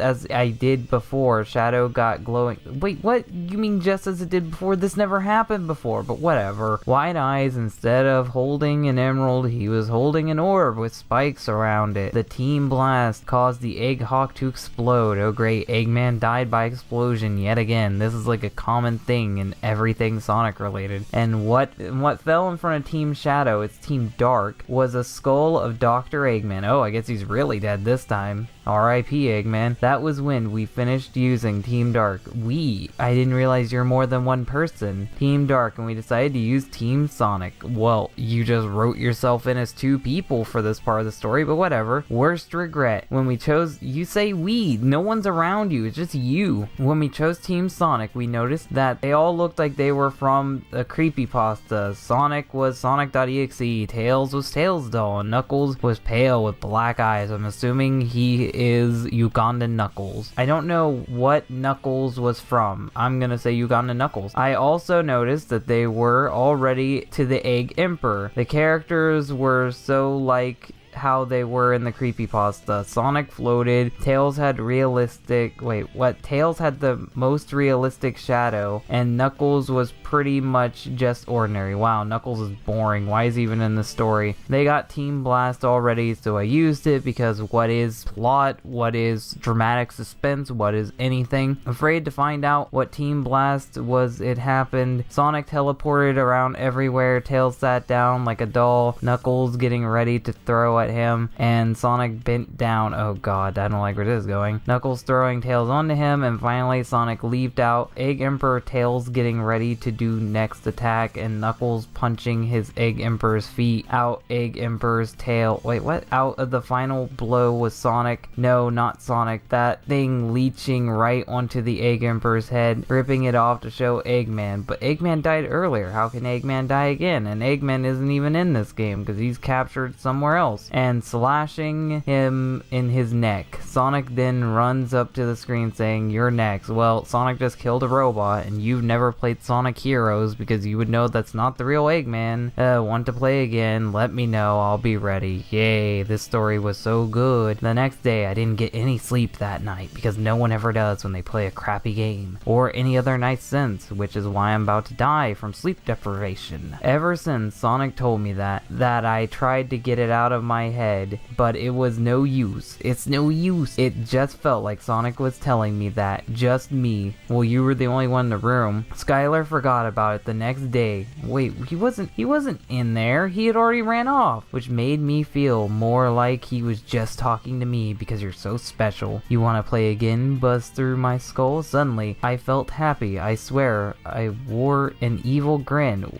Who is this story being told from? If you wore the evil grin, why are you telling us? And I kind of felt like playing the game again. Hooray. Good ending, guys. So yeah, that was Sonic Villains. It wasn't a good story, and it wasn't even extremely terrible. It was just generic, poorly structured, poorly worded, and sadly the only killing we got to see was Eggman twice and a bunch of crabs. So overall, I can say this was disappointing. It wasn't as spoopy as I wanted it to be, and if you guys want to check it out, you can just type in the story's title into Google. You'll find it right away, but I would really recommend you not read this story because, like I said before, it's just boring. Hello everybody, Dylan here. Now today we're going to be reading a Crappypasta. Today's Crappypasta has the fitting title of Sonic Depression. So if you feel the same way that I do, let's get ready to read this today on DHT. I can say that some of the best years of my life was playing my Super Nintendo in front of my TV when I was younger. That sentence was structured poorly. You could have just said, I can say that some of my best years of my life was playing my Super Nintendo in front of my TV. Or when I was younger, I can say. Either way, this sentence is structured poorly. But lately, I got into an argument with one of my friends at school about the Nintendo being better than, he put then, not than, being better than the Super Nintendo. So to prove it, I used some of my money that I saved up to purchase a Sega Genesis and some games. The whole thing was to prove all the faults that I see and gather a large notebook as well. You're gonna gather a large notebook as well. I think you mean I'm gonna log them into a notebook, but whatever. And yeah, I have been known to go to certain lengths to prove that I am right. Wow, you sound like an asshole. I've been told that before. Okay, so at least you knew he was an asshole. So I went to a pawn shop. Why is it always a pawn shop, damn it? And looked around and talked to the owner. You don't need two ands there. Learn how sentences work. To the owner, since we were friends. Of course you're friends. He was nice enough to give me... Wait, what? That's how the sentence starts? Whatever. He was nice enough to give me a discount on the Sega he had and the 5 game he has. That's not how sentences work. God, you need to reread this and rewrite this. He had a Batman game along with Contra, Hard Corps, Sonic the Hedgehog, Mega Man, The Wily Wars, which wasn't released in the US, and Castlevania Bloodlines. So I went home and set up the Genesis and played some games. First, I played Contra and took some notes on the difficulty and such. How does that reflect the system at all? Like, at all? Are we determining which games? Because then you'd have to buy all the games or at least research all the games to prove which system's better. Why don't you just check the performance of the systems? But really, you don't have to because hundreds of people have already done this before you. Then I played the Batman game, which was shit. I've played it before. And, well, I took some notes of it, which was kind of both good and bad, which just being a mess. Well, yeah, that's how how Batman works. It's fucking terrible. I also played Castlevania, which was rather pretty good. Yes, it is. So I was going to not mention that. Wait, why wouldn't you mention that? Why wouldn't you mention the game? Are you only writing down the bad stuff? You really need to structure this better, because I have no idea what you're trying to do. Are you just looking at the faults? Why would you just count the faults of a system and not its benefits? I picked up the Sonic game. I noticed, why didn't he just, fine. I picked up the Sonic game, and I noticed that it was slightly heavier than the others. Yet again, you put then instead of than. When I put the game in and started it, I found the game rather interesting. You can't tell me you were obsessed with the Genesis but never played Sonic the Hedgehog 1. But I had to put it down. Wait, what? He thought it was interesting, then he had to put it down? Why? Why did you put it down? You barely played it. I played the other games and felt satisfied that I got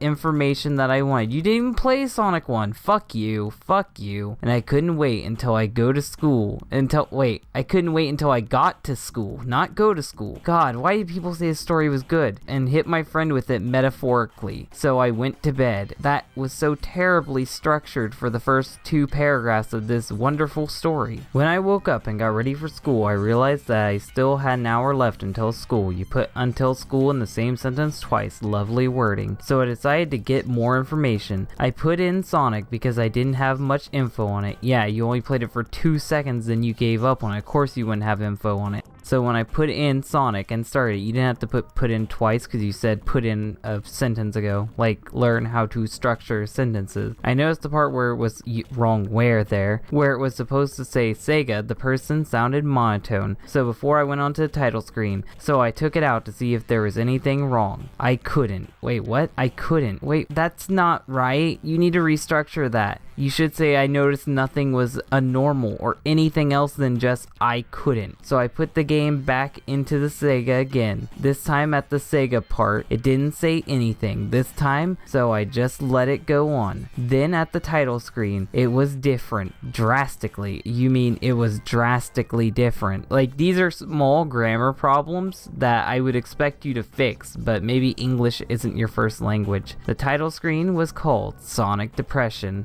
Sonic's feeling the same way I do right now. Sonic looked depressed. Well, that's obvious because it's called Sonic Depression. He wouldn't be happy as fuck and it'd say Sonic Depression. Go figure. Oh, now you're being sarcastic. Fuck you. The ribbon looked burned on the end. The place where it was supposed to say 1991 on the bottom left. You guys don't know how terrible this is. The poor wording here makes it really hard to read this story at all. Looked like it said help. Oh god, Sonic is feeling the same way I do. He's crying out for help. And there were a gray thing, yet again the wrong where, on one of the background islands. That's so poorly worded. When I continued on it, sounded like a whisper saying don't. What is that sentence? Then capitalized, comma, then another capitalized letter. When it was supposed to say Green Hill Zone Act 1, it said life. Oh yeah, Sonic is living it. It started out with a cutscene. Sonic never had cutscenes, which surprised me. It shouldn't because you hardly played the game. It was where Sonic and Tails were talking to each other. Tails isn't even in this game. So before I continued, I made sure to take note. And then I continued because I have to write this story very poorly. So I said I continued twice in the same sentence. I am going to put down all of what you don't have to repeat this. I'm skipping this. Was long conversation between the two. Oh yay, long conversations and it's already a boring story. Who could have figured? But to the point. Oh, now you're getting to the point. Fuck you. Was that they were going to meet up later? Oh great, Sonic is getting his booty call ready. Then I could finally play, so I continued. There was G Green Hills map. I'm about to give up on your story altogether if you do that shit again, author. G Green Hills. Map was nothing except strange, except every now and again finally, wait, what? I'm gonna read that all over again. The Green Hills map was nothing else was strange except every now and again a text bar would appear. It was from an unseen character, like a narrator of some sort, like you. It was from a voice. It would say things such as, he would never never see his friends again, or he felt a churning feeling in his gut. You can't fucking start using big words if you can't even figure out how to structure a sentence, author. You're making it really hard for me to read this. It's gonna be a pain in my ass to edit this. Then I finished the level and continued. Wait, what? Of course you're gonna continue. That's how the levels work. Do you not think we know what levels are? To another cutscene where it was just Sonic waiting. And although it was hard to see, but he had a frown on his face. No, that's not how that sentence should have worked. It should have been, and although it was hard to see, I could barely see a frown on his face, or anything better than just saying it like that. Then it cut to the levels title screen. No, there is no level title screen. But instead of saying Green Hill Zone Act 2, it said Confusion. Oh great, now Sonic is confused. Make that Pokemon joke, everybody. Then I was able to play again, playing in a Sonic game, who could ever guess, to where it was the level, only a few obstacles and even fewer enemies, and the wrong where. Yet again, I hate this story. And again, the voice began to speak, but it can't actually speak because we're playing this on the Genesis, so it's typing. Sonic felt as if something pierced his gut. I ended up stopping to look at Sonic's sprite, but the only thing that was wrong is he looked sad. No blood came from him, which relieved me. I'm really shocked it didn't, judging on this story. Then I realized that the bus was outside, so I turned off my TV and ran out the door. Well, that's not how buses work where I live. You go to the bus stop, and that's where they pick you up. Buses don't go house to house unless you're in special ed. But maybe that's really what explains what's wrong with this. Maybe you are in special ed, and you wrote this story. When I got onto the bus, I realized I left my notebook at the house, which made me feel stupid. Wow, you can't feel any stupider than I think you are. At lunch, I hesitated, but I told my friends about the Sonic game, and he figured that I was making the whole thing up, because you are. Because of the argument the day before, which I really couldn't blame him, so I invited him over. Invented him? I think you mean invited. So I invited him over to show him. When we reached my house and turned my TV back on, the game froze with the Sega logo. I gotten disappointed because of that. You gotten disappointed because of that? I think you mean I was disappointed because of that. Learn how to English, author. So I did one thing that cheered me up. That's the only thing that can cheer you up. I showed my notebook to him. Oh wow, you're gonna show him the notebook full of things that you can't prove. He shrugged and said that I only played 4 out of a large library of games. Yeah, even he knows that you're being stupid. The story has become self-aware and it's calling the author out for his retardation. I don't even need to do anything anymore. So we talked and his mom came and picked him up. That was worded so poorly. You are making it really hard to read this. To take him to karate practice. I wonder if his karate practice is actually going to play a part in the story or if it's just a random thing you told us. I'm going on the latter. I told him bye and walked back to my room, only to realize that the game was no longer frozen and there was a text box saying, "Only one may see this grim tell." Oh wow, the game is stupid. I was shocked of what I saw, but I drew the willpower to continue on, and I'm drawing the willpower to continue to read this. I walked and noticed the original environment was different, and that the music was only singular notes being played. I have no idea what that sounded like. You should have been more descriptive there. It was nice, but also in a depressing sort of way. Wow, very descriptive, author. I continued, but Sonic was moving slower. Oh no, this is turning into Sonic Faded Colors. There I saw Robotnik standing, so I went to him. Yes, go to him. Go to your true love. But he didn't seem to notice Sonic, which was strange. Yeah, Robotnik is Sonic's senpai. Sonic should always notice him, and he should always notice Sonic. With Robotnik and Sonic being enemies and all. Yes, I know. Robotnik is Sonic's enemy. He had his robot minions in front of him, which they did not seem to notice, but they were to move out of the way, which confused Robotnik, and now Robotnik has a lowercase r. Then I completed the level, and this time it said, sadness, it cut. This is so poorly worded. It literally says, it said sadness, it cut to another scene, no comma at all, where you see Tails at the end, and took off running, so I could finally get control and took after Tails. That is so terribly worded. Like, until you read this story, you don't know my pain. You don't know my pain. Commas are dead. Fucking periods are misplaced. I have no idea what's going on and where. There's so many words placed where they shouldn't be. It makes it a real pain to read this story. The level was flat and void of enemies because, of course, we have to rip off Mario's suicide every fucking time. The voice came up again and it said the fastest of a group, yet he can't catch back up to his life. Way to sum up my life altogether. Then I was able to finish the level just like you've been able to finish every other level. This time it was called Depression. Now you know how I feel being this far into the story. I'm so glad there's only 2 paragraphs left. And as soon as the level started, Sonic was walking with his head down. He slowly walked down the level and several animal sprites walked and flew around Sonic. Sonic only kept walking. He kept going up.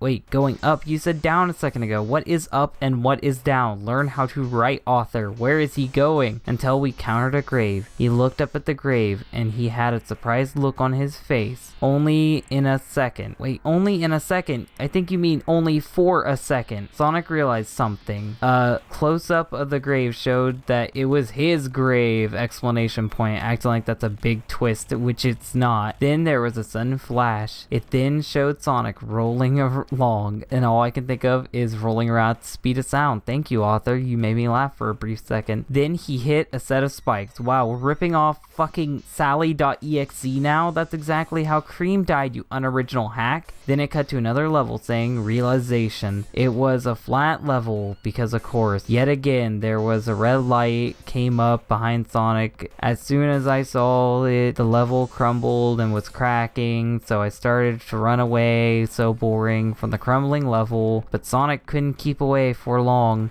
and was later engulfed in the darkness. That darkness was Sonic 06. The Sega made a few sputtering sounds. What the fuck is sputtering sounds? So I turned it off. It's the Sega running on motor oil? Why would it be sputtering? That's a terrible way to describe it. I was hesitant, but I turned the Sega back on because, of course, it was sputtering and about to blow up, but you're gonna turn it on anyway. And the whole Sega thing was normal again. And the title screen was normal because what is suspense and what is a hack or ghost game? No matter how many times I tried to get to messed up Sonic game, it was useless. This is literally Mario Suicide, or otherwise known as just Mario. You've literally taken that whole creepypasta and just put Sonic in it. Like, this is the same shit. There's like a few different Mario creepypastas slapped together with Sonic shoved in. I've written everything in my notebook that I could. Yes, you were writing with one hand and playing the game with the other, you fucking liar. I went on the internet to see if there was any similar. That's not how you spell similar at all. You spelled it S-I-M-U-L-A-R-E. Learn how to spell, author. Happened to anyone else? The closest thing I could find was something called Sonic.exe. Yeah, of course, you were inspired by Sonic.exe. You only just now found out about it. And of course I'm gonna believe you. Where some guy got attacked by a cursed copy of Sonic the Hedgehog, the first one. Yes, I know it's the first Sonic the Hedgehog. All you have to do is call it Sonic the Hedgehog. We're not gonna think it's Sonic 06. But I could tell it was a fake. Oh, that story is fake, but your story is real? Fuck you, author. The way it ended, unlike my story. Oh, so you're saying that story is stupid because yours isn't gonna end with a plushie? Well, newsflash, your story sucks too. The plushie would have just made it extra stupid, so I would have enjoyed it. Now your story is boring, poorly worded, and retarded. When I told my friend about the whole thing, he said I was just making it up like before, because you are. That's literally the whole point to creepypastas. But what I could think is that death comes unexpectedly, and no, fuck this, I'm done. Your story sucks. I'm not gonna listen to your prologue at the end. So what do I have to say about this? It was terribly written. It was structured poorly. Commas were hardly ever there, and when they were, sometimes letters became capitalized anyway. And I read in the comment section of the story, and originally it wasn't even in paragraphs. It was just a big text wall. So I'm not shocked that it fucking sucked. You should have reread the whole thing and reworded the whole thing. Get someone to check your script next time. This story is fucking terrible. Today's Crappypasta is called Sonic's Mind. So let's get into this today on DHT. Let me start by saying I am a Nintendo diehard fan. That's why you are writing a Sonic the Hedgehog story. So why is it that I'm talking about Sonic? It's not that I truly hate Sega, although, wait, what? It's not that I truly hate Sega. What do you mean? No one would guess that you hate Sega because you like Nintendo. This isn't the fucking 90s. Why would anyone assume that? Alright, I really do. Oh, well, fuck you. Why would you even build it up like you're not biased and then reveal you are? You're an asshole. This is like at least 2016 when this was written, but it's supposed to be like 2014 because you'll find out later. There's no reason to hate Sega over Nintendo in that day and age. If you hate Sega, it's because it's Sonic 06 or something more deserving, not because it's Nintendo's rival 20 years ago. It's just that Sonic's not the cute hedgehog you know. Oh, so that's why. That's why. Because of your own story, you hate Sonic the Hedgehog. Well, that won't even make sense by the end of the story, but whatever. But before I start, the name's Kyle. Yes, and for anyone who's familiar with the story or Sonic's creepypastas in general, you should know who Kyle is. It all started when I was playing old games on my emulator. So you made that emulator yourself? It's not the Nintendo emulator, it's your emulator? Just as I was about to beat the last level of Super Mario Bros. 3, no need to get too in particular with that, the doorbell rang and Mario died. I think you mean you died. Mario didn't just kill himself because he heard your doorbell ringing, you died because you sucked. Frustrated, I went to the door to see who was there. Upon opening the door, I saw an old guy carrying a big box of stuff, cause it's always an old guy. He began by saying, "Hello, sir. Would you be so kind to purchase one of these items donated to our church?" That's not how churches work. Churches do have community sales, and that is a thing they do, but they never go door to door trying to sell you shit. That's just weird. They're not a fucking vacuum cleaner salesman. They're a church leader. I don't know why they would do this. This is not how the world works. All payments go to charity. Thank you? That's not a sentence. I don't get what you're saying. No, what? I was pretty much still peeved at this guy for making me lose a life in my game. Well, if you lost, that's your fault. If you can't fucking beat the game while hearing the doorbell ring and just ignore the old man, that's on you, not him. But being a good man with a soft heart, oh yeah, you're a good man, that's why you were just bashing on this Christian. I looked at what I could find of use, okay, because you're not just gonna buy one random thing, not caring, and then send the man on his way. The box had some things of little use to me, such as used toys, old computer parts, etc. Why would he be selling old computer parts randomly? I get that it was donated to the church, but how would this guy know how to price this shit? In fact, is he even pricing this shit? Do you get to choose your own price? What the hell is even going on here? But what caught my eye was a lone disc in there. I asked how much for the disc. The old man replied, "Oh, thank you so much. That will be $5. How does he know the price of this disc? He obviously didn't play it, because if he did, he'd know there's a demon in it. How would he even know? How would he even know that's the game that it says it is and not just some creepy bootleg like it is? Why I bought that disc, I never know. Well, we'll never know either, because this is just a shitty prequel story. I went back into the house, put in the disc to see if it had been used, and sure enough, there was a file in there. It read sonicthehedgehog.exe. Well, if you actually are a prequel to Sonic.exe, the disc itself also said Sonic.exe in marker, unless you put that on there with your marker, but why don't you just write on the thing, "break this Tom" instead? It doesn't make any fucking sense. Someone much really likes Sonic. Much? I think you mean someone must really like Sonic. I thought, as I opened this file in my emulator to see what it was like back then. Wait, what? What it was like back then? This is so poorly written. I can barely understand what's going on here. And you were playing Mario a second ago, so how can you just drop Sonic into this emulator? What emulator is this? Is this a Genesis emulator, a Nintendo emulator, or an all-in-one emulator? You never told us that. What the hell is even happening here? Also, the Sonic.exe story never involved an emulator. You just booted up the game in its own file, so you don't even know what the hell's going on in the original story when this is supposed to be a prequel. It started all normal. How would you know what normal is when you never played a Sonic game? The logo was normal, even Sonic made his normal intro. Sonic made his intro. It's good to know Sonic is so creative. With the theme playing, again, normal. So what is wrong? Keep reading and I will tell you. Wow, breaking the fourth wall to address us, the audience. How thrilling. I started up the level and I controlled Sonic like normal. Jump on enemies and free little animals. Yes, that's all you do in Sonic the Hedgehog. The levels were completed fairly quickly, but at the next level, Sonic was smiling. It was more of a grin. Even when I stopped moving for a while, when Sonic would look at me to prompt me to move, that's structured very poorly. He was still smiling instead of the normal get moving angry look he would have. Very descriptive. I shrugged this off, thinking it was a glitch. I was so wrong to think that way.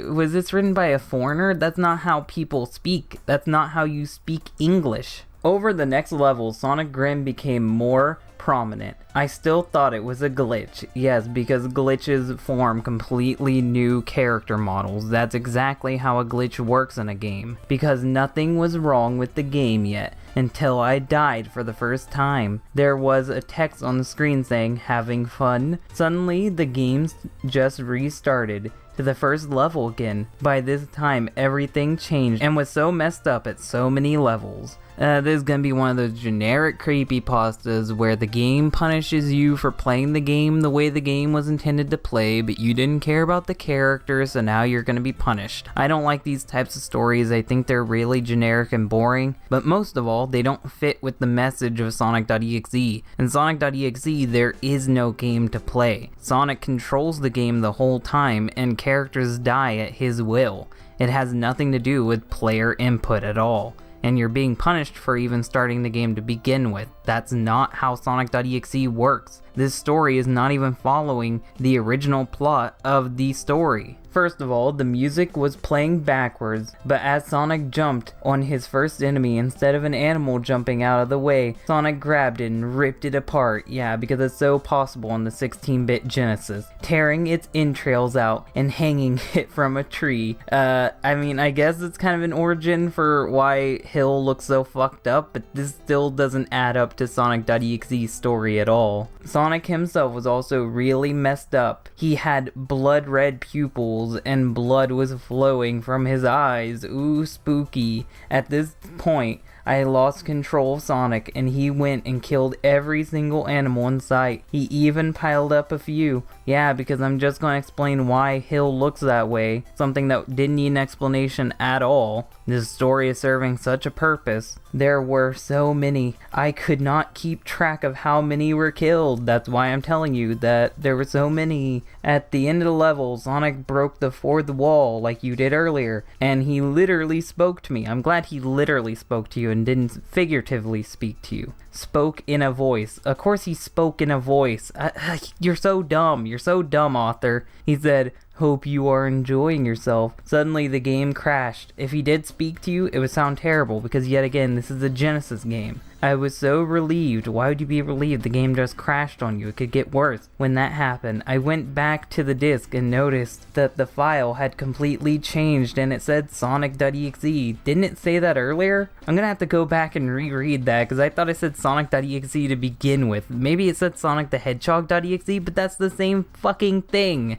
Now you just shortened it. Yeah, I went back to the beginning of the story, and it did say Sonic the Hedgehog.exe. You do realize that Sonic the Hedgehog.exe and Sonic.exe are the exact same thing, and therefore shouldn't be shocking. If you have a game with either title, you can just assume that it's Sonic.exe, but whatever. Let's continue. There was also a note that came with it. It read like so. Hello, this is Sonic. Yes, because Sonic.exe was known for leaving his love letters. Sorry about doing what I did earlier, but it was just too much fun. There were so many innocent souls to kill. You don't even know Sonic.exe, the story. The characters, the little animals aren't real. They're all creations of Sonic.exe. When he's talking about stealing souls, he's talking about stealing the soul of the player. It sucks when I know more about Sonic.exe lore than the writer of this story, but whatever. And I had so little time. In fact, after all, I am God. Yeah, you have no idea what you're talking about, and you're just trying to copy the original story while trying to put a little bit of a spin on it to make it look like you did something new, but really you're just a hack, even more of a hack than JC the Hyena. Go on, open the game. I believe, see, this isn't what Sonic.exe does. The original Sonic.exe would let people's own temptations take over. They would play the game themselves, so then they would deal with the punishment of making these characters go through hell. It makes no sense if Sonic is taunting you to do it. I believe that there are some people like Tails and Knuckles waiting to be killed. Oh yeah, you're so fucking snarky, Sonic. I suddenly heard what sounded like to be that Kefka laugh from Final Fantasy VI. Well, at least someone finally remembered that Kefka was a character that existed in Final Fantasy instead of just the Sonic.exe laugh. I was so creeped out at this point, I just ejected the disc and tried to destroy it. If you can't destroy a disc, then you are weaker than anything. Just burn it. Burn it, throw it in a blender, smash it with a hammer, cut it with an axe. These are all reasonable things to do. But for some reason, unknown to man, what a weird way to structure that, this disc could not be cracked. Well, then just fucking put it in a drawer and leave it alone forever. Throw it in a lockbox and lose the key. There are several ways to solve this problem that don't involve playing the fucking game, let alone be scratched. I went to sleep with horrible nightmares of that Sonic. Finally, the next day, waking up very tired, I went and found this letter on my doorstep. There was no return address, but upon opening, it sent a spine-chilling feeling. Wait, what? It sent a spine-chilling feeling. I think you mean it sent a chill up your spine. Structuring is very important. If you don't structure it properly, I can't read it properly. The letter read, "Oh, come on. I thought that you were enjoying yourself." Sonic seems very desperate at this point. "Killing everyone with my help. You took over the game, you did it yourself. You don't even get why Sonic.exe was the way it was. Well, here's the thing. Either you play the game or I will come after you." No, that's not how Sonic.exe works. Sonic.exe doesn't threaten people. He doesn't fucking threaten people to play the game. Through playing the game, you open up the portal to his world. If you don't play the game, he can't come to you. So he wouldn't be able to get you. This isn't even making sense with Sonic.exe lore. Yes, there is Sonic.exe lore, no matter how ridiculous that may sound. Or I will come after you to replace all the fun I can have sucking out that soul of yours from your body. Or send me to someone who will hopefully like me. That way I can leave and torture him and the I will be gone. And the I will be gone. What lovely grammar you have. But I won't definitely leave you forever. What do you mean? What does that mean, Sonic? Can you structure a sentence? I have no clue what you're trying to say. And then he signs his name afterwards. I began panicking at this point, wondering how long it would take for this demon to arrive. Upon remembering the last lines, I immediately sent the package to my friend Tom, because fuck you, Tom, I don't care about you. Rather than just me dying, I'm gonna take you down with me. I know for a fact he likes Sonic. He is the opposite of me, a Sega fanboy. I will put the disc in the package with the following note. Tom, I can't take this anymore. I have to get rid of this thing somehow before it's too late, and I was hoping you'd do it for me. I can't do it. He's after me, and if you don't destroy the CD, which doesn't make any sense because you tried to destroy the CD and it didn't fucking work, he'll come after you too. He's too fast for me. You don't even know that. You didn't experience anything with him, so that line makes no sense for this story. Please, Tom, destroy this godforsaken disc before he comes after you too. It's too late for me. Destroy the disc and you'll destroy him. It's the same line from the Sonic.exe creepypasta, so I'm bored of it. I'm gonna stop. Please, Kyle. I just hope that I am in time. I know that Tom will not heed my warning, and he will play the game. That's why you're sending it to him, you fucking asshole. You doomed him. You doomed your friend. For now, I am safe, but Sonic is a psychopath, a demon. As a result, I can never play a game with any sign of Sonic again. I just feel that he is watching me. No, that's not how that works. You died. Regardless to what you want to say, you died. It was confirmed in Sonic.exe 2 and Sally.exe if you consider Sally.exe canon. You are both dead. The end. You don't get to redeem him. You don't get to save him. Kyle is dead. So yeah, hopefully you guys enjoyed this story, because I didn't. This story was terrible. The spelling was alright, but that doesn't help when the sentences structures are so bad I can't figure out what anyone is saying or where the story is going. This story tried to leech off the success of Sonic.exe while offering nothing new, and overall it just has so many contradictions to the original story that it can't even be considered to be a prequel. Today's Crappypasta is called Shadow's Little Helper. Let's get into reading this today on DHT. I can't take it anymore. He controls me and I can't stop it. He is pure evil. And then the story starts off like normal, meaning that this story is somehow posted after the author has been either captured or killed by the spooky ghosts of this story. So I am deeply confused. If you're captured or being mind controlled or whatever, how did you write and publish this story? Do you have internet in wherever you are? And if you are being mind controlled, how can you write a story? I'm sure Shadow wouldn't want this. I'm just deeply confused and we're only at the first sentence. This all started the day I got a Nintendo GameCube from my friend as she didn't want it. He says this now, but what he means to say is he stole it because his friend left it in the room. It came with the Shadow the Hedgehog game. He says but I think he means the Shadow the Hedgehog game, seeing how there has only been one and not multiple games starring Shadow the Hedgehog all by himself. I asked her about the game as it had no cover art. He says he asked her, but in a second you'll realize there's no way he could have asked her. And it was replaced by some masking tape with the word Shadow the Hedgehog in all caps written on it with a Sharpie. But it turned out that she had moved away and I didn't know her number. I read that properly because the way he wrote it was she moved and I didn't know the number. The number could mean anything, so I corrected the sentence for him. Also, he said she just randomly moved away, so there was no way he could have asked her to begin with, making his previous sentence a lie. But now I know why. Anyway, I put the game in the console and it started up fine, and he actually does something that most writers don't do. He clarifies how he knows what fine is, because he says that he had seen other people play the game and he had actually played a round of it before. I don't know what a round of Shadow the Hedgehog is, maybe one level, maybe one route, I have no clue, but at least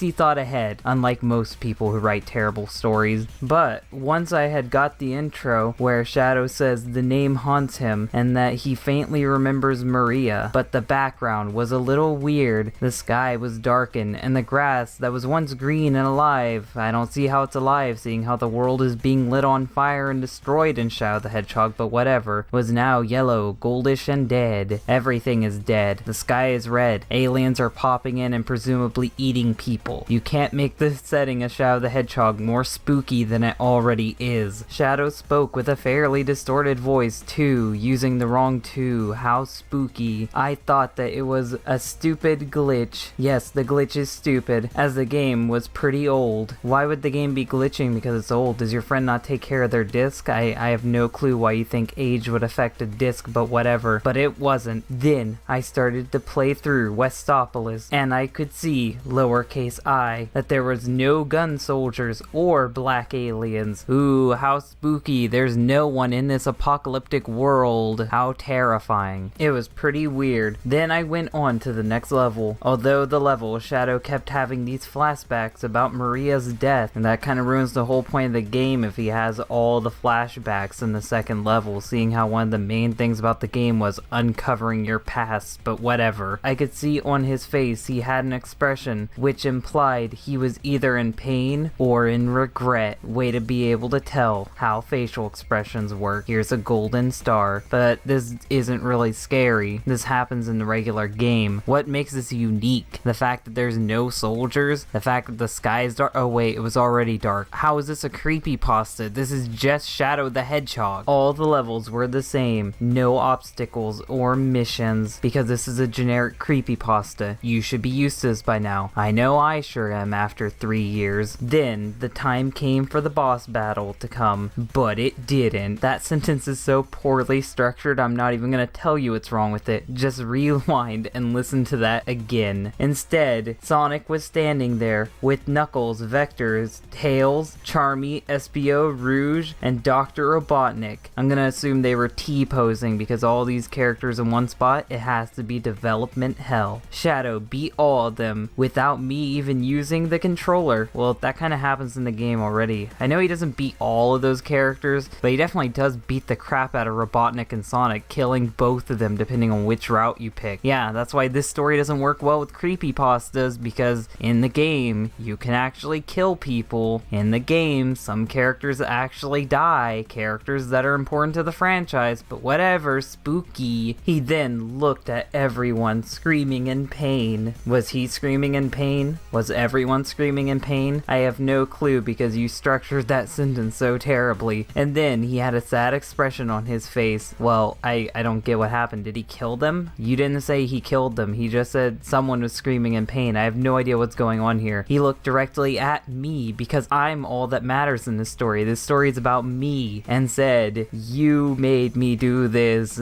Actually, no, you did this. You took control of the game and you beat the crap out of those people. This guy just wandered an empty stage for 5 minutes. Don't judge him. This is all on you. And now you will pay and become my slave. Oh no, I thought this was a creepypasta. I didn't know that this was turning into a bad fanfic reading. Please don't let this be 50 Shades of Shadow. He still had that slightly distorted voice. Oh yeah, that's the part that's important. That's the part we care about. His distorted voice. Then the console immediately shut itself off. And so did the telly. The telly, really? I get that you're probably British, but do you really have to let it show? You're trying to be spooky right now. Just say television. And I heard a breathing, and it wasn't mine. You could have worded that better. I looked behind me and saw a Shadow plushie with an angry look on its face. You know, because Shadow isn't always angry, therefore his merchandise will be angry. That was the last thing I saw. Now I'm his slave, and so is my friend. I don't like the direction this story is going. It went from G to fucking XXX really quickly. I don't like the route this story is going. I'm gonna assume slave just means you do work for him, and I'm gonna assume that this isn't a fetish. I'm gonna be nice. I'm gonna assume that this isn't the worst case scenario.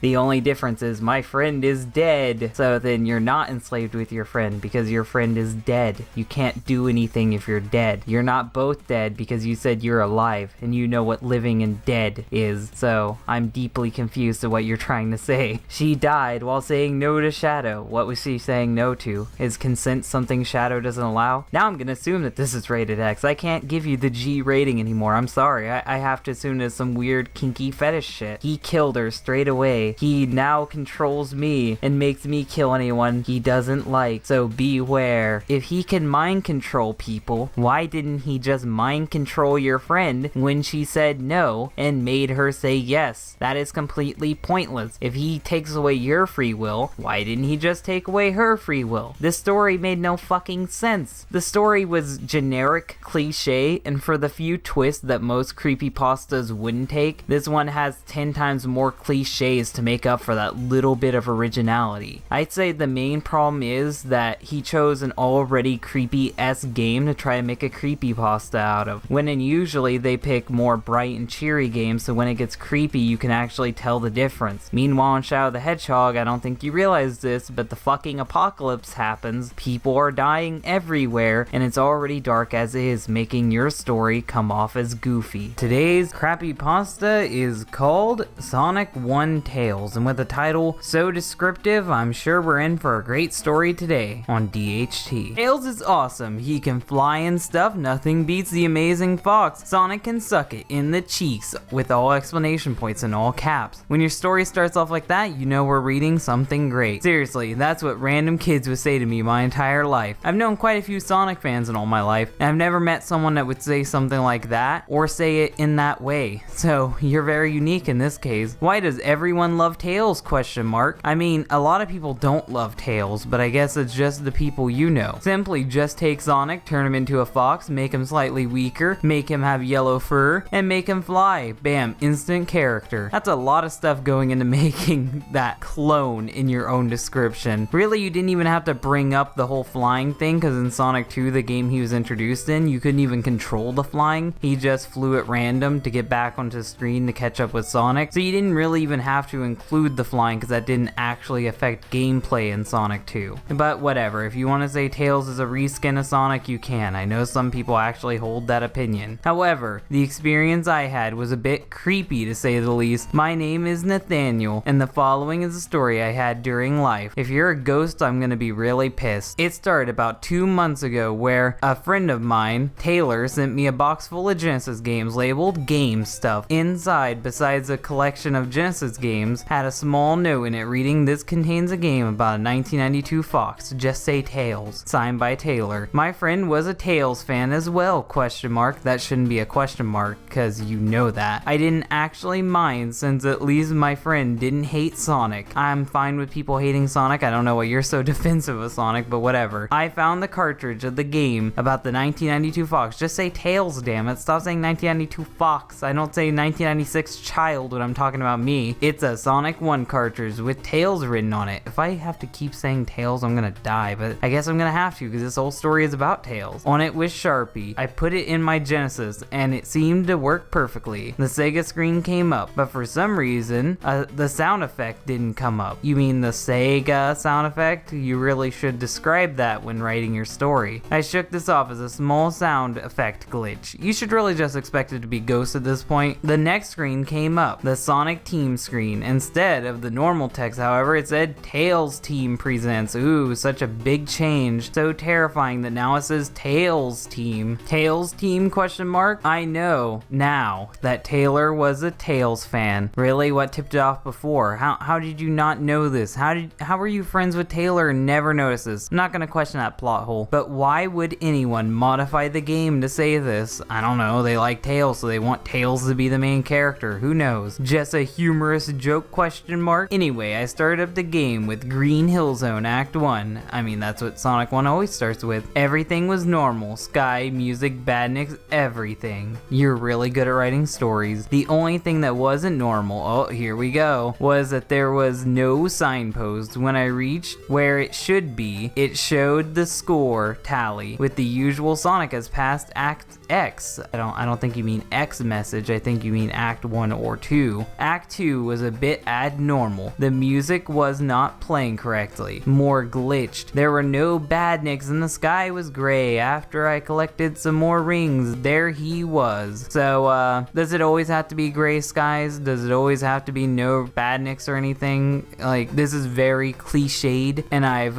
read about this happening a million times over in so many different stories. No screamers or anything, just Tails blindly standing on the same hill as Sonic. Noticeably, he had no tails on his sprite, so then he's not Tails, he's just a fox. I wanted to see if he did anything. As I still had control of Sonic, I slowly walked toward Tails. As soon as I hit Tails, Sonic instantly lost all of his rings, and Tails quickly jumped away. As soon as that happened, everything also faded to normal. Palettes, music, badniks, the normal Green Hill Zone. I remembered. Great, if only every story wasn't about fucking Green Hill Zone. I swear, I think Azuka writes creepypastas now. What happened to Taylor's Sonic game, question mark? She obviously hacked it. I continued with Act 2 and Act 3 as normal and continued to Marble Zone 1, which also seemed normal, except so it's normal, except with the non-existent signpost once again. Act 2 was a bit abnormal. No badniks. Wow, you're just fucking recycling this over and over again. Act 2's weird. Ugh. No badniks, weirder music, gray sky, just like the abnormal Green Hill Zone 2. It's almost like I'm repeating shit. Tails didn't appear this time though. Ooh, finally something different. Now there's just nothing to look at. Continuing to Act 3 Marble Zone, retain his darkened world different palette. No badniks, gray sky. I'm getting tired of reading that. About halfway through the stage, however, hitting the boss sound effect played. The repeated itself about 6 times. Wow, you count each and every time. On the 7th, I heard an explosion sound effect and the badnik destroyed sound effect. Wow, you really know all your Sonic 1 sound effects to the point where if you hear them randomly, you instantly know what sound effect is playing. I clearly wasn't battling Robotnik at this time. Who done this? Of course, it had to be ...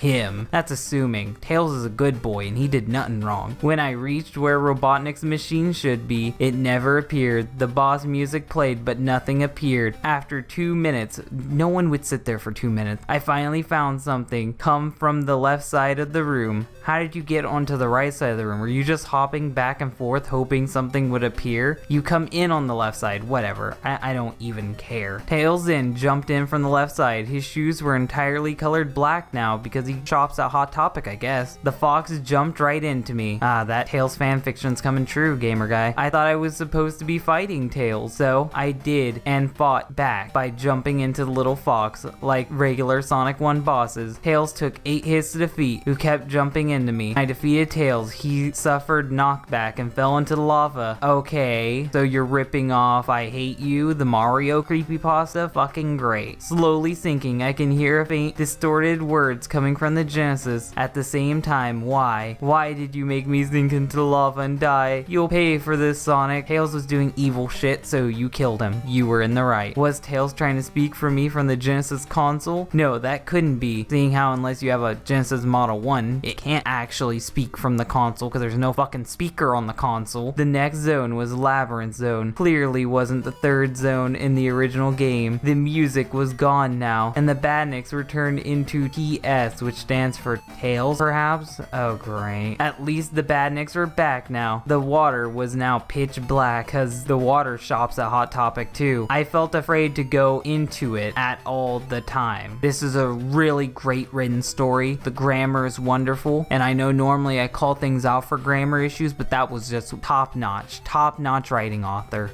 At the end of the act, there was a long hallway, because of course there's a long hallway. I finally reached the end of it, seeming forever to get to the final room, and there were a black room, because of course there was a black room. After a minute, a switch rose up from the right side of the screen, but I can't make Sonic move. Tails came back up from the right side as well, because of course he did. He can't stay dead. Now Pitch Black himself, oh now he is Hot Topic, and hit the switch, followed by him quickly jumping away, because he keeps doing that a lot because he likes ripping off Knuckles from Sonic 3. When he jumped away, the switch exploded and the drowning music started to play. The walls were closing in because we love ripping off Sally.exe or whatever it was called. And when Sonic was standing, he looked a lot more frightened than usual because he's not frightened at all usually. Right when the walls came to connect with Sonic, the screen turned black and the music stopped at a loud note. Now it was left black from what seemed forever. I finally considered turning off the Genesis and going to bed because of course you'd rip off Sonic.exe as well. I probably shouldn't have. Ooh, the spooky nightmares. There was Tails and I in a pitch black room with the appearance when he first met Sonic in the game because I love ripping off other creepypastas. He began to open his mouth to speak in his normal childish voice, distorted somehow. I was tortured. I was forgotten. I was subjected to ridicule. People still like you, Tails. Fuck you. Don't you want to play something with me? Oh, quit ripping off Sonic.exe, you fucking hack. Why do I always get to be Sonic's sidekick? You should be lucky to be in the games at all. You could be like Big the Cat. Those words broke my heart as soon as I heard them. You don't even like Tails. I felt Tails' pain. This is all your apology letter to Tails. Why don't you just kiss him? He was incredibly disappointed with how he was always Sonic's basic meat shield. I mean, maybe when you were playing, but I didn't use him as a meat shield. He killed himself most of the time because he's retarded and wanted to get revenge on the Hedgehog and become Sega's new hero. He'll be disregarded with Alex Kidd. As I was heartbroken, as mentioned, I like repeating myself, Tails said one more word, goodbye. I woke up and the Sonic 1 Tails cartridge was instantly non-existent. That sentence was structured weird. I swear I could have been there before I was asleep. I then text messaged my friend Taylor about my experience. Nathaniel, I had this creepy experience with Sonic 1 ROM hack. All Taylor said was, Sonic 1 Tails, never heard of it. And that was Sonic 1 Tails. It was an unoriginal story that just decided to rip off every creepypasta that came before it, and because of that, it has nothing original to stand out on its own. It's not too cringy to be considered absolutely terrible, and it's not too cringy to actually be considered fun to read. It's just bland and generic. Today's Crappypasta is called Sonic Lost Generations. One day I went to look for a new game at the flea market. I found an Sonic game called Sonic Generations. You know, it's a good story when there's a typo in the first first sentence, and Sonic game? I always loved Sonic. I would draw his zones like Green Hill and Seedside Hill. It seems like today only kids will remember the levels with Hill in their title. Well, I went home and I opened my game without looking at it. I placed it in my Xbox. He just wrote, I place it in my Xbox instead of place, so it threw me off. The title screen appeared without saying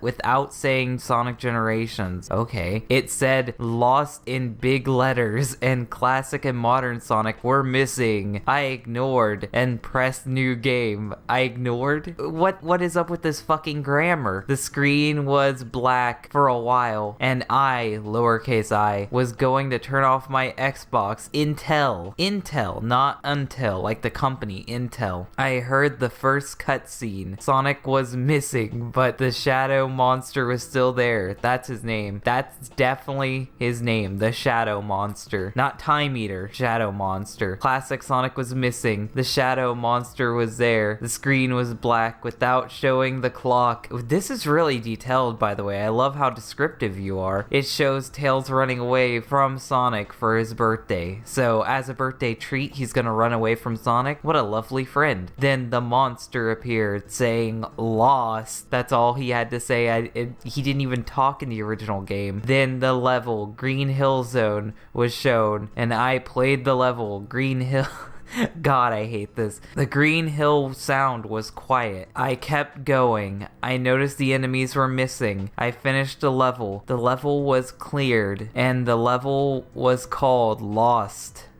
Great. And Tails was gone. I kept playing until again. He will never fix that typo. The Death Egg robot boss. I enter and there was no boss. Oh great. What a very unpredictable way to write this. And no classic Sonic, just modern Sonic all the way. Thing got creepy. That's how he starts his next sentence. Thing got creepy while I played, lowercase I, through the game. I beat the level. Nothing was on there, wrong there. A cutscene appeared. Lovely. With Sonic laughing, looking away from the screen. He said, want to know a secret? He said. You already had a he said before this he said. This is just redundant writing. I am lost and my thought. That means nothing. That's pure gibberish. That has no meaning to it at all. He turned around and smiled. He looked like Sonic.exe because I'm an unoriginal hack. I freaked and phoned my friend to come here. I'm assuming his name is Kyle. He come. What? This has to be a fucking joke. This grammar is so terrible. Who wrote this? A 10-year-old? And saw the T.V. That's definitely how you write that. And stopped. And Sonic said, who's the friend? Oh, so Sonic's just a full-on interactive being now. The screen went black and the level appeared saying, leave or died. Leave or died?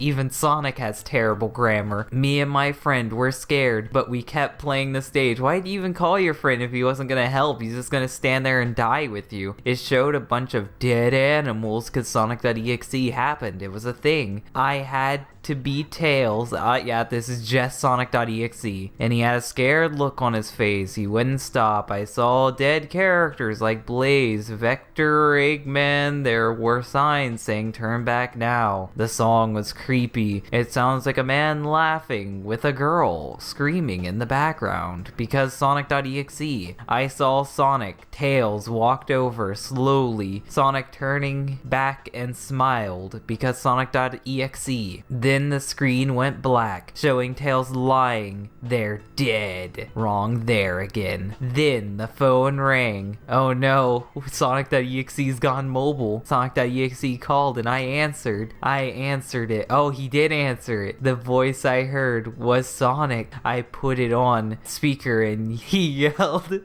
join the fun. Help me find my home. I'm scared. I'm lost. Oh, so he's scared and lost, but yeah, he's supposed to be scary? That's not scary at all. I heard it was Sonic. You already said that. Oh, I already read that. Then he hung up the screen. What? Then he hung up. The screen showed. Oh, you forgot to put a comma there. Another level. I played it. My friend helped me by telling me what's ahead. It's a Sonic game. I guess he's just there for moral support, because everything that's ahead, you should be able to see it if you're playing the game. We beat the level, then a portal appeared showing Sonic walking in, smiled. This grammar is terrible. I can barely read it. It showed classic Sonic looking at him scared. Then the screen went black and a text box appeared with a message saying, "Thank you for helping me kill more in the past." Then the screen showed a boss fight with classic Sonic. Sonic fighting modern Sonic. I hate reading the word Sonic. Modern Sonic has hard. I'm terrified to know what's hard on modern Sonic. But I beat the modern Sonic, disappeared, and classic Sonic turn, showing all of Sonic Friend alive. All of Sonic Friend alive? They thank him. Then a letter showed classic Sonic opened it and it said turn around. He turned around and it went black because black is the color of the day. The screen turned blood red and word spelling having fun appeared because Sonic.exe was a thing. Sonic was smiling, then a loud scream was heard. Then the Xbox disc thing, and the disc was eject. That makes no fucking sense at all. I grab it and ran to the flea market and said destroy it. So you just ran to the flea market and said destroy it. Who are you saying that to? Why didn't you just destroy it at your house? What the hell's wrong with you? What the hell's wrong with this whole story? It's so poorly worded. So what did I think of Sonic Lost Generations? This story was terrible. It was so poorly structured, poorly worded, and poorly written that I could barely understand what the writer was saying half of the fucking time. And when I did understand what he was saying, he was just plagiarizing Sonic.exe like every other amateur creepypasta writer. Today's creepypasta is called Sonic Sound Test Syndrome, and that title is not familiar in any way. That has not been done before, and Pokemon does not exist, so I'm excited about this story. Let's get into this totally original tale today on DHT. Hello, please. I cannot name myself, but please call me. Two pleases in the same sentence. We're off to a good start here. Call me Arctic Lion. Great. And our narrator is a furry and he doesn't know how quotations work. Let me tell you the security of this document. This document is top secret. No top secret document is written like this and is going to be whistled. You do not fucking say that your document is going to get leaked in a top secret document. But let me explain. It started in 1964, the Cold War was in full mist and the war in Vietnam was inflicting heat onto America. In 1945, the Second World War was in full mist. Wow, we just hopped around, didn't we? What was the point of bringing up the original statement? There was no point to it. And he keeps saying in full mist. Like, do you not have a colorful vocabulary? You have to repeat all the same words over and over again. If I hear one more thing being in full mist, I might just kill myself. A special operation called Irate Sunset was to extract top Japanese scientist defectors out of Imperial Japan. That sounds like a really good idea.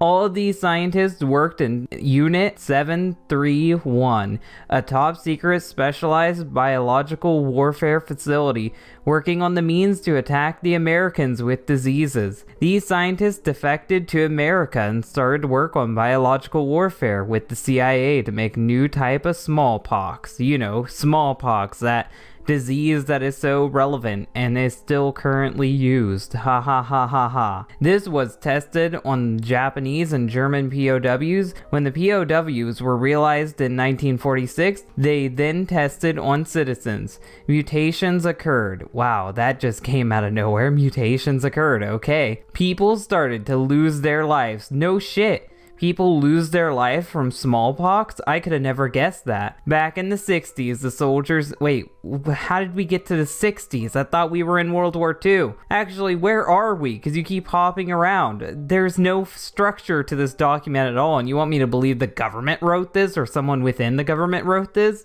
The soldiers needed training, and many soldiers came to fight in Vietnam. So the group of 731 came to make simulated drug and game. That makes no sense. If they're making drugs and they're experimenting on chemicals, why would they be tasked to do computer work? Why would they be tasked to make game simulations if their specialty is biological warfare?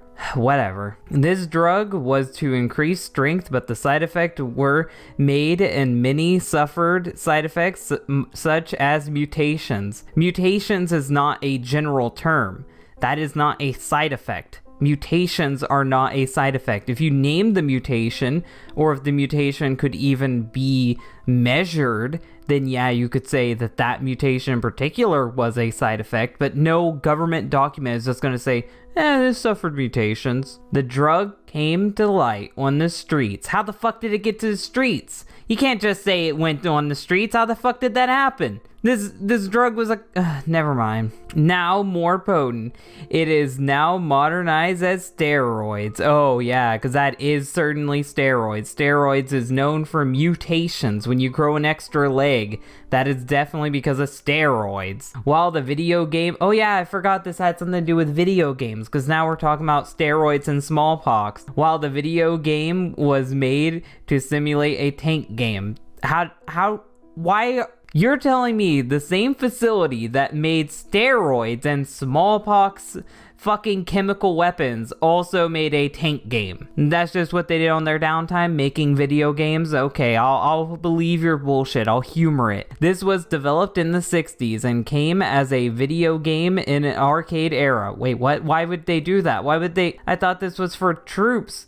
Came as the game Battlezone, and that actually is true. This game was made, and it was made for troops, but it definitely wasn't made by a top secret organization of Japanese defectors who also made chemical weapons.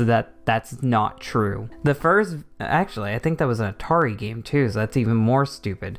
The first video games were merely military strategy simulators, and then came as a video game later on. Now to the point. Wait, the point? We're getting to a point? I didn't know there was a point. We just kept hopping around randomly. Okay, this is the actual plot. Everything before this didn't matter. In the 80s, you would have played a game called Sonic. Sonic is a 90s game, so I don't know how the fuck you were playing it in the 80s. Do you even know anything about video games at all? Who the fuck wrote this? Most of you know that if you use the sound test, you can see things such as music and a satanic message saying fun is infinite. That's not Sonic 1. That's Sonic CD, and that happened way past the 80s. That's like the middle of the 90s almost. That's like 93. Where the fuck are you getting your information from? Who the fuck informed you on this shit? Sega Enterprises, the devil, and it's not actually the devil, it's Majin, which can be translated to as the devil, but it was actually someone's nickname on the development team. The music was designed to be in the game with lower frequency. No, it wasn't. You are bullshitting everyone. The Sonic game was actually fucking... The music for Sonic the Hedgehog 1 was made by Dreams Come True, and the synthesized version was a direct translation of their written music. It was not made to be played in any different way. It was made specifically to sound good on the Genesis. They got an actual band to do it, so it would sound good, but whatever. Who fucking cares? We're in creepypasta fairy tale land. Kinda like the Lavender Town Syndrome myth. You can't call that a myth if you can't even tell me what year Sonic the Hedgehog came out. And mentioning the creepypasta you were inspired by in your pasta is one of the greatest sins you can do in writing. Which is good to be referenced later. No, it isn't. Now back to the subject. There is no subject. This song was very experimental by the unit. Very experimental. What the fuck does that mean? That's not a military term. And started to make the subjects look at the image and hear the music. Oh, I bet they did. Of course, this was in the beta, the beta of Sonic 1, even though fucking the song wasn't even in Sonic 1. It wasn't until Sonic CD that it would be used, but whatever. And the beta was only given to the government as an experiment. Now, I have to shed light on something. Unit 731 was working on early military... Yeah, I know that. Yeah, I know. You already told me that. You're shedding light on nothing. After years, they were getting notoriety. No, they weren't. So it was decided that they would need a cover enterprise. Oh, yeah. and you just happen to know this. Unit 731 was later labeled Sega Enterprises, because the name Sega, that's not a name that existed beforehand. That's not a really old name. No, this title was just now thought of, and Sega didn't exist before Sonic. Sonic was released, and then Sega came around. It's not that Sega needed a mascot and that's why they made Sonic. No, Sonic needed a Sega and that's why he made Sega. This story is so fucking stupid. Sega at first were Japanese American scientists working on simulations, drugs, and stimulants. You already told us that.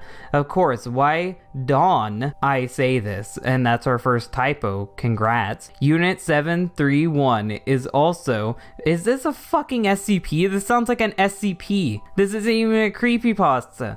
People from Mini Gaming Industries. I thought it was just Sega. What the fuck? What are you talking about? That makes no sense. How could it be Sega if it's Mini Gaming Industries? Every game is actually a military test. That's fucking retarded. I will explain this. In the 60s, again, the MK Ultra project, something that actually existed and these creepypasta fanboys jack off to because it's the actual conspiracy theory that was true, was in full lapse. So now we're in full lapse. Not missed anymore. It's lapse. He learned one new word. The MK Ultra project was affiliated with LSD and heroin, but another stimulant was music. The Lavender Town theme, a game from the fucking 90s, was somehow involved in a 60s project before the fucking game even existed. The theme, beta track, and then Sonic sound test track were used in MK Ultra, even though that's the 60s. As a meme for psychological warfare. We actually do use songs for psychological warfare, but it's not these songs. I heard that Celine Dion is used for psychological warfare. Can't confirm that, but it has more validity than your fucking thing. When the CIA were whistleblown, that's when they needed a more subtle operation. If they were secret for so long, then it was subtle, and you capitalized operation for no reason. Sega, or Unit 731, were working on a means of making simulations of military warfare. That sounds stupid. In every pixel of every game made. That's so vague it could literally mean anything. This sounds very false. That's because it is. But the federal government needed more recruiting. They recruit enough as is. They don't need to brainwash kids with video games. Unnecessary space. Recent wars, such as the Yugoslavian wars in the 90s. Oh, now we're actually getting some information about the 90s. When these games were actually fucking made. So they made video games that were developed to motivate and train innocent people. Yeah, because Sonic saving the environment really makes me want to kill a Yugoslavian. Why do you think people join the army or the Marines? It's because they want to serve their country or they want to earn money. Those are the reasons why. Because some of them either played a video game or want to join. What the fuck does that mean? That means that it could mean anything. That's exactly what I said a second ago to make fun of you. Unit 731 was able to turn innocent people into sleeper agents. That's not how recruiting works. For the United States, if you watched mini films, not any films, mini films, where a country attacks America, you would notice that civilians would be unknown to weapons, but somehow they can use them like soldiers. I don't know, maybe because it's a fucking movie. In a movie, anyone can do anything. How the fucking zombie movies are people just able to pick up a shotgun and shoot it without suffering from recoil? It's because it's a fucking movie, not because they're sleeper agents. That's because they're all brainwashed by the federal government to defend the states if an imminent attack has begun. Most of you would know about a game called Polybius, that game that didn't exist. However, this was actually a dead end. There was no such thing. Somehow when you say something is fake, it seems more bullshit because you think Sonic was made in the fucking 80s, and somehow the song existed in the fucking 60s when MK Ultra was going on, so don't tell me anything sounds silly. This game was practically an unpopular Space Invaders that got turned down and then got turned into the real game. Polybius was actually just some imaginative clone. The Polybius game clone is subliminal with text and pixels of military training. Practically, we are all robots trained by the government. Oh, how shocking. And Sonic in the 1980s did it to us. Damn you, Sega. The files on the MK Ultra project weren't burned or destroyed.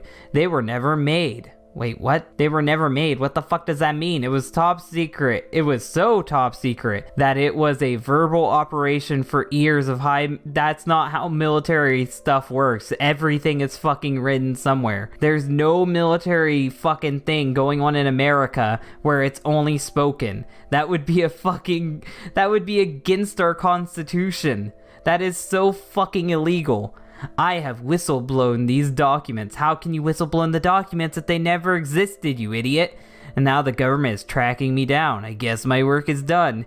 So, from what I heard, this is a genuine creepypasta, but I'm willing to say that it might be a troll pasta. If it is a troll pasta, congratulations. You made it just stupid enough to where I can't tell if you're fucking with me. And if it's a genuine creepypasta, then congratulations, your story fucking sucked. It was unoriginal. You had nothing new to this concept. You knew nothing about video games at all. You barely know anything about the US government, and this document itself is not written like a military document would be.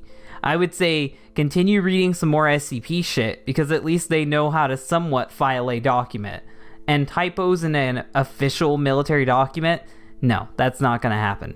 This whole thing is fucking bullshit. This whole story is bullshit, and I'm glad I read it, because it's been a while since I've read a Sonic creepypasta that made me go, well, this is fucking stupid. Today's creepypasta is called Sonic Creepy Dis, and with a clever and original name like that, you can be sure that we're gonna get a totally original story here today on DHT. The author starts out with, hello, my name is Silver. Silver, like Silver the Hedgehog? That doesn't help you going into this. And just recently I've become interested in creepy things in video games and creepypasta.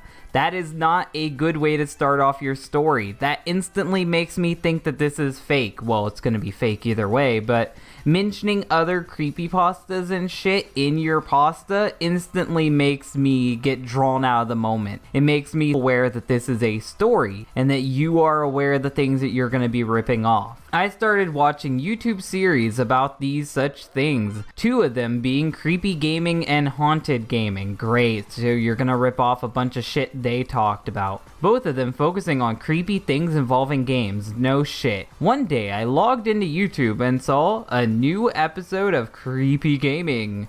The episode was titled Sonic CD Hidden Message. Ooh, this is a while ago. This is a few years ago. I remember when that was new too. I thought this was strange. How did you think it was strange? It's just a normal video like all the rest of his videos. What could it possibly be?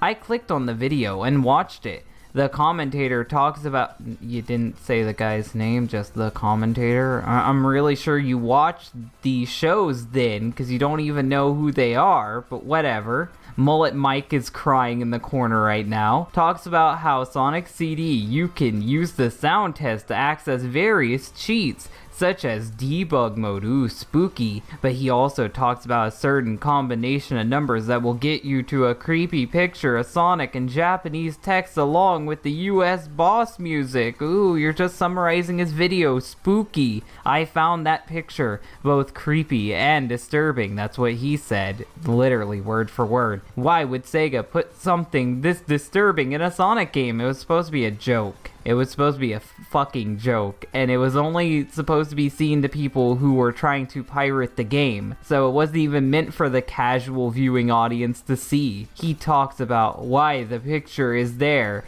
and he concludes that it's an anti-piracy screen. No, he doesn't conclude. He knows for sure because it's already confirmed. Because the Japanese text reads, "Fun is infinite. Sega Enterprises Majin." I was very interested in this screen and decided I want to see it for myself. I could have just gotten an emulator and an ISO, but that would only prove the theory that it's an anti-piracy screen. Well, modern ISOs you get at the game actually check out as an official game. So you wouldn't see it as an anti-piracy screen. You would only see that if you had an early version of the game. You would actually be fine just emulating it, but whatever. So I decided to dig up my old Sega CD from storage. Really? You just happen to have a Sega CD, a thing that sold like shit? You just happen to have one and Sonic CD? Okay. And try it on my own copy of Sonic CD. I grabbed my keys and headed for the door. We don't need any of this shit. You could have just said that. But no, now we have to go all the way there. But whatever. I got in my car and prepared for a long drive, taking us, the audience, with you in terror. Because my storage space was in another city. I didn't need to know that your fucking princess is in another castle. After my long drive, I finally got to my storage space. I don't care. I opened it to find all of my old stuff. Still don't care. Boxes filled with old VHS tapes. I don't care. Video games and board games from when I was young. If it was from when... I don't fucking care. I spent nearly an hour blowing dust off boxes and digging through them till I found the box containing my Sega CD, which probably don't work now because you fucking had it in a storage shed for years. I finally found it under my old SNES. Can't wait for the sequel when you find a haunted Mario game. I put it in my car along with its cords and my copy of Sonic CD. I drove all the way back home, and once I got there, I unplugged my Wii from my TV. Can't wait till we get a haunted Mario Galaxy because he's setting up so many sequels here. And plugged in my Sega CD. I put in the Sonic CD disc, fucking telling us every step of the way, and waited for it to load. I bet you're gonna tell us how long it took to load too. Once I got to the title screen, I entered the cheat to open the sound test without completing the special stages. Once I opened it, I entered the specific numbers to get the screen to appear. I sat there for a bit and then pressed start. A sound of confirmation was heard, and there it was, the creepy picture followed with equally creepy music. You just wasted hours of your life to see something you could have Googled. I stared at it a bit, taking in that creepy Sonic and all of his creepiness. Ooh, someone doesn't own a thesaurus. Then I got enough of it and pressed start again. Oh, so you realized how much of a waste of time this all was? You wasted your time, you wasted our time, this is just terrible. Then the screen faded and it brought me to another picture with a close-up of the creepy Sonic. I'm sure it did. Just one, and more Japanese text. Okay, so just one creepy Sonic? This shocked me because it wasn't mentioned in the video, almost like you made it up. So I got out my iPhone, product placement, can't wait for the haunted iPhone game, and tried searching around for the picture, but no results. I tried translating the text using Google Translate, which means that it's not going to be accurate at all because Google Translate is terrible. The translation read, "Where do you think you're going?" Oh yeah, I believe you. After reading that, I was scared. The game seemed to be addressing the fact that I was quitting the screen. I tried pressing the buttons, but nothing worked. Unplug it. After a while, I heard a confirmation sound, and I was taken into the game, but something was off. The normal Sonic was replaced with the creepy Sonic. I was alarmed at why this was happening. The start button didn't do anything, so I decided to try another Easter egg that would make Sonic stand still for 3 minutes and jump off the screen and you'll get a game over. Or you could just unplug the Sega CD. But after 3 minutes, Sonic looked at the screen and shook his head as if he was saying, "No, Sonic doesn't want to die today."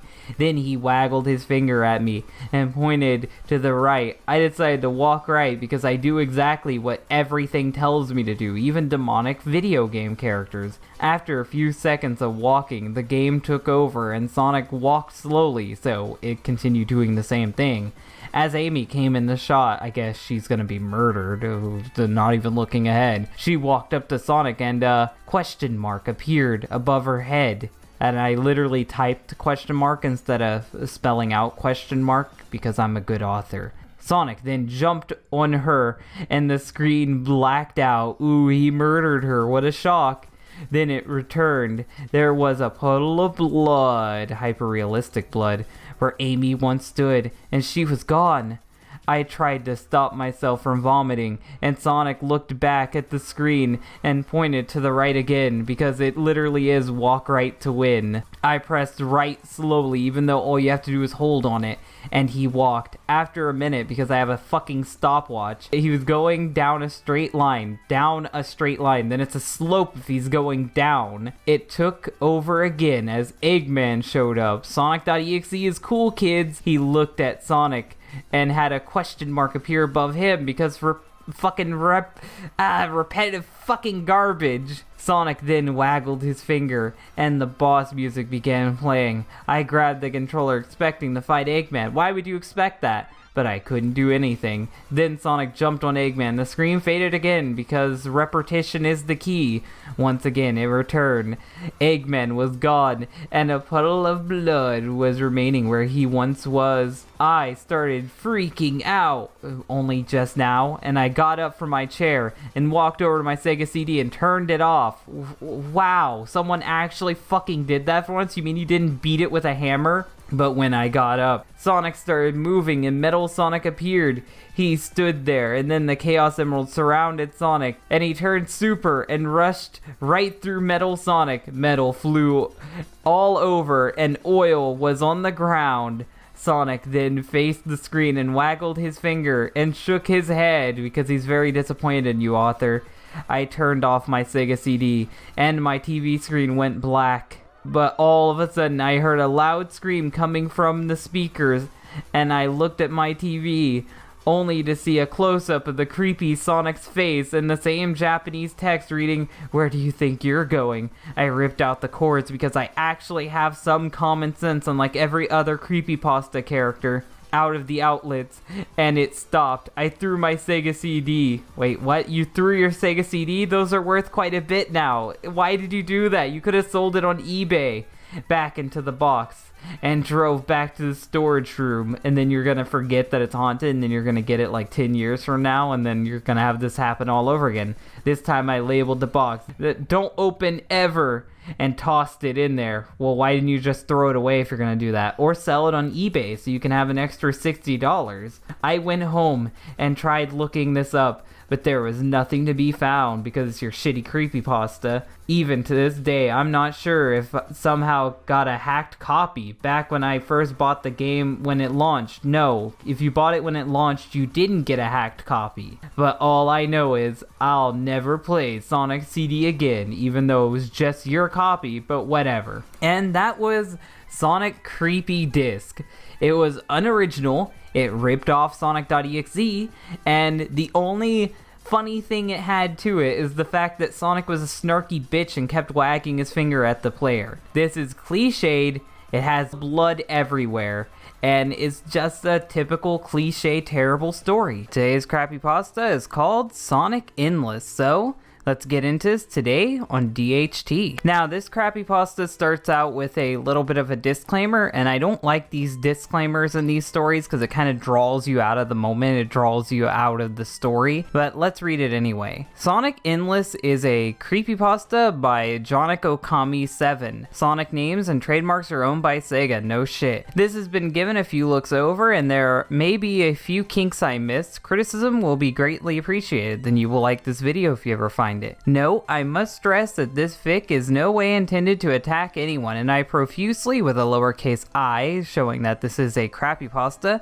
if it does come off on that way. I don't know what the fuck you're talking about, and I am currently doing my best to revise it to soften up any potential offense. So we have like an SJW disclaimer in the creepypasta. Creepypastas are supposed to offend in a way. They are supposed to disturb people. They are supposed to creep you out. So I don't know why you would try to make a creepypasta that's not offensive in any way. It seems like a bad idea. And then we have yet again another fourth wall breaking thing where it's labeled as story. I don't like it when creepypastas do that. It kind of ruins the immersion of everything, seeing how this is supposed to be like a campfire tale. It's not really a campfire tale if you're splitting it off like that. I am what you may call a very loyal gamer, tips Fedora, towards the classic franchises such as Pokemon, Mario, Mario, Zelda, and especially Sonic. While many modern gamers scorn at such titles, I don't know what the fuck you're talking about, everyone loves all those titles except for maybe Sonic, in favor of more graphic and violent games such as Call of Duty or Dark Souls. This has to be a fucking joke. Your two examples are Call of Duty and Dark Souls? Come on. I've, missing the apostrophe, always been pretty stuck to childhood classics. That's literally just repeating what we just read. You didn't need that sentence at all. As a huge Sonic fan, I thought you're fans of other shit too, but whatever. I look forward to playing every new release, good or bad. Ah, God, you're part of the problem. But despite the reviews of the public, who usually dub a Sonic game as terrible, way to be part of the stereotype, because it did not meet their expectations, or maybe it's because they actually are bad sometimes, or just mediocre, and people expect better. I usually had little expectation to save any potential disappointment upon going into a new title. That is not how you should treat a game. I don't go into Mario games with low expectation because I know I'm gonna get a good product. That's how Sonic should be too. There's no reason why it shouldn't be like that. And like the games for what they are worth, which isn't very much. However, I feel that I can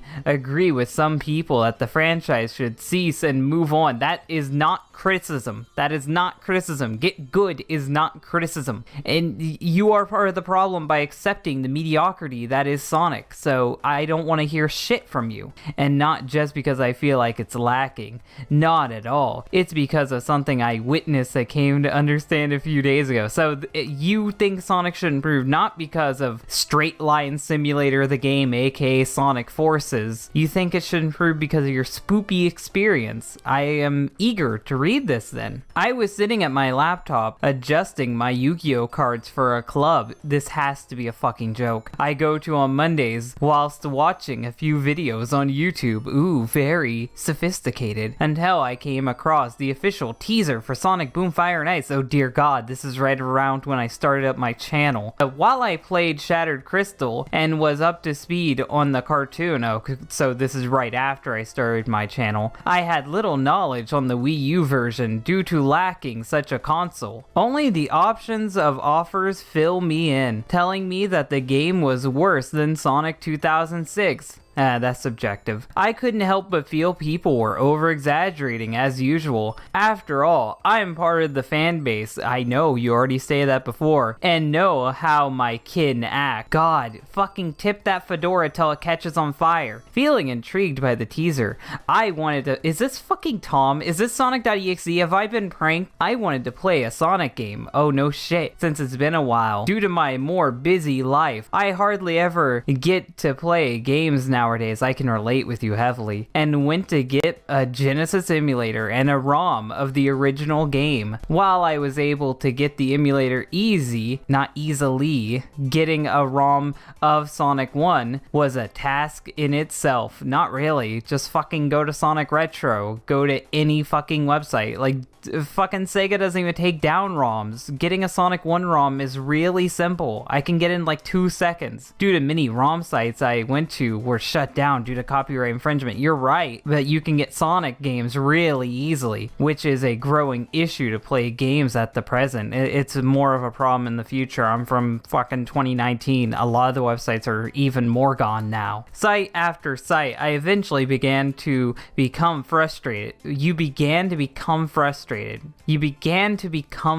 Okay, I'll leave that sentence as is, cursing under my breath, until I soon came across a site that seemed a bit shady. That's all fucking ROM sites. Have fun getting a virus. Knowing full well about malware and viruses from sites like, I hesitated until I came to acknowledge that my antivirus would handle any attempts of infection. I clicked the site. I don't know what the fuck you were trying to say in that sentence, but it's so overly worded that I couldn't fucking understand it. Nothing wrong so far. My antivirus didn't notify me and instantly blocked the site, so I shrugged it off off and attempted to download the ROM. Same result, as my antivirus did not reject the download. Well, you didn't need to reword that. You could have just said, my antivirus software didn't alert me, so I downloaded the ROM. That's all you had to say. It's probably safe, I thought to myself as I extracted the file and started up the emulator. You didn't say you dragged it into the emulator or loaded it from the emulator. Come on, step it up, Tom. Tom would have told us for sure each and every step it took to load up that ROM. The game started up normally. Okay, I'll just leave that as is. This fucking story is already coming through with all the tropes, with the usual Sega logo, unlike the unusual Sega logo, and Sonic Team text. When it reached the title screen, no music played. A glitch, I thought, whilst dreading the idea that I would need to try to find a better working ROM, until Sonic popped out of the title ring. His expression wasn't the usual smug and cocky persona he usually showed. No, it was depressing and lacking in energy, so it's Sonic for hire then. Okay, I see where you're coming from. I got angry and cursed loudly at the fact that I got a hack instead of the original game, cause you're fucking retarded. But I swallowed my pride and decided to try it out, hoping it was a good trade-off. It wasn't. As I pressed start, the game instantly threw me into the first level. You don't need to tell us. You don't need to tell us. We know how games work. With the title card saying, no more. Oh god, it's already edgy as can be. No more what? I asked myself as the title card moved, revealing the stage, and to my surprise, I saw Green Hill Zone. You shouldn't be surprised. That's in every fucking Sonic game ever now. In a different light. Green Hill was dead and lifeless. No, it wasn't filled with blood or gore like some crappy ghost story. Come on, don't pretend like you're not a crappy ghost story. It was lifeless in a sense of nothing or nobody living there. Oh, so it's like a crappy ghost story, you know, like Sonic Faded Colors. Exactly like Sonic Faded Colors, to the point where it was abandoned, the level was silent, and lacked any BMG period. Ooh, you're such a big brain by using those technical words. I drew my gaze at Sonic. Sonic himself stood quietly, looking at the ground, almost like he didn't have any vigor. I hate how you fucking write this. This isn't the Bible, it's a Sonic Crappypasta. Just like in the title screen, I noted how bizarre this hack was and proceeded to move. Sonic, realizing he didn't pick up any speed and only hobbled forward. Oh my god, he's handicapped like the author. At this point, I, with a lowercase I, noticed I, with a lowercase I, was on 0 lives. You were on 0 lives? Not that you had 0 lives. You were on 0 lives, which was impossible normally because the original Sonic game was one of those early games that don't explain to me how life counters work. I know how lives work in video games. Come on, don't fucking talk down to the reader like that. Instead of giving you one last chance, the zone itself was empty and we already know. You already said this. Quit repeating yourself. Rings or obstacles. The plant life was very still and had a color, and you spelled color the European way, so now I know to blame Europe for this. Palette to potentially imply that it rotted away from neglect. Keep fucking repeating yourself. As I move Sonic through the abandoned Green Hill, which was a time killer due to how slow he was moving. Why are you playing the game then? I, with a lowercase I, eventually came across my first trail of rings, oh yay, which were positioned in such a way that they made out letters and words. Let it in, ooh, fucking edgy. I read the sentence. Is that really a sentence? It's more of a statement, and sat in through to it. There was some symbolism involved. Come on, stop fucking jacking yourself off. It's not that deep. In this hack, trying to give a message, it's more like, hey, let's rip off, I slightly dislike you. How about that? How about that? You remember that troll pasta? God. I moved Sonic past the trail to another set of rings, forming a word. I can't take it. So we're just ripping off a Mario creepypasta then. We're ripping off I Hate You. That's what we're doing here? We're ripping off I Hate You, or that other Mario creepypasta just called Mario. Are we gonna do that? Because we've done this before too, and you were making it seem like you were something original, something new, something different. I guess I shouldn't have expected much from you. Who was is leaving this trail besides the hacker who made the game? No shit. Was this another one of those horror story fan games? Of course. Was it one of those other characters with a death wish? So you have read the Mario one. I really didn't know and had to keep moving to find out. Oh yay, I'm so fucking excited. Suddenly I jumped as Sonic turned to look at me. I noted that this hack was acting like it was aware. So now we're ripping off Sonic.exe. Although part of me wondered if the game and its titular character, way to use big words, was indeed trying to tell me something. Quit fucking jacking yourself off. I get it, the game is deep. I gulped and it continued to move Sonic to the next formation of rings, fearing what they would say next. They hate me. Oh no, really? Was this hack made by fucking Gamer Guy? Come on.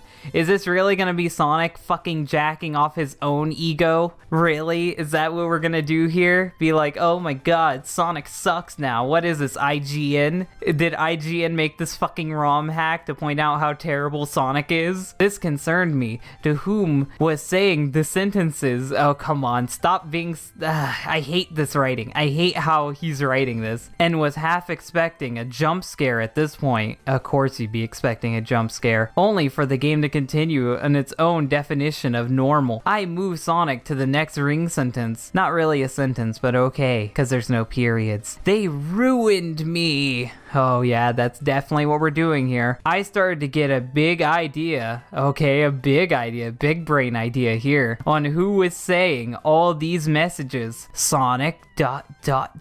I knew that the series hasn't been doing terrifically well since Sonic Adventure 2. I think Sonic Heroes did well. Fuck you. The Sonic Advance series did well also. I would say it hasn't been doing so well since Sonic 06, but even then that wouldn't be too correct. I guess you can just say it has hit and misses. I wouldn't say that it hasn't been doing so well. It has some bad games and some good games. In some cases, Sega were trying too hard to make the next best game, but only to miss the fans' opinions. But was this some troll's idea of a funny yet depressing bash? Or was it Sonic trying to send me a message? No, video game characters don't talk to you. As I proceeded to move Sonic across the stage, the ring lineup, the message became more and more depressing. The rings were forming sentences such as, I don't want this and let my legacy rest, no more games. Sega isn't gonna listen to you, they're gonna pump it out till they go bankrupt. It was apparent that this was the cries of Sega's once fully successful and beloved mascot wanting his adventures to end, wanting to kill himself, so that people's memories of him would not become tarnished by every game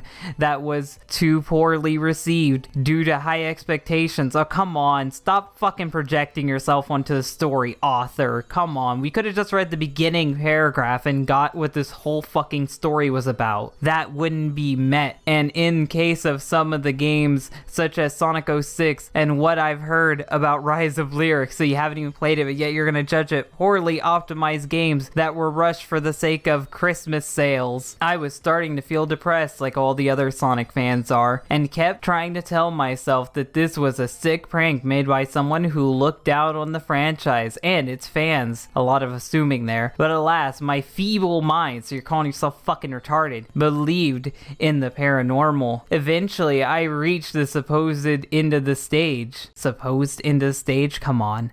That looked like the boss location for Green Hill. Why are you fighting Eggman on the first act? You didn't say you went to the third act. You never mentioned beating an act at all. Yet there was no sign of Dr. Robotnik / Eggman, who would, of course, show up to challenge Sonic at the end of every zone. Yet, why didn't he show up this time? Could the Doctor have also abandoned the Green Hill like every other living creatures to leave Sonic all alone? Sonic slowly sat in the dead center of the screen and slowly began to sob like all the other fucking stories. Hello, Sonic.exe. He sobbed for a good minute or so, pulling out your stopwatch, Tom, until he got up and looked at me once more and began running to the right, so he can run now. Apparently that limp was just for show, which led led to a bottomless pit. Hey, Mario. Hey, why don't we just rip off a bunch of stories that did really well and then just fucking slap Sonic in it? That seems like a good idea. He then jumped into the pit and did the usual death animation. Nothing gory or demonic, just a little sound effect. Yes, we get it, you're ripping off Mario. Everyone has read Mario at this point. With Sonic's dazed yet surprised face, he shot up and down. The game then alerted me that the game was over. Way to be redundant with that sentence. But instead of the words game over, it said please be over. Ah yes, Sonic is sounding more like me the further this story goes on. Before cutting into a binding mix of colors, occasionally flickering through images of Sonic's decline over the years. How did you fit all that on a Genesis ROM? I don't know. Be it game titles, concepts, and certain characters, way to be vague, so we have no idea what the fuck you're talking about. After all this, it cut back to a display of Sonic falling from the top of the screen and hitting the ground. While he would normally have survived such a fall because Sonic doesn't have fall damage, he hit it with a crunch, unlike the usual breaking sound, so it sounds like the crunch from Sonic 3. As I, with a lowercase I, because I be retarded, sat here wondering what will occur next in this bizarre symbolic ROM hack. Quit jacking yourself off. I jumped in surprise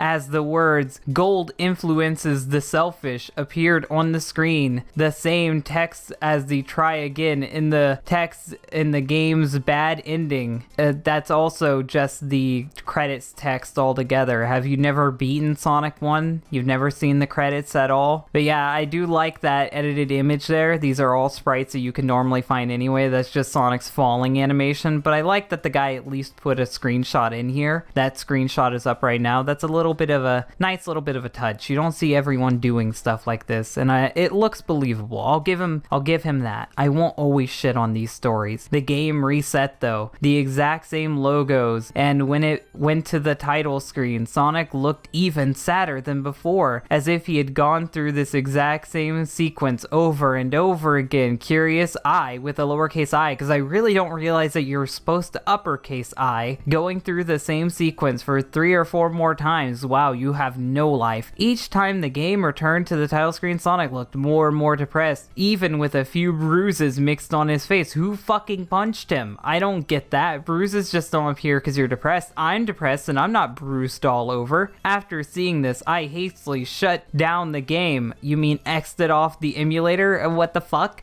And sat in horror after it clicked in my head. Wow, you're such a big brain after all. It took you that long to figure this out? To what this all was supposed to mean. Sonic was trapped in this eternal cycle of game after game, forced as Sega's little marketing gimmick to fill their pockets with cash. The concept, if you think about it deeply, is sickening. Oh wow, tip your Sonic fedora, tip it hard. If you consider this an all too real interaction to reach out to a fan, akin that defenseless bear forced by some sick bastard to perform to their own game. Wow, you are looking way too into your own shitty fanfiction. All that happened, the empty Green Hill Zone, the message is quit fucking repeating shit. I'm skipping it. I'm skipping it. I'm skipping it. I'm skipping it. Sega wants to be for monetary value. I didn't tell anyone else this story except for the whole internet when I published it, because I knew no one would believe me if I tried, and I don't. Yet, when I see a new Sonic game or another Sonic media, I sit there and think about what I saw in that game and hope that Sonic would rest one day. The end. And I hope Sonic will rest one day too. This story was terrible. This author obviously has no idea of grammar despite using such big words, but yet didn't remember to uppercase I most of the time. This story does nothing but rip off other creepypastas and jack off its own ego, really thinking that it's making some grand message when really I've read at least 6 other stories that did this exact same plot. So yeah, this story was bad. Today's Crappypasta is Sonic Extreme, a strange disc. Let's get into reading this today on DHT. Prologue. And I really don't like it when stories are structured this way, but whatever. I was doing my weekly shopping in Town Square,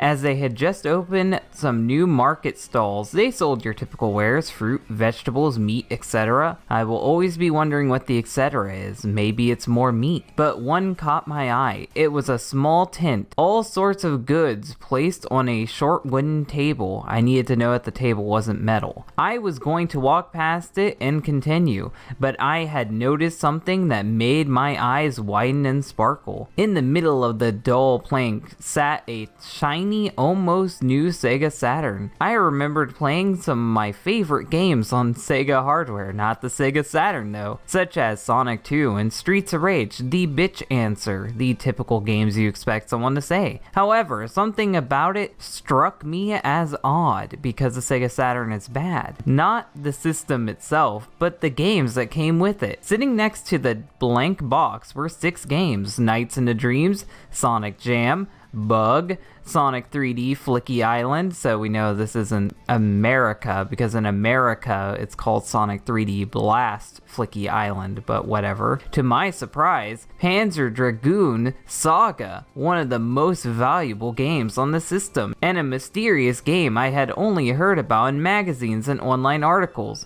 A game that I once heard was cancelled and was never released, Sonic Extreme. What's funny is that demos for Sonic Extreme have been released and some people have even put them on disc, so you may have just found a demo for the game, weirdly enough. This was certainly weird, since Sonic Extreme was never released officially, but it has been unofficially, so you might have one of those. But at the time of writing this, fans have found the game's source code and are currently reviving the project, so maybe a version they found was put on a blank Sega Saturn disc, which is what I said, so people could play it with an emulator. I mean, if you go through the effort of putting it on a disc, you're not trying to play it on an emulator. What was even stranger was the case for the game. It was a typical CD case, but instead of the covers being blank, there was box art, a rating, and there is even a back cover. The only time Sonic Extreme ever had anything resembling box art was concept sketch used as a template for what the final box art would have been. I haven't even seen that, so you made me look up something new. But they never got around to drawing a final version because the game wasn't even close to being done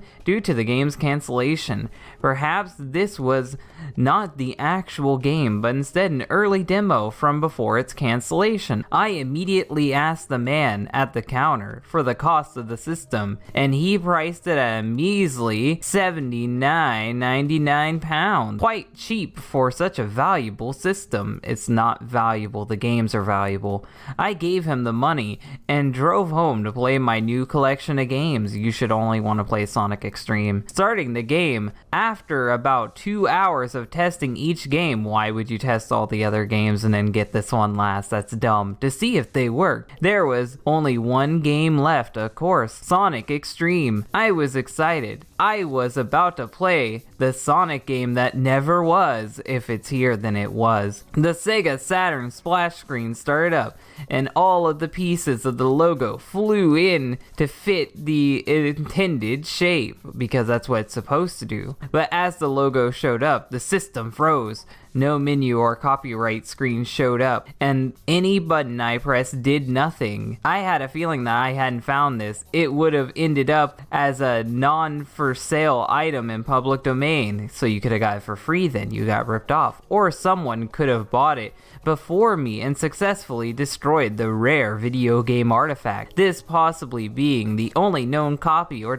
no, it's not the only one, or one of the very few. The system had crashed. I turned it off. I ejected Sonic Extreme Disc and went to bed. Okay, Tom, Sonic.exe, why do you go straight to bed, you defeatist? The next day, I woke up and turned on the Sega Saturn again to see if Sonic Extreme would work. Clearly, Sonic Extreme just needed some sleep before getting up in the morning. And to my surprise, it did. Okay, so I guess I was right.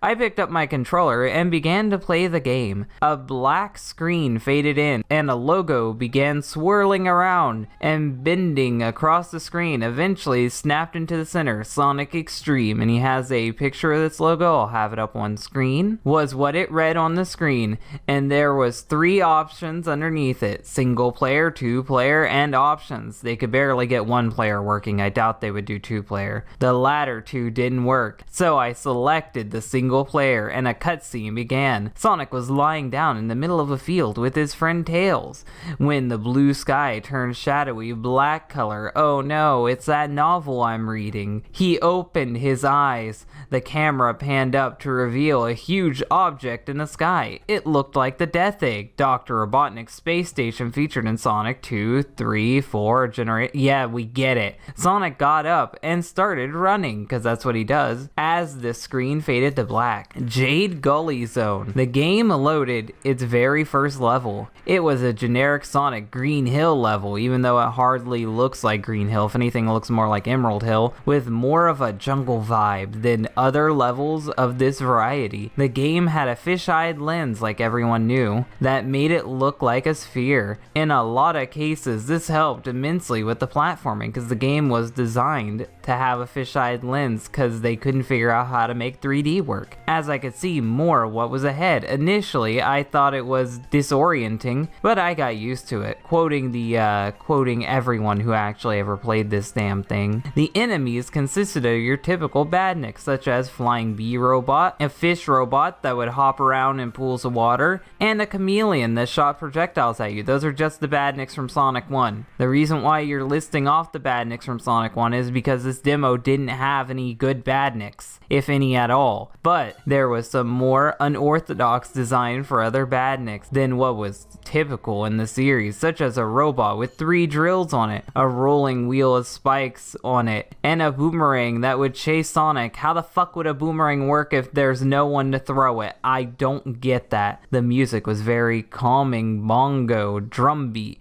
mixed in with a pleasant acoustic guitar. There were segments where Sonic would have to hit a switch to activate a hidden path. Yes, keep telling me about the demos I've seen before for like over 10 years. Keep telling me about them. And there was some crumbling bridges that would lead you into spikes, but the level was fairly easy because it isn't done. The boss was a big cat looking mech, so Big the Cat is the villain. Good thing, I never knew this. Which would leap at Sonic and swipe him with laser claws. That's bullshit. After a few hits, its head would fly off, R.I.P. Big the Cat, revealing Robotnik in his classic Eggmobile. See, is Eggmobile, Eggomatic? I'm really curious what the canon name for this thing is. He now had 2 new attacks. Robotnik's never really had any attacks, he just had different equipment, but whatever. He would shoot lasers out of the mech's paws and perform a spin attack that would send him bouncing across the room. The game ran completely different in the boss battles than in earlier levels. For instance, the fisheye lens had gone, and in its place was a flat battlefield with no features whatsoever other than a colorful texture on the ground. Sonic ran a lot faster, and the arena rotated around him. After a few hits, the boss was destroyed, and the game displayed the results screen. After my score was totaled, the game faded to black and loaded the next zone. Red Sand Zone. I guess we're in Minecraft now. This zone was a desert-themed level, so we're just looking over the fucking levels that we already know existed. Thank you. I could have just read Cutting Room Floor for this shit, with lots of pyramids, tombs, traps, and even a sphinx at the end of the 3rd act, which...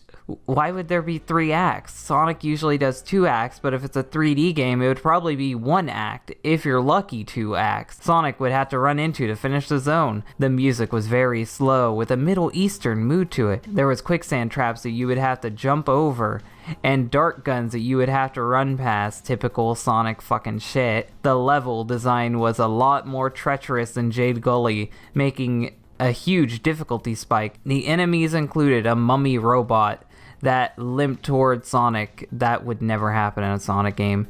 A Nubis robot that would they would be generic fucking animals. That's always Sonic's thing. It's always a beetle, a octopus, a monkey. It would never be something so creative. Sega's not that creative. That would drag Sonic towards a nearby quicksand, and the tri-drillers from Jade Gully, you'd see that's more like Sega. There's a lot more spikes and fireballs that would jump from mini pits of lava scattered around the level. The boss was a Sphinx robot that would try to smash Sonic with its extremely large stone hands. Unlike the big cat robot, the boss was fought. It is a big cat robot though. It's a Sphinx. What's up with Eggman and cats in this game? On a single platform floating around, the sky in an area in a complete 2D perspective. Oh great, Sega's pandering before they even had to pander. As I was about to defeat him, the graphics started to flicker and glitch out. Of course they did, creating some weird images and patterns. Shortly after the barrage of colors, the game locked up and emitted a loud buzzing noise. That's just normal for the Sega Saturn. I took out the disc, expecting to see tons of scratches. Why didn't you see that to begin with? But to my surprise, there weren't any. I restarted the Saturn, only to see that the game had saved my place. No splash screen or title screen, just the boss arena, minus the boss. Sonic was just standing there, facing toward the screen. The game then loaded the next level, Crystal Frost Zone. This zone was a winter wonderland style. I hate this story. It's literally just the cutting room floor showing us the levels that could have been in fucking Sonic Extreme if it ever got finished.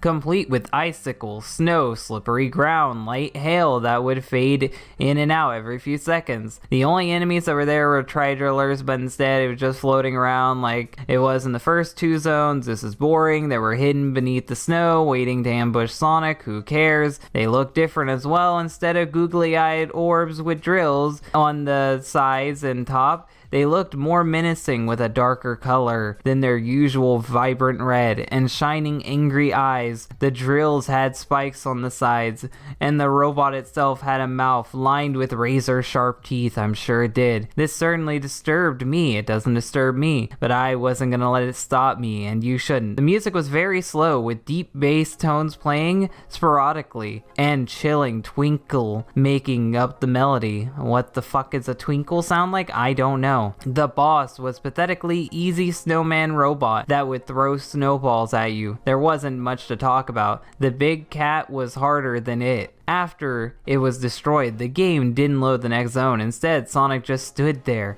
with a worried expression on his face, seeing that the story is starting to suck as a cold wind swept in. Suddenly, a violent blizzard of glitched sprites erupted from the right side of the screen, covering the poor hedgehog and jumbled characters, enemies, snow, and ice. When it ended, Sonic was nowhere to be seen, and the screen faded out. De-garbled text. After the screen faded out, I was expecting the next zone to load in. Why would you? But it didn't. Sonic's sprite faded in, and I was given control. There was nowhere to take him, as I was trapped in a black void like Sonic's franchise is now. After a few minutes of just running around, because that's what everyone in Creepypasta does, the sprite glitched out. Then Sonic did an animation I hadn't seen before.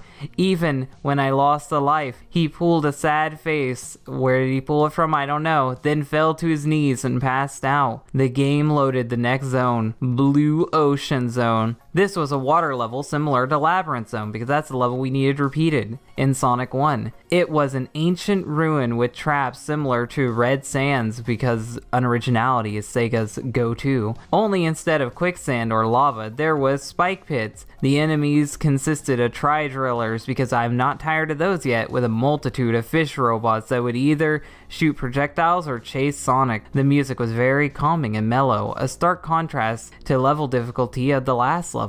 The boss was a giant electric eel robot. These bosses are way too creative to be made by Sega, and would shoot lightning in all directions and electrocute the floor. Overall, it wasn't much of a challenge, but it did take a while before I destroyed it. After the results screen, the game didn't fade to black. Instead, another cutscene played. Sonic laid down on the floor of the arena and sighed as he started to drown. As he lost air, he got paler and paler until he became a lifeless husk like his franchise is now.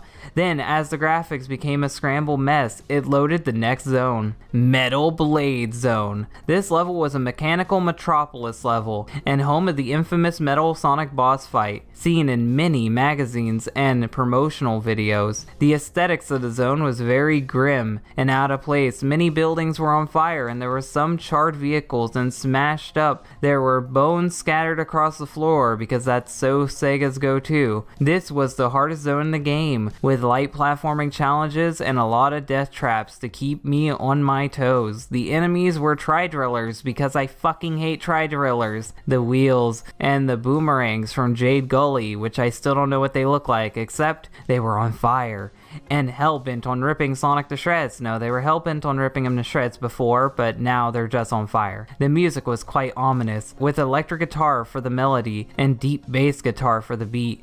Like I said before, Metal Sonic was the boss, and he was huge. He was about 3 times the size of Sonic. He would fly around the room and shoot lightning bolts at Sonic, then charge straight ahead. He was fast, aggressive, and unpredictable, but I managed to beat him. I was waiting for another cutscene to play, because that's how predictable this story is, like what happened at the end of the last levels.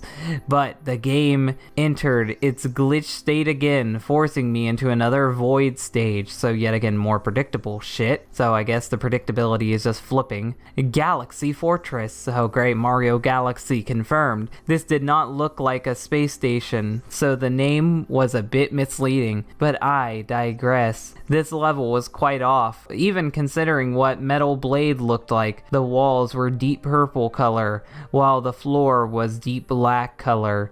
All of the previous enemies returned, now rather menacing. All of them have been returning before. The textures on everything was glitchy, almost corrupted, creating some very wacky images. There were segments where Sonic was in space, and he had extremely cruel time limit to get through, and a nearby airlock, and continue on. At the end of the second act, right as I was about to pass the goalpost, Sonic's sprite glitched out and began to fly in all directions across the screen like Knuckles in Sonic Boom.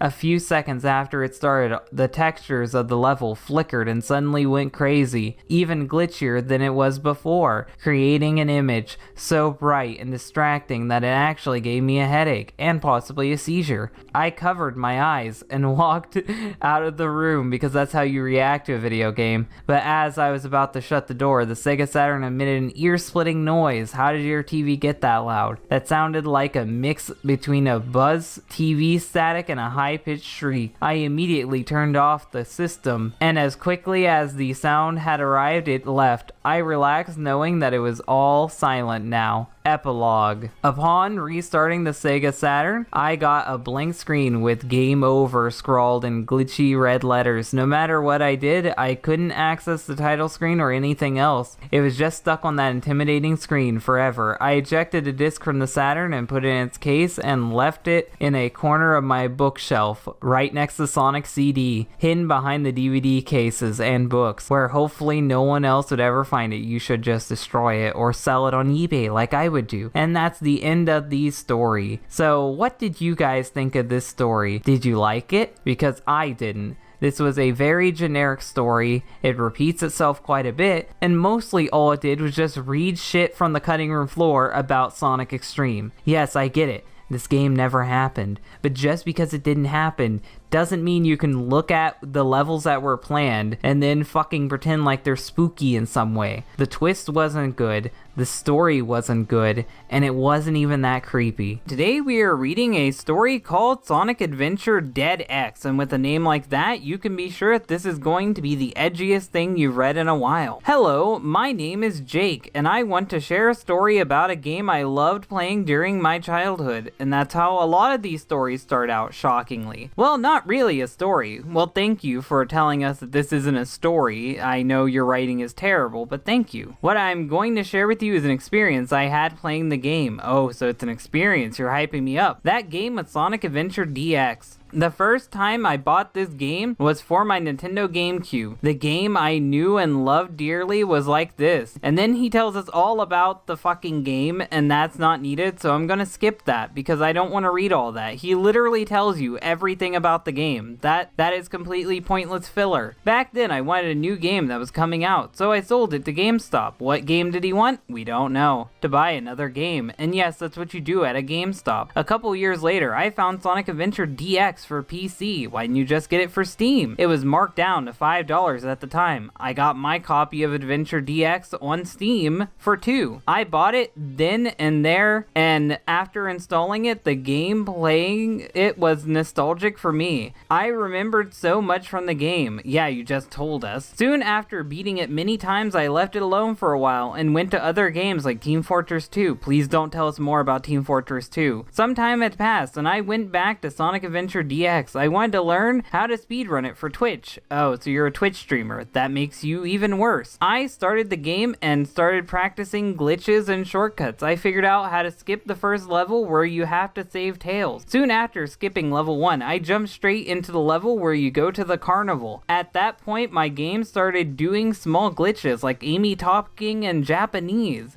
It was odd because I didn't change the language setting. Needless to say, I went back to the menu, and what would you know? It changed. Ooh, what a shock. I swapped it back to English and got back to the game. After I fixed it and beat the level, everything seemed normal. That was until I went to the Red Mountain stage. I started the level like normal, and going through I saw a few enemies didn't notice me like the monkeys normally throw bombs. They seemed to be still and were just standing there, T-posing I assume. I ran past them trying to make good time, but still, most of the enemies were not moving because that's the typical creepypasta thing. I figured it was just a glitch because I'm an idiot. On this stage, you have to get out of a volcano before it fills with magma. Thank you for telling us how volcanoes work. I noticed the ring men in the locked cages were acting different than before. Normally, they stand there with a slight bouncing animation, but this time they were banging on the cages. They wanted to get out. That made me stop and think, why are they doing that? Maybe skipping the first level unlocked a hidden animation. That's not how that works. I waited a moment, but there was nothing really changing, so I finished the level. After Red Mountain, I began Sky Chase stage. It was odd though, because the cutscene didn't activate. It immediately started the level, and Sonic wasn't riding the tornado. He wasn't riding the tornado, which was damaged. Well, what does that mean? Was he hovering in the air? Was he spinning around in circles? We'll never know. And there was no driver. Well, there's no driver, and he's not riding the tornado, so why even bring it up? I completed the level, and minus the glitches and no dialogue, everything played normal. That's not normal. I knew Eggman's ship was the next, like the previous level. The cutscene did not play either. I hadn't pressed any buttons for it to skip, but I pressed on as normal. That's not normal. Shortly after, I reached Sky Deck stage, but the game became unresponsive for a few minutes. Why would you stand there for a few minutes and watch it, and then start it back up? I would have gave up and reset my computer. I noticed that a few things were missing, like rings and capsules. I figured it must have broken the game trying to exploit the glitches. That's not how games work. I continued the level looking for the end, but most of the enemies were gone and Big Cannon wasn't firing. Then I decided to quit the level, but I found the pause menu was gone, but the game was still paused. When I had unpaused the game, it was lagging and jerking. Jerking is not the expression I would use, but thank you. I went to jump on a platform and I had died in midair, even though I hadn't hit anything. I thought that maybe the enemies were invisible or glitched. When I returned to the checkpoint, I noticed Sonic's hands were gone. Ooh, spooky. Now he can't pick up shit. And upon further inspection, they were. The way to be redundant. It was an odd sight. Not really, but I decided to continue and completed the stage.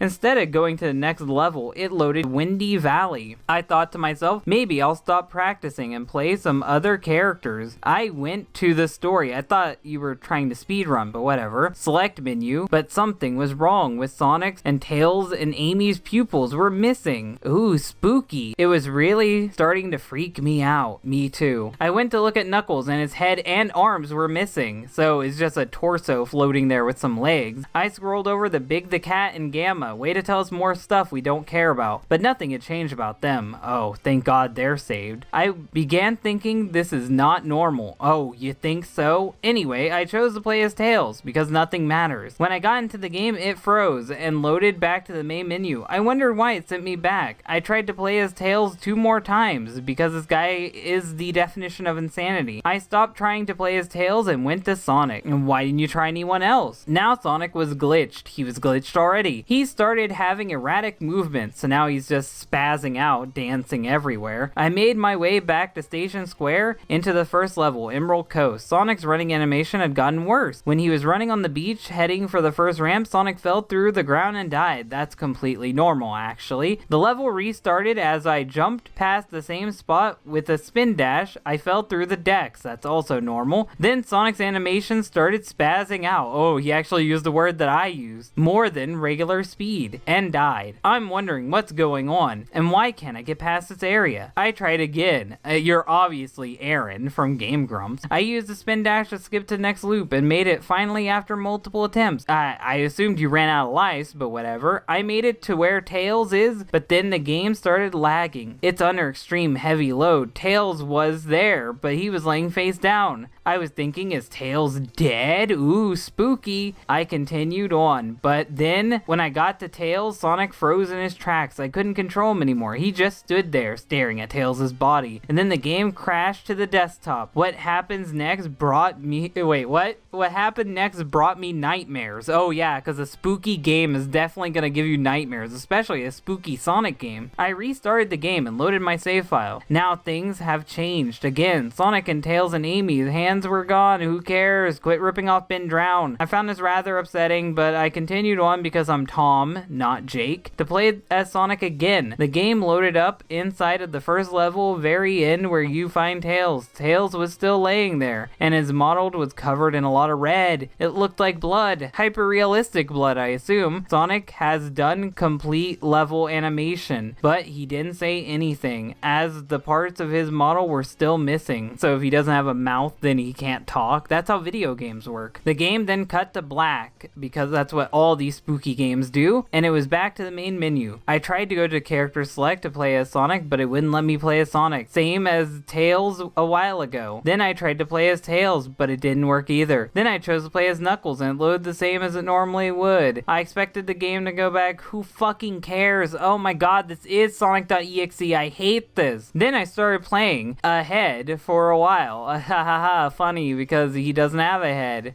Story Casinopolis, but it didn't load a level. Instead, it loaded the pool area. Then I went to Emerald Coast because Knuckles can do that. Where it loaded, I decided to try to play the level, but surprisingly easy to play. Then I skipped amounts of the level gliding. I'm bored. That's why I'm reading it like this. When I reached the end of the level and headed to crash site of the game, it started hanging graphical issues. Hanging, not having. Hanging graphical issues. Knuckles' model started stretching and stringing out of the stage in strange ways. I reached the crash site. I saw the destroyed tornado and Tails standing there, and his model was covered in red and his hands were jagged and crushed. His tails were stretched and mangled and his eyes were the same as before. Just before I reached Tails, Knuckles fell into the ground and the game background started flashing black and red, giving me a seizure. Thank you. It's trying to pull its best Virtual Boy impersonation. What just happened? As I thought to myself, I left my PC for a short while. It burned up because you left it crashed, and tried to think of what happened. Wow, you're that dumb. Since this, what I saw, sent chills down my spine. That is an actual sentence he wrote. I think started thinking. Wait, what? I think started thinking. I think started thinking? What the fuck? I think you mean I then started thinking. Did I cause Tails to die after skipping the first level? I got back to the PC. It was back at the main menu for Sonic DX, but the music wasn't playing. Then I decided to play more and figure out what is happening. I went back to the main character screen and Sonic model was normal. Then I moved to Tails and jumped back to his model was like it before in the grass site. Who cares? I then chose to play as Tails and the game loaded up, but it was skipped to the first cutscene that led to the crash and being saved by Sonic, but Sonic was not there. And it showed the mangled mess of Tails. I couldn't bear looking at it. I then ended the game, then deleted the save file. Ever since then the game worked as normal because I don't know what the fuck this story was. Nothing like that ever happened again because tension is dead. But I won't ever forget about what happened then. I still play the game, but I'll never do those glitches again. So what was the lesson today? Get the Steam version of Sonic DX and this story sucked. I'm going to be going over some creepypastas creepypastas. I actually did find a real Sonic creepypasta. This isn't a troll pasta, lol pasta, whatever you call it. It's supposed to be genuine. And this one is called Sonic's Lingering Spirit. Now, this is not the original version of the story. The author will tell us that in a second. So, just so you know, there are cringier versions of the story out there. Maybe I'll look at those another day. The story has been rewritten several times. So let's start with this author's note. This particular creepypasta was first created completely differently by me on DeviantArt and had a different ending because of Halloween. This version has a different script and ending than the first, which had 3 parts. Thank you for repeating yourself. And involves a different victim, a young girl. The original script had a young boy who went through a completely different and more... Well, why did you fucking act like this is the same story then? Like, why didn't you just fucking give us that story again? Whatever, why didn't you call us a sequel? I guess I will have to go back to the other story later. Who go through a very traumatic experience that picks away at her sanity. Most of their experiences are very similar to each other in the case that they are playing Sonic games, as both are experts at their young age. How much Sonic do you have to play to be considered an expert? I want to know. If you want to see the original, there's links to all 3 parts at the bottom. The history of this creepypasta, being pretentious, I see. I thought the last part was the history of it. Sonic's Lingering Spirit is a creepypasta where 2 victims had very different encounters with a very sinister spirit. One victim being the most traumatic than the others. That's not how that sentence should go. The idea came from the thought of a unique creepypasta, which is a lie, because you know that doesn't exist, where there are 2 separate experiences told as 2 completely different versions of the same creepypasta. A Pokemon Red and Blue for creepypastas, I see. Where one experience was traumatizing, and the other one was literally brought one of the players to the point of pure insanity. Well, aren't those like synonyms for one another? Whatever. After a number of mysterious occurrences between a PSP and GameCube game and a computer. Okay, that's the fucking history apparently. The creepypasta. I hate it when stories are split up like this, but whatever, just break the immersion. I recently played a Kingdom Hearts game, which I've never played any of them, so expect me to fuck up names and references. I got a gift for 2 years ago, specifically titled Birth by Sleep, which I hear is a shit one. I could be wrong, but I think people hate that one. About 3 months ago, I remember I fought a boss called Vanitas, a very stupid and flamboyant name, sentiment, and defeated it. I don't know who that is or what that is. I one day went online to check my email. Okay, so that just happened. I didn't even need to know how to say his fucking name. Found an anonymous email, because that's how emails work, with a link I've never seen before. That's what anonymous would be. I've already seen a very possible URL name on the internet. What the fuck are you talking about? But was curious to check it out. There was a file called lingeringspirit.exe. I don't know what a .exe is, apparently. For some reason, it was marked as a Sonic game. Are we talking about Sonic now? You start out with Kingdom Hearts, now we just full stop and then switch to Sonic? Why, okay, I guess we're here. I started to think that maybe it was a crossover game, as Lingering Spirits were the spiritually possessed armors in Kingdom Hearts titles. Oh great, so all this is Kingdom Hearts. I'm the worst person to read this because I haven't fucking played a single game. I thought to myself that if I fight Terra's Lingering Will here, then will it probably be the best game I've ever played? What the fuck are you talking about? I loaded the game, because you loaded apparently, and the Sonic the Hedgehog, which the in Sonic the Hedgehog is lowercase even though it's his middle name, so it should be uppercase, but whatever, nitpicking. Game for Sega Genesis title came up, but there was no music. Oh no, spooky. Suddenly, I heard the god-awful Japanese version of the creepy laugh of one of Birth by Sleep's antagonists. It is a knockoff fucking Kefka laugh. Instead, it's that fucking guy that I don't know who he is. I shrugged it off. It is just Sonic.exe, by the way. And went back to focusing on the game. Remember when he said he wanted this to be original? It's not original. As soon as I paused the game, the screen cut cut to black. Oh god, it literally is Sonic.exe, please kill me. Then I completely freaked out because it's Sonic.exe, period. A face that looked almost exactly like something from Sonic. Remember when he said he wanted this to be original? Shown up on the title screen, only it looked different. It looked a lot like Vanitas Remnant minus the eyes. I don't know who that is, and I don't fucking care, because you're not even trying to explain Kingdom Heart lore to me. Like, explain to me something about Kingdom Hearts, please, so I have something to go off of here, which resembled that Devil Spawn Games antagonist, but my body was not ready for, okay, I guess you're not Reggie, for the hell I walked into. I was playing as Sonic, like I normally would, except for you never said you played a Sonic game, so I don't fucking know. But something was wrong. Oh, now it's wrong? The background of Green Hill Zone looked like a barren wasteland. I guess you could say Green Hill's looking a lot more like Sand Hill. Fuck, I hate that reference.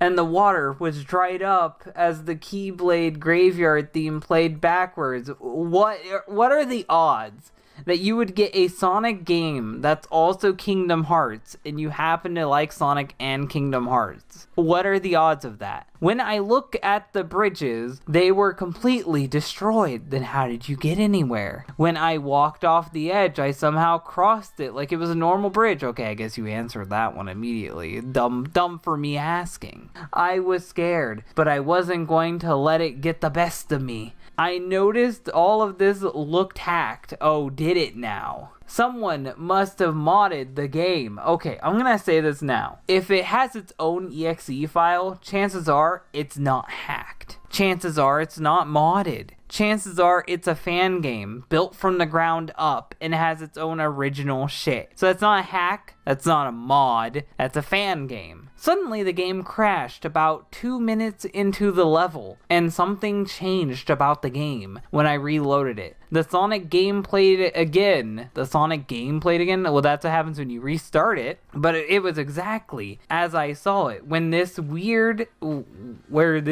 it all started. I don't fucking know what the fuck he's talking about. When I played it, everything felt all demonic. And suddenly my game went to a Sonic 2 title screen, like Sonic 1 tends to do, and automatically started me off as Tails. This is really just Sonic.exe, and I'm really fucking tired of reading this. Everything seemed normal and legit, minus the G major Japanese Metallic Madness Bad Future theme. Very specific, but everything's normal apparently from Sonic CD, until I reached the end of Zone 1. Act 2, the stage it started me on. Then the creepy laugh came again, and the boss was Sonic, as G major version of the Japanese Sonic CD last boss theme Final Fever started playing, and he looked exactly as I saw him before on Sonic 1. Suddenly the game cut to black and I heard a blood-curdling scream, presumably Tails' scream? I'm gonna assume that because he didn't fucking say anything. When the game went back to normal, all my lives went to 0, and Tails' limbs were all over the ground. Well, he doesn't have that many limbs, so I don't know how many you're assuming we are going to assume, but yet there was no sign of blood. And suddenly the limbs faded away, sort of like how the nobodies in Kingdom... Shut the fuck up about Kingdom Hearts. Kingdom Hearts 2 die. Now I was scared out of my mind and wished I never played this game. I wish I never read your story.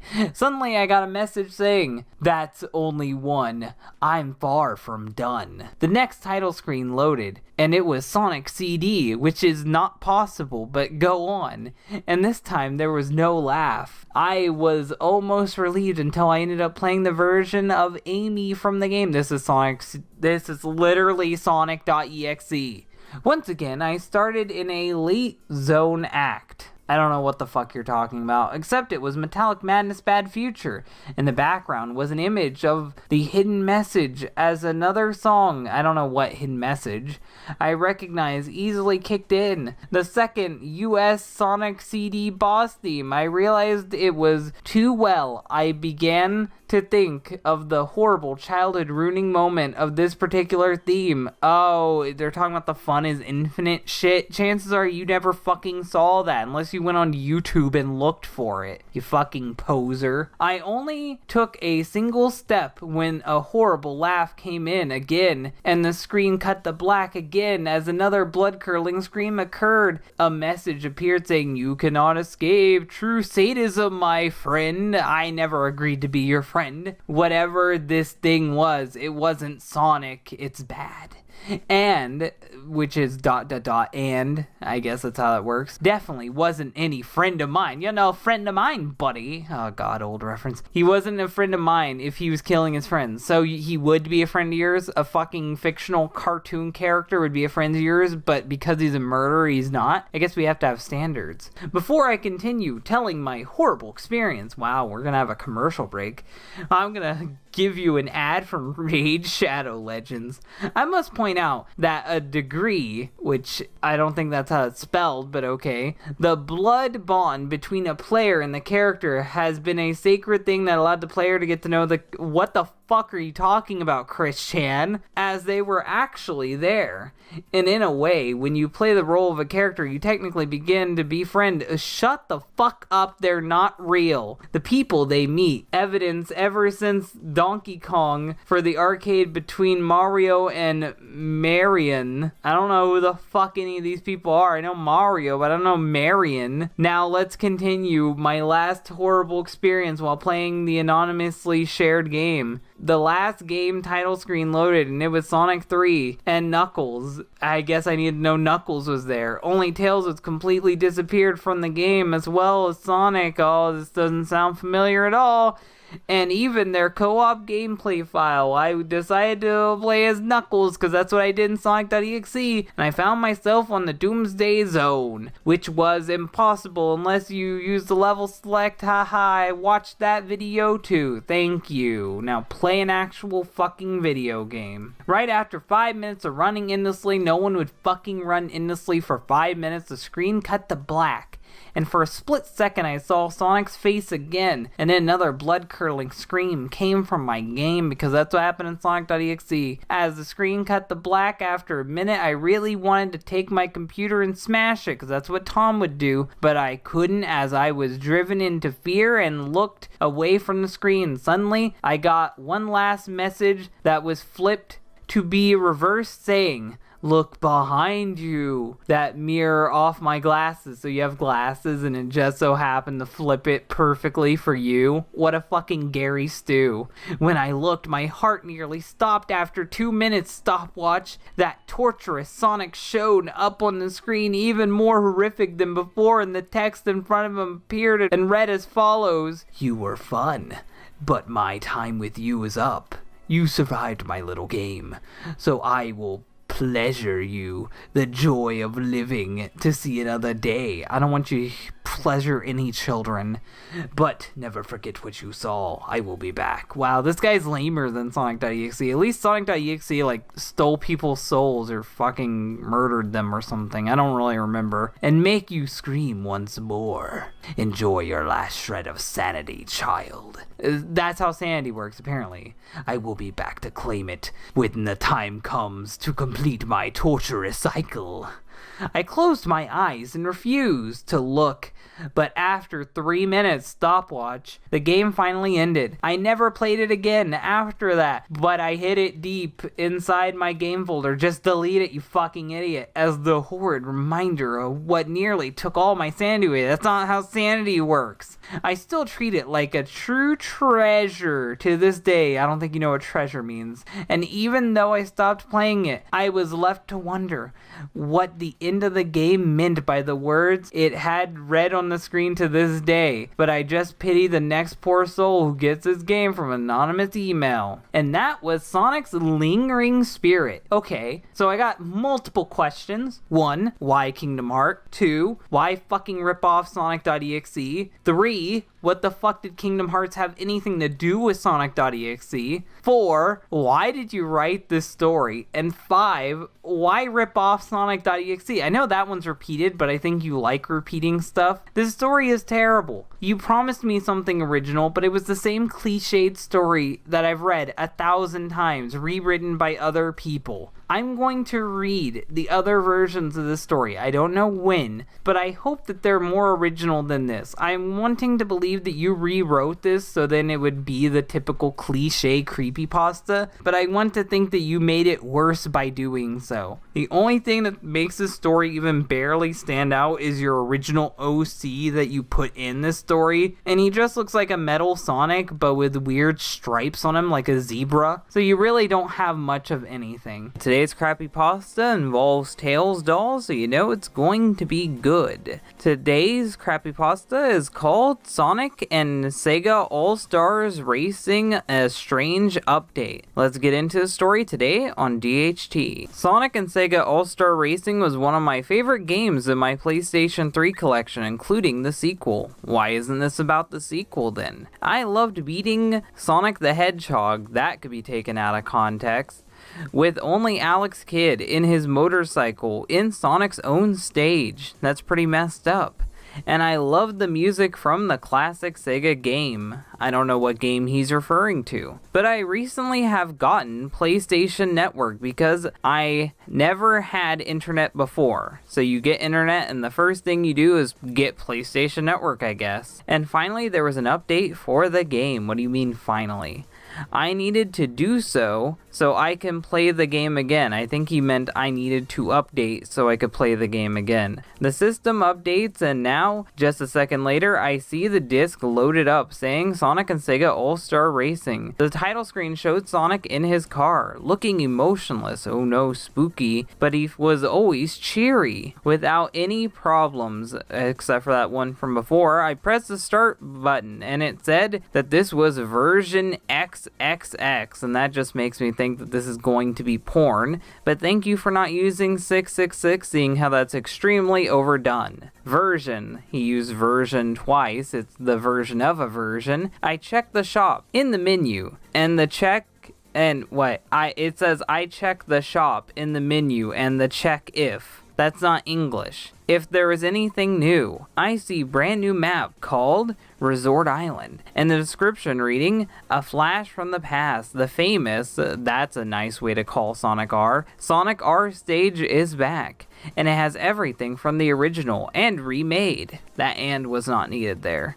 For this game, and now another and, it is time for Super Sonic Racing. Strangely, it was well worth the $1.99, so this is a spooky DLC. I wonder if this, what the hell happened? You got a spooky update that gave you spooky DLC. Who does the money go to? So I bought it with my PlayStation money. Oh no, your mom's gonna be angry for that one. I researched up about this track, lying to me, giving me more trust issues than I already had. And it says that this update was created for Sonic R's 19th anniversary, and it added a few new DLC tracks, and the DLC racers with Metal Knuckles, Egg Robo, and most importantly, the cute and cuddly Tails doll. No one brings up Tails doll and doesn't call him creepy, so I know this story is bullshit. I am tired. That's random. It literally just cuts that. It's not even a period, it's just I am tired, comma, I went to bed, only to play the game in the morning. Who buys DLC and then plays it in the morning? This game doesn't take forever to update. It turns out that I bought all of the DLC. It was strange because my profile said no transactions happened. Nonetheless, I decided to play the game with a character, Tails doll, on the new gameplay mode called Tag Team. The race began, and what it looked the same template from Sonic R, with updated graphics of course. I was supposed to tag Sonic with his unlimited all-star. When I began the race, he just ran out of the map. In just 30 seconds, I controlled Tails doll with his motorcycle, because apparently he has one of those now. And he was fast. What a shock. He is one of the fastest characters in the game, despite not being one of the fastest in Sonic R. In fact, he's one of the slower characters in Sonic R, but whatever. Later, I caught Sonic and it said, "Tag, you're gone." The screen went black. for a second because Sonic.exe is a thing, and the stage was done, and it showed Tails' doll fell off of his motorcycle just like a normal doll. It was strange because when you win a stage, your character will brag and do a victory pose, but then I hear music, not the results music, but the game over music from Sonic CD US version, because of course it would be that. It's always that, because cliched music in Sonic.exe. And then the screen went to black, and Tails' doll showed up on my screen. And then there's a period, and then an and there's no space, and I want to die. And then I try to restart my console, but it didn't work. The power goes out. But my TV screen was still on. Ooh, spooky, haunted. The Tails doll was still on the screen. And then all of a sudden, I see a red light in the corner of my room. And I hear the song, Can You Feel the Sunshine? Then I hear a voice in the darkness saying, Where is your God now? Because that's always been Tails' doll thing, I guess. And then my vision began to fade. And this is one of those terrible creepypastas where the main character dies, but somehow the fucking story still gets on the creepypasta website. I don't know how. And we're ripping off Jeff the Killer with Police Report or Sonic.exe 2. Pick whichever one he ripped off. We just received a complaint from Oregon State. I'm gonna say Jeff the Killer now because of Oregon. Bank that Mickey O'Reilly. What a terrible name. There's an O'Reilly joke I could make. The auto parts place. I could play the theme if I wanted to, but I'm not going to. Never had paid his mortgage or his car license because that's how that works in over 6 months. So now we have to search his house because this never really happened since 1997. Odd. What we found was equally disturbing. A fox doll with an antenna with a red gem attached to it on the screen with text saying, Where's your God now? Everything else is clean and tidy. No blood whatsoever, thank God. Except a two-tailed doll on the chair. Then that means whatever. That is something. Two-tailed doll sitting on the chair looking on that questionable screen. And one more thing, a stereo right by a game system playing an annoying song, Can You Feel the Sunshine, backwards, because you know that song. The cop knows Can You Feel the Sunshine, and he knew it was playing backwards because that's how smart he is. We were not able to find the culprit of Mickey, but there's one thing for certain. It has to be something annoying with that doll. Sheriff Summers. Well, it didn't even say that it didn't even say that he died, so why would they be saying culprit? That makes no fucking sense, but whatever. It says culprit of Mickey, not the culprit Mickey. So I don't know what the fuck went on there. That was Sonic and Sega All-Stars Racing, a strange update. The story was bad. It was unoriginal. It ripped off Tails doll, Jeff the Killer, Sonic.exe. What a shock. All these stories are cheap knockoffs. At least they chose a game I wouldn't expect, and at least they added Tails doll to another racing game, so at least that kind of makes sense because he is a racing game character. But everything else was boring, cliched, and generic, and not even in the funny way. And the grammar is bad in a non-funny way. So really, this story was just boring and forgettable, and not really atrocious like the last one I read. Today's Crappypasta is called Sonic Sat AM DVD, and with a title like that, you know that we are in for unoriginality. If you grew up in the 90s, which I kinda did, you probably heard of the show called Sonic the Hedgehog, or as it's known by the fans, Sonic Sat AM. It's talked about a lot today in the modern days, so you don't really have to grow up in the 90s to know about it. This show is about a group of animals known as the Freedom Fighters trying to defeat Dr. Robotnik. I've never seen the show before, then why are you writing a story about it? So I decided to buy a DVD of it. Very weird decision. Also, I didn't have a DVD player. Well, then why would you buy a DVD? What the hell? So I bought that too. I guess you got a good bundle.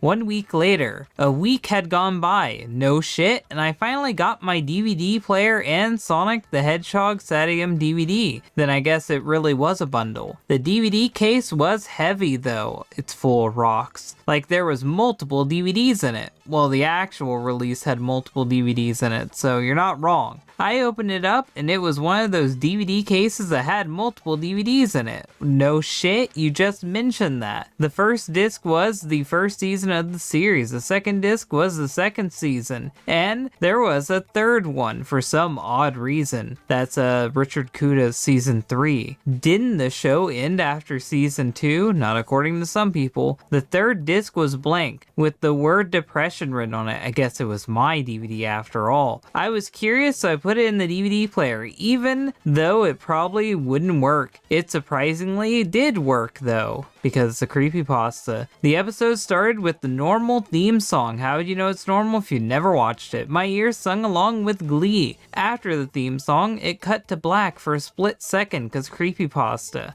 I saw Sonic with a sad look on his face. He's sad because the show got canceled, complete with tears in his eyes because Sonic.exe. The first shot of the episode showed a clip of Sally Acorn getting roboticized like she has in the comic and the show. I think it was from season 1 or 2 episode. That's not a sentence. Then it showed a clip from surprisingly the first episode of Sonic Underground where Robotnik was laughing maniacally, even though it's impossible because the production time doesn't match up at all. It cut to black again. It showed Sonic in the whole village sitting on a stump. He looked sad, much like how the show's title card. He said, "Why? Why was I too slow?" This is yet again another story where he says that line. Is that like a catchphrase for creepypasta Sonics? I could have saved her, but I failed. He then began to cry for at least 30 seconds because Sonic.exe had a stopwatch, so do we. Rotor, Bunny, Antoine, and Dulcie, and Tails, because those are all the characters that matter, came up and comforted him. Rotor told Sonic, "It'll be okay, Sonic. We'll turn Sally back." Sonic ran off, which was very insensitive of Rotor. It cut back to Robotnik's lair. SWATbot spotted him. It proceeded to shoot Sonic. My first reaction was fear, but I told myself it was just a cartoon. I didn't see what happened to Sonic because it faded to black after the SWATbot stopped shooting. It faded back to the episode. "Sonic's been gone for quite a while," said Tails. "We should go back and look for him," replied Bunny. It then cut to the Freedom Fighters at Robotnik's lair. The entire rest of the episode was spent looking for Sonic. So I fast forwarded the episode because you're a jerk. I found a good stopping point and continued the episode at normal speed. Antoine screamed. The Freedom Fighters came over to him, questioning what was the matter. They looked over at Antoine and they saw what was left of Sonic. He was covered in dry blood and lied. Forgive me if I used the wrong word. Believe me, that's not the first time. Dead on the ground. Just then the Freedom Fighters were spotted by a roboticized Sally and Uncle Chuck. They took them to Robotnik. Robotnik put the Freedom Fighters in different roboticizers and turned them into robots. He then looked at the camera and said, "This is what happens when you don't watch the show." Really? This is what happens? Because I didn't watch the show, they all got tortured? Wow, I guess I won't watch the show anyway. All of your beloved characters are no more. There's no more show, no more Freedom Fighters, and no way to stop me. This is Richard Kuda's nightmare. I can't wait for him to wake up with shit in his diaper. Aftermath. After the episode ended, I took the DVD out, broke it. Not out of fear, but out of some jerk making a dark episode of a kid's show. I put the season 1 DVD into the DVD player and proceeded to watch the show. Hopefully, you won't make the same mistake as me. I don't know what that mistake was. And that was Sonic Sat AM DVD. It was a pretty generic story overall. It was pretty lame. It's Sonic.exe, but this time a kid's show. The Sally getting roboticized wasn't really relevant. It would have been better if, like, Sonic got shot by Sally or something, but instead he just got shot by a random SWATbot. He deserves an award for that. And the Robotnik shit didn't make any sense, and the whole narrative of the plot didn't make any sense. The grammar was terrible. The pacing was terrible. It's just a bad story. Today's Crappypasta is just called Sonic. Now, I've actually encountered quite a few stories just called Sonic, and I always just rename them because I don't like it when stories are just called Sonic. So today we're going to be calling this story Sonic PSP, because it's going to involve a PSP.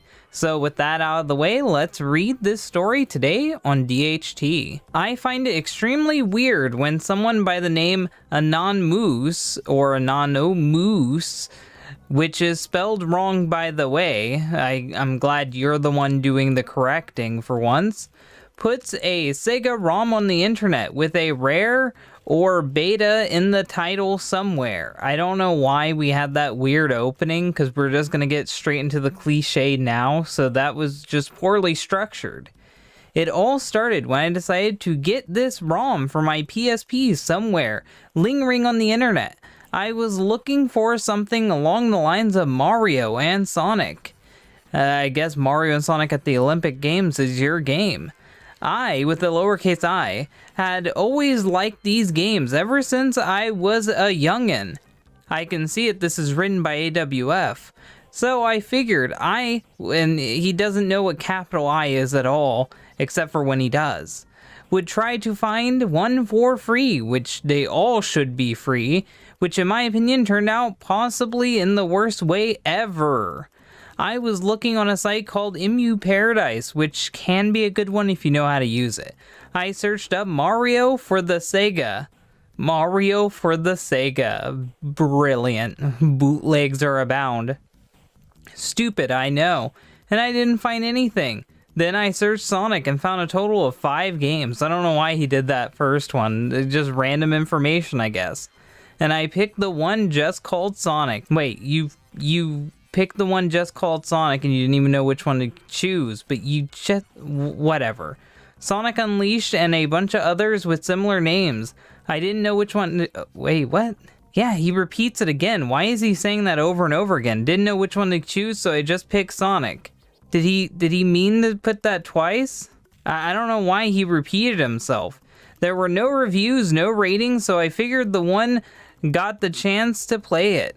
I know all the average horror movie mistakes. Apparently not. I loaded the game to find Sonic running normally. No blood-soaked eyes, no crying, just running. You know, that's also cliched of him just running. Also, I love how many of these creepypastas now go with, we're not Sonic.exe, I swear, then they proceed to be Sonic.exe. On for a long time. I remember the one thing that interested me about the whole thing was the clouds. They weren't a normal game cloud cycle. It had different things in each cycle. One was a picture of a turtle thing, which is called a Koopa from Mario, floating in some magical pink bubble, I assume from Bubble Bobble. I had never seen before, and it continued with other weird stuff from other games. But Sonic stopped to take a breather, and I need to take a breather too, because doing this all in one take practically kills me every time. And all of a sudden, there were red mutant thingies standing behind. I don't know what you mean by that. Be more descriptive. But they weren't looking at Sonic, they were looking at me, the author. Ooh, that's cliched. I shut the PSP off immediately. Which they all do. They all shut their console off immediately, go to sleep, have nightmares, and then get haunted by a plush doll. It was only till the next morning I had the courage to go back on. Yeah, you went to sleep, you cliched fuck. I was still freaked out. I turned on my PSP to find the mutants were replaced by Sonic characters. There was Knuckles, Tails, the Pink Girl. The Pink Girl? You don't know Amy's name? Okay, I guess we're going full fucking Tails gets trolled. The Pink Girl. And the others, too. Pink Girl and the others. That sounds like a rock band. I was finally relieved to think that my mind, you don't do very much of that apparently, had been playing tricks on me. But they were still kinda staring at me.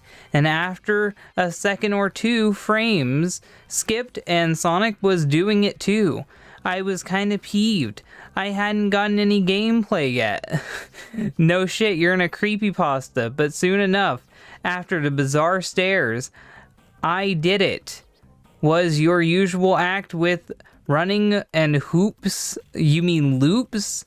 This guy's never played a Sonic game ever. And whatnot until Sonic got a pretty big roundabout thing. He looked at the camera and gave his usual thumbs up, which he doesn't do in Sonic 1 or whatever the hell game you're playing. With that, he did in the original game's intro and started to run at this point. He's always running. I lost control of the character. Sonic fell flat on his face. Then there was nothing but black. Wow, way to insult black. Okay, I thought this couldn't be a coincidence. My mind can't be playing tricks on me. I couldn't have just imagined that. I turned it off again. I know I did not mention it, but I'm spooked easily. Everyone is in these stories. I thought I throw the PSP into the road, hoping it'd get smashed by an oncoming car. You could have just sold it. Suddenly, when I walked inside, I got an email called hello, but that's all it said was the creepy thing hello. And that's where we end our story, apparently. We end it on hello, a very non-threatening gesture. And that was Sonic. The story wasn't very creepy. Nothing really happened. The characters just kind of fucked around the whole time. Sonic fell on his ass, and he didn't know the name of Amy Rose. That's really the most eventful thing here, is that this guy didn't know who Amy Rose was. Hopefully you guys like this video. If you like it, hit the like button. If you really like it, share it. And if you want to help the channel out, you can subscribe. I also have a Patreon, which is linked in the description below. If you want to get into the end credits, you can donate $2 or more there. The money from my Patreon goes to help both this channel and my side channel and my other endeavors that I do on YouTube. Thank you guys for watching, and bye.